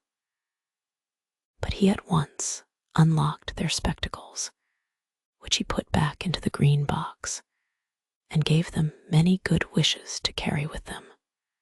"You are now our ruler," he said to the Scarecrow, "so you must come back to us as soon as possible." "I certainly shall if I am able," the Scarecrow replied. "But I must help Dorothy to get home first." As Dorothy bade the good, natured guardian a last farewell, she said, "I have been very kindly treated in your lovely city, and everyone has been good to me. I cannot tell you how grateful I am." "Don't try, my dear," he answered. "We should like to keep you with us, but if it is your wish to return to Kansas, I hope you will find a way." He then opened the gate of the outer wall, and they walked forth and started upon their journey. The sun shone brightly as our friends turned their faces toward the land of the South. They were all in the best of spirits and laughed and chatted together. Dorothy was once more filled with the hope of getting home, and the Scarecrow and the Tin Woodman were glad to be of use to her. As for the Lion, he sniffed the fresh air with delight and whisked his tail from side to side in pure joy at being in the country again, while Toto ran around them and chased the moths and butterflies, barking merrily all the time. "City life does not agree with me at all," remarked the Lion, as they walked along at a brisk pace. "I have lost much flesh since I lived there, and now I am anxious for a chance to show the other beasts how courageous I have grown." They now turned and took a last look at the Emerald City. All they could see was a mass of towers and steeples behind the green walls, and high up above everything the spires and dome of the Palace of Oz. Oz was not such a bad wizard, after all, said the Tin Woodman, as he felt his heart rattling around in his breast. "He knew how to give me brains, and very good brains, too," said the Scarecrow. "If Oz had taken a dose of the same courage he gave me," added the Lion, "he would have been a brave man." Dorothy said nothing. Oz had not kept the promise he made her, but he had done his best, so she forgave him. As he said, he was a good man, even if he was a bad wizard. The first day's journey was through the green fields and bright flowers that stretched about the Emerald City on every side. They slept that night on the grass, with nothing but the stars over them, and they rested very well indeed. In the morning, they traveled on until they came to a thick wood. There was no way of going around it, for it seemed to extend to the right and left as far as they could see. And besides, they did not dare change the direction of their journey for fear of getting lost. So they looked for the place where it would be easiest to get into the forest. The Scarecrow, who was in the lead, finally discovered a big tree with such wide-spreading branches that there was room for the party to pass underneath. So he walked forward to the tree, but just as he came under the first branches, they bent down and twined around him, and the next minute he was raised from the ground and flung headlong among his fellow travelers. This did not hurt the Scarecrow, but it surprised him, and he looked rather dizzy when Dorothy picked him up. "Here is another space between the trees," called the Lion. "Let me try it first," said the Scarecrow, "for it doesn't hurt me to get thrown about." He walked up to another tree as he spoke, but its branches immediately seized him and tossed him back again. "This is strange," exclaimed Dorothy. "What shall we do? The trees seem to have made up their minds to fight us and stop our journey," remarked the Lion. "I believe I will try it myself," said the Woodman, and shouldering his axe, he marched up to the first tree that had handled the Scarecrow so roughly. When a big branch bent down to seize him, the Woodman chopped at it so fiercely that he cut it in two. At once the tree began shaking all its branches as if in pain, and the Tin Woodman passed safely under it. "Come on," he shouted to the others, "be quick." They all ran forward and passed under the tree without injury, except Toto, who was caught by a small branch and shaken until he howled. But the Woodman promptly chopped off the branch and set the little dog free. The other trees of the forest did nothing to keep them back. So they made up their minds that only the first row of trees could bend down their branches, and that probably these were the policemen of the forest. And given this wonderful power in order to keep strangers out of it, the four travelers walked with ease through the trees until they came to the further edge of the wood. to their surprise, they found before them a high wall, which seemed to be made of white china. It was smooth, like the surface of a dish, and higher than their heads. "What shall we do now?" asked Dorothy. "I will make a ladder," said the Tin Woodman, "for we certainly must climb over the wall." Chapter 20. The Dainty China Country.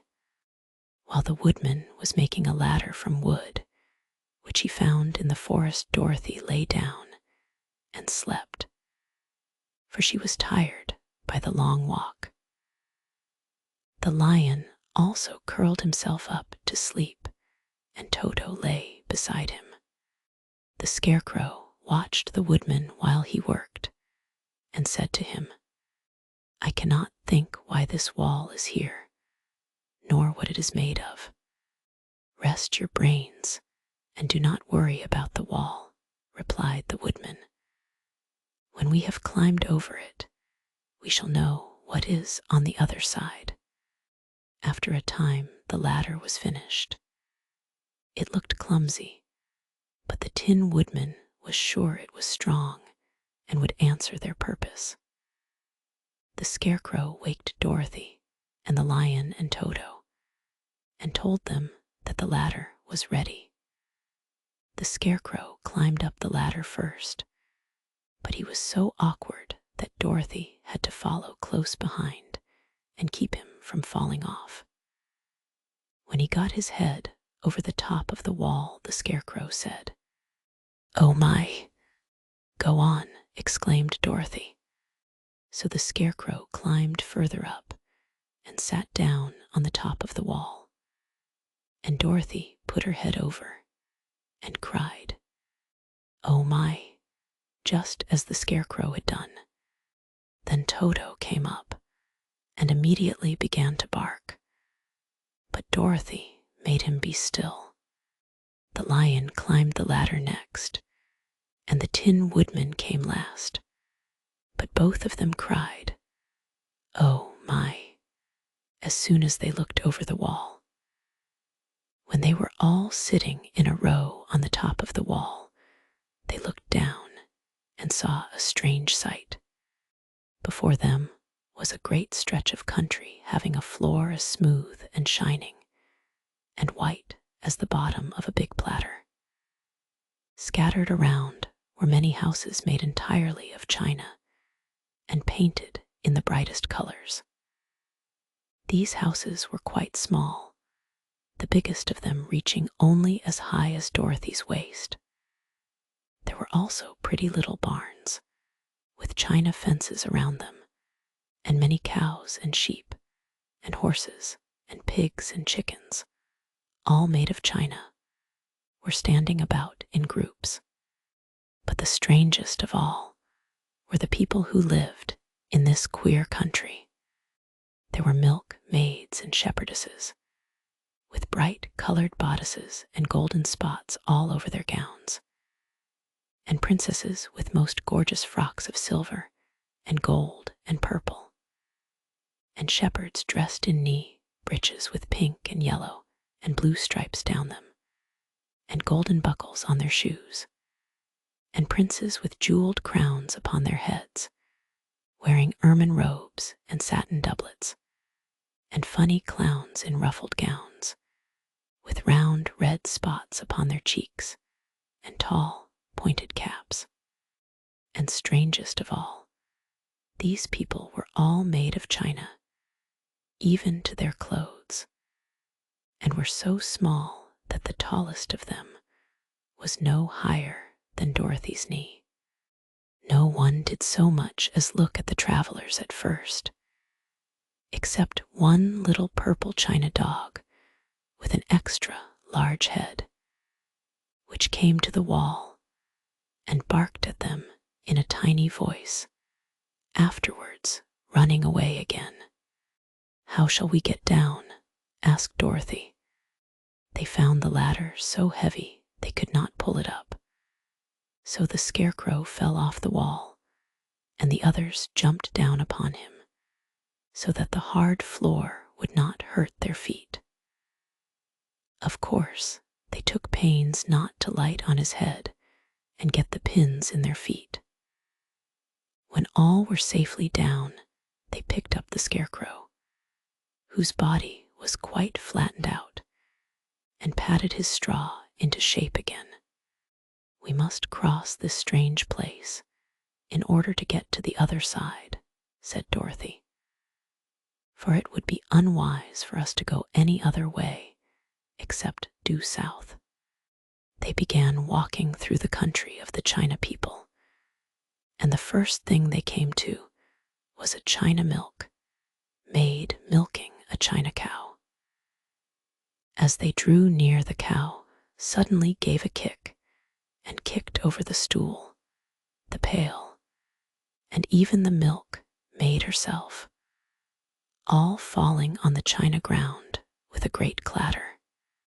Dorothy was shocked to see that the cow had broken her leg short off, and that the pail was lying in several small pieces, while the poor milk maid had a nick in her left elbow.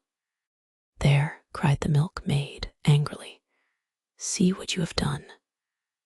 My cow has broken her leg, and I must take her to the mender's shop and have it glued on again."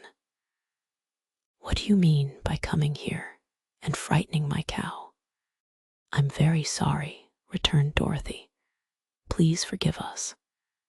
But the pretty milk maid was much too vexed to make any answer. She picked up the leg sulkily and led her cow away, the poor animal limping on 3 legs. As she left them, the milk maid cast many reproachful glances over her shoulder at the clumsy strangers, holding her nicked elbow close to her side. Dorothy was quite grieved at this mishap. "We must be very careful here," said the kind-hearted woodman, "or we may hurt these pretty little people so they will never get over it." A little farther on, Dorothy met a most beautiful dressed young princess, who stopped short as she saw the strangers and started to run away. Dorothy wanted to see more of the princess, so she ran after her. But the China girl cried out, "Don't chase me, don't chase me." She had such a frightened little voice that Dorothy stopped and said, "Why not?"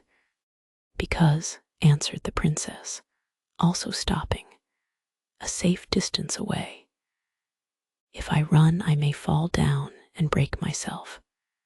"But couldn't you be mended?" asked the girl. "Oh, yes, but one is never so pretty after being mended, you know," replied the princess. "I suppose not," said Dorothy.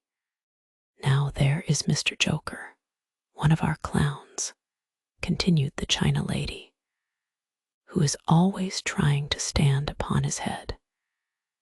He has broken himself so often that he is mended in 100 places, and doesn't look at all pretty. Here he comes now, so you can see for yourself." Indeed, a jolly little clown now came walking toward them, and Dorothy could see that in spite of his pretty clothes of red and yellow and green, he was completely covered with cracks, running every which way, and showing plainly that he had been mended in many places. The clown put his hands in his pockets, and after puffing out his cheeks and nodding his head at them saucily, he said, "My lady fair, why do you stare at poor old Mr. Joker? You're quite as stiff and prim as if you'd eaten up a poker." "Be quiet, sir," said the princess. "Can't you see these are strangers and should be treated with respect?" "Well, that's respect, I expect," declared the clown, and immediately stood upon his head. "Don't mind Mr. Joker," said the princess to Dorothy. "He is considerably cracked in his head, and that makes him foolish." "Oh, I don't mind him a bit," said Dorothy. "But you are so beautiful," she continued, "that I am sure I could love you dearly. Won't you let me carry you back to Kansas and stand you on Aunt Em's mantel shelf? I could carry you in my basket." "That would make me very unhappy," answered the China Princess. "You see, here in our own country we live contentedly and can talk and move around as we please. But whenever any of us are taken away, our joints at once stiffen, and we can only stand straight and look pretty. Of course, that is all that is expected of us when we are on mantel shelves and cabinets and drawing room tables. But our lives are much pleasanter here in our own country." "I would not make you unhappy for all the world," exclaimed Dorothy. "So I'll just say goodbye." "Goodbye," replied the princess. They walked carefully through the China country. The little animals and all the people scampered out of their way, fearing the strangers would break them. And after an hour or so, the travelers reached the other side of the country and came to another China wall. It was not as high as the first, however, and by standing upon the lion's back, they all managed to scramble to the top. Then the lion gathered his legs under him and jumped on the wall. But just as he jumped, he upset a china church with his tail and smashed it all to pieces. "That was too bad," said Dorothy. "But really, I think we were lucky in not doing these little people more harm than breaking a cow's leg and a church. They are all so brittle." "They are indeed," said the Scarecrow, "and I am thankful I am made of straw and cannot be easily damaged. There are worse things in the world than being a scarecrow." Chapter 21. The Lion Becomes the King of Beasts. After climbing down from the China wall, the travelers found themselves in a disagreeable country, full of bogs and marshes, and covered with tall, rank grass. It was difficult to walk far without falling into muddy holes, for the grass was so thick that it hid them from sight. However, by carefully picking their way, they got safely along until they reached solid ground. But here the country seemed wilder than ever, and after a long and tiresome walk through the underbrush, they entered another forest, where the trees were bigger and older than any they had ever seen. "This forest is perfectly delightful," declared the lion, looking around him with joy. "Never have I seen a more beautiful place." "It seems gloomy," said the Scarecrow. "Not a bit of it," answered the lion. "I should like to live here all my life. See how soft the dried leaves are under your feet, and how rich and green the moss is that clings to these old trees. Surely no wild beast could wish a pleasanter home." "Perhaps there are wild beasts in the forest now," said Dorothy.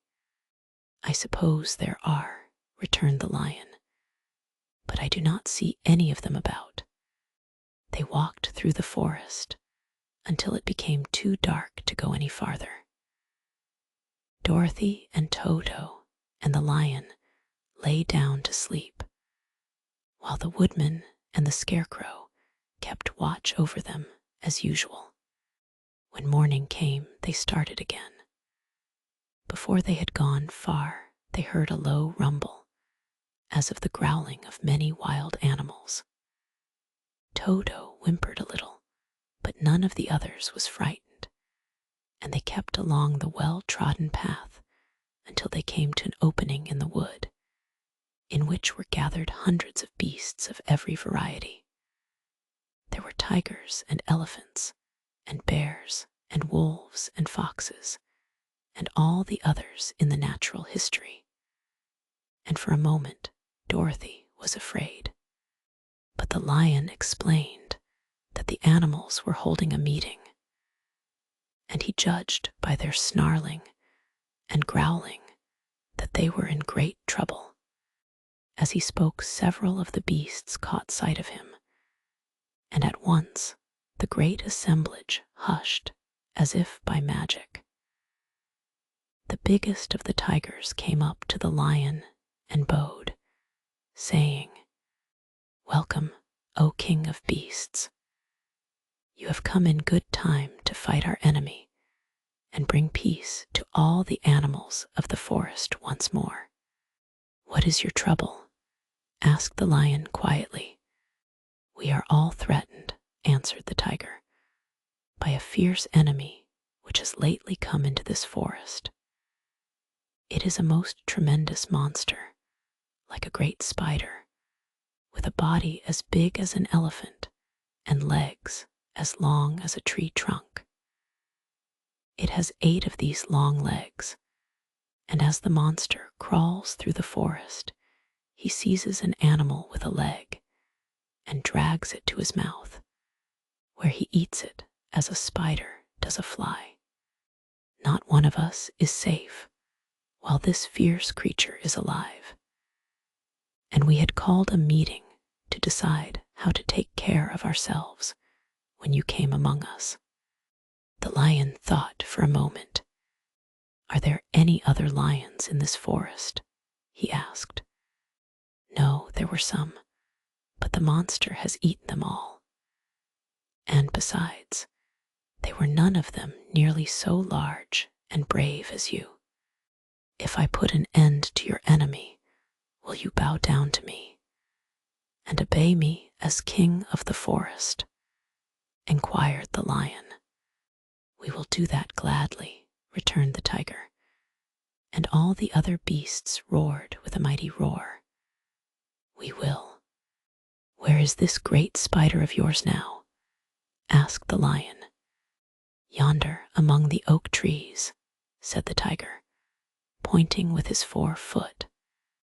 "Take good care of these friends of mine," said the lion, "and I will go at once to fight the monster." He bade his comrades good-bye and marched proudly away to do battle with the enemy. The great spider was lying asleep when the lion found him, and it looked so ugly that its foe turned up his nose in disgust. Its legs were quite as long as the tiger had said, and its body covered with coarse black hair. It had a great mouth, with a row of sharp teeth a foot long, but its head was joined to the pudgy body by a neck as slender as a wasp's waist. This gave the lion a hint of the best way to attack the creature, and as he knew it was easier to fight it asleep than awake, he gave a great spring and landed directly upon the monster's back. Then, with one blow of his heavy paw, all armed with sharp claws, he knocked the spider's head from its body. Jumping down, he watched it until the long legs stopped wiggling, when he knew it was quite dead. The lion went back to the opening where the beasts of the forest were waiting for him, and said proudly, "You need fear your enemy no longer." Then the beasts bowed down to the lion as their king, and he promised to come back and rule over them as soon as Dorothy was safely on her way to Kansas. Chapter 22. The Country of the Quadlings. The 4 travelers passed through the rest of the forest in safety. And when they came out from its gloom saw before them a steep hill, covered from top to bottom with great pieces of rock. "That will be a hard climb," said the Scarecrow, "but we must get over the hill, nevertheless." So he led the way, and the others followed. They had nearly reached the first rock when they heard a rough voice cry out, "Keep back." "Who are you?" asked the Scarecrow. Then a head showed itself over the rock, and the same voice said, "This hill belongs to us, and we don't allow anyone to cross it." "But we must cross it," said the Scarecrow. "We're going to the country of the Quadlings." "But you shall not," replied the voice. And there stepped from behind the rock the strangest man the travelers had ever seen. He was quite short and stout, and had a big head, which was flat at the top and supported by a thick neck full of wrinkles. But he had no arms at all, and seeing this, the Scarecrow did not fear that so helpless a creature could prevent them from climbing the hill. So he said, "I'm sorry not to do as you wish, but we must pass over your hill, whether you like it or not." And he walked boldly forward. As quick as lightning, the man's head shot forward, and his neck stretched out until the top of the head, where it was flat, struck the Scarecrow in the middle and sent him tumbling over and over down the hill. Almost as quickly as it came, the head went back to the body, and the man laughed harshly as he said, "It isn't as easy as you think." A chorus of boisterous laughter came from the other rocks, and Dorothy saw hundreds of the armless hammer heads upon the hillside, one behind every rock. The lion became quite angry at the laughter caused by the Scarecrow's mishap, and giving a loud roar that echoed like thunder, he dashed up the hill. Again a head shot swiftly out, and the great lion went rolling down the hill as if he had been struck by a cannonball. Dorothy ran down and helped the Scarecrow to his feet, and the lion came up to her, feeling rather bruised and sore, and said, "It is useless to fight people with shooting heads. No one can withstand them." "What can we do then?" she asked. "Call the winged monkeys," suggested the Tin Woodman. "You have still the right to command them once more." "Very well," she answered, and putting on the golden cap, she uttered the magic words. The monkeys were as prompt as ever, and in a few moments the entire band stood before her. "What are your commands?" inquired the king of the monkeys, bowing low. "Carry us over the hill to the country of the Quadlings," answered the girl. "It shall be done," said the king. And at once the winged monkeys caught the 4 travelers and Toto up in their arms and flew away with them.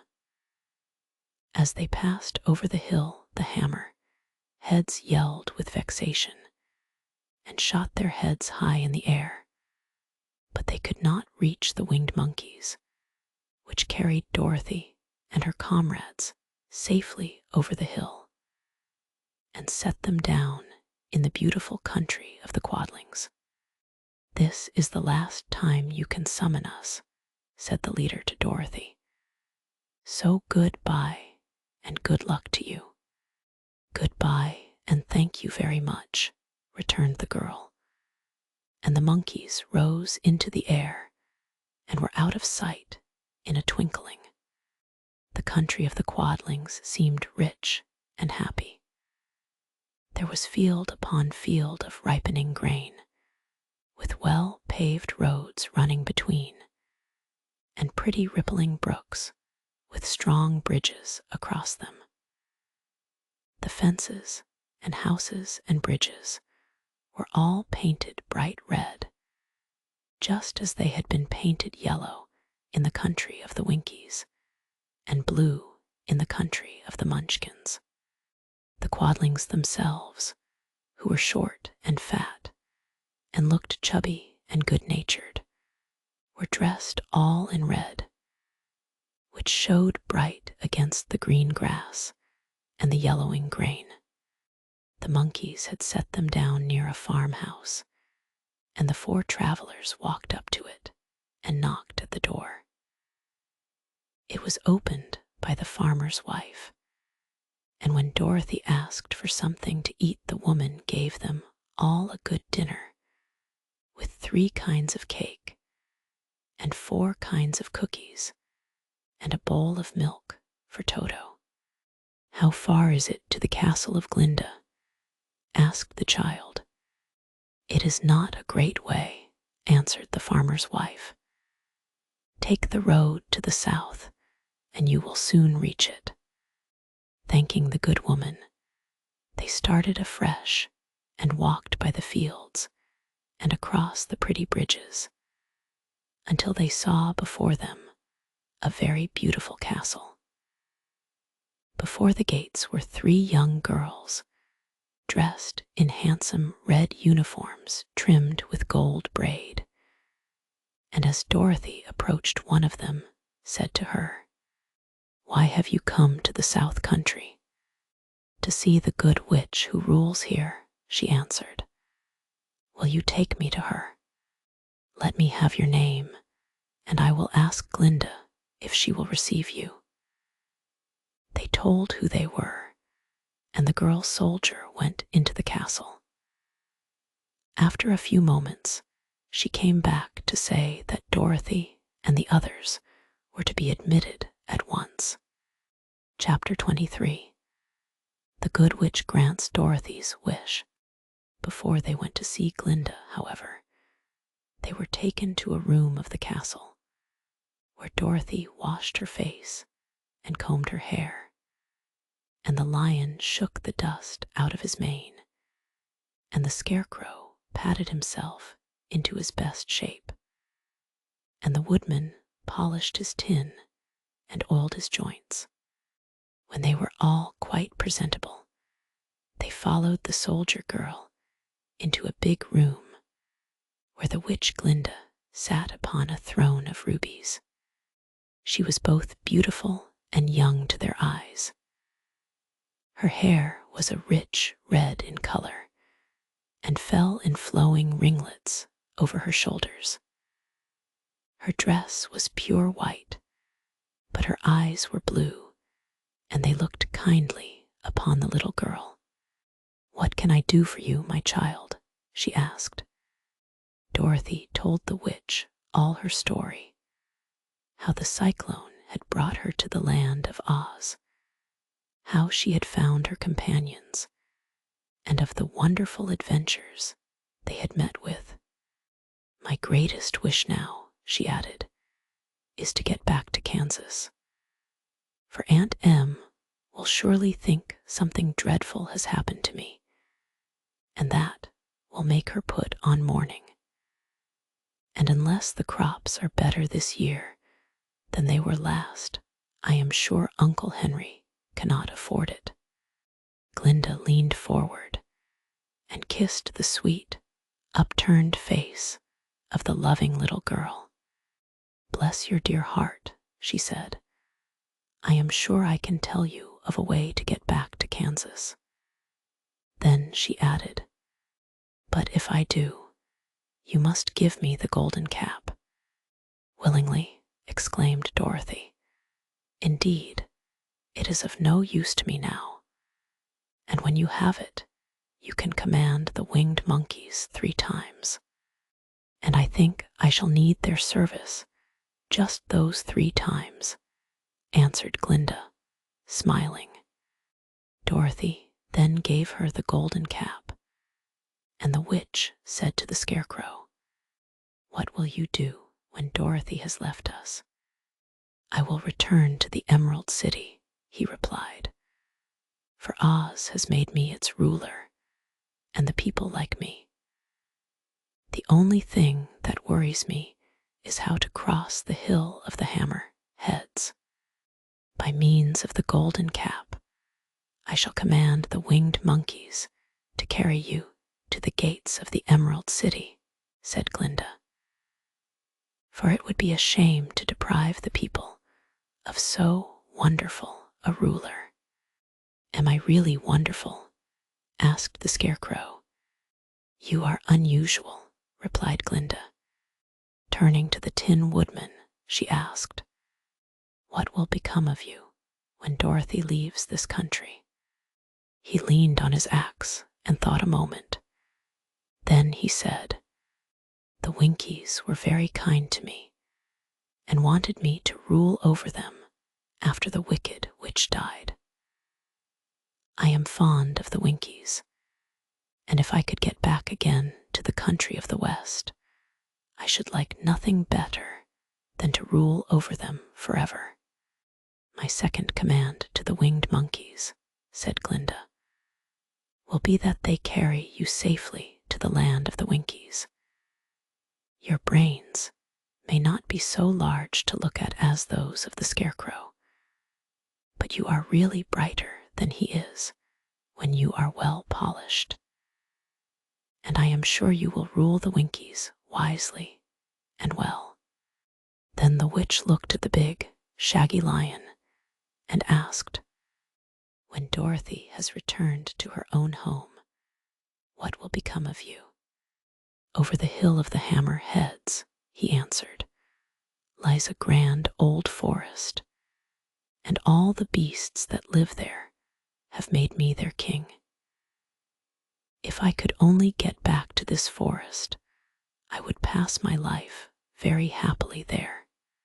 "My third command to the winged monkeys," said Glinda, "shall be to carry you to your forest. Then, having used up the powers of the golden cap, I shall give it to the king of the monkeys, that he and his band may thereafter be free forevermore." The Scarecrow and the Tin Woodman and the lion now thanked the good witch earnestly for her kindness, and Dorothy exclaimed, "You are certainly as good as you are beautiful, but you have not yet told me how to get back to Kansas." "Your silver shoes will carry you over the desert," replied Glinda. "If you had known their power, you could have gone back to your Aunt Em the very first day you came to this country. But then I should not have had my wonderful brains," cried the Scarecrow. "I might have passed my whole life in the farmer's cornfield, and I should not have had my lovely heart," said the Tin Woodman. "I might have stood and rusted in the forest till the end of the world, and I should have lived a coward forever," declared the lion. "And no beast in all the forest would have had a good word to say to me." "This is all true," said Dorothy, "and I am glad I was of use to these good friends. But now that each of them has had what he most desired, and each is happy in having a kingdom to rule beside, I think I should like to go back to Kansas. The silver shoes," said the good witch, "have wonderful powers, and one of the most curious things about them is that they can carry you to any place in the world in 3 steps, and each step will be made in the wink of an eye. All you have to do is to knock the heels together 3 times and command the shoes to carry you wherever you wish to go." "If that is so," said the child joyfully, "I will ask them to carry me back to Kansas at once." She threw her arms around the lion's neck and kissed him, patting his big head tenderly. Then she kissed the Tin Woodman, who was weeping in a way most dangerous to his joints. But she hugged the soft, stuffed body of the Scarecrow in her arms instead of kissing his painted face, and found she was crying herself at this sorrowful parting from her loving comrades. Glinda the Good stepped down from her ruby throne to give the little girl a good-bye kiss, and Dorothy thanked her for all the kindness she had shown to her friends and herself. Dorothy now took Toto up solemnly in her arms, and having said one last goodbye, she clapped the heels of her shoes together 3 times, saying, "Take me home to Aunt Em."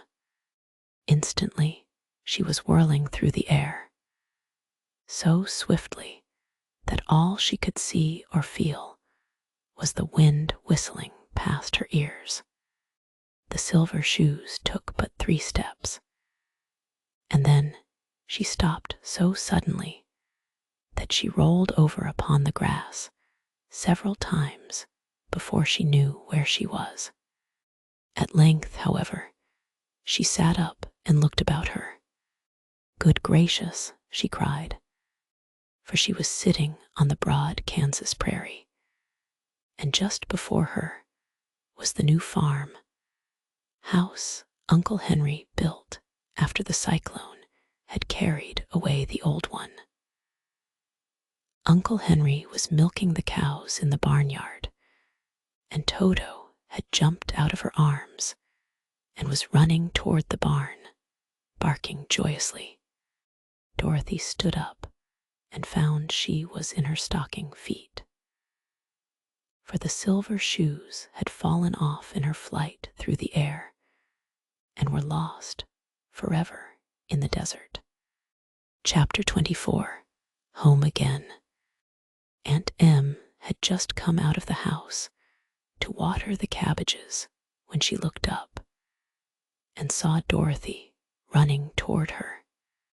"My darling child," she cried, folding the little girl in her arms and covering her face with kisses. "Where in the world did you come from?" "From the land of Oz," said Dorothy gravely. "And here is Toto, too. And oh, Aunt Em, I'm so glad to be at home again." The end. This concludes our serene escape with The Wonderful Wizard of Oz by L. Frank Baum. A calming sleep story crafted to guide you into tranquil dreams. To stay updated on more soothing tales, subscribe to our channel and ring the bell for gentle bedtime notifications. Explore our library of calming stories like this one, designed to melt stress and bring serenity to your nights. If you enjoyed this tranquil journey, leave a comment sharing your favorite moment or suggest the next story you'd like to hear. Don't forget to like and share this video with anyone who might need a peaceful escape. Thank you for joining us on this dreamy voyage. Sweet dreams, and we'll see you in the next story. Sleep well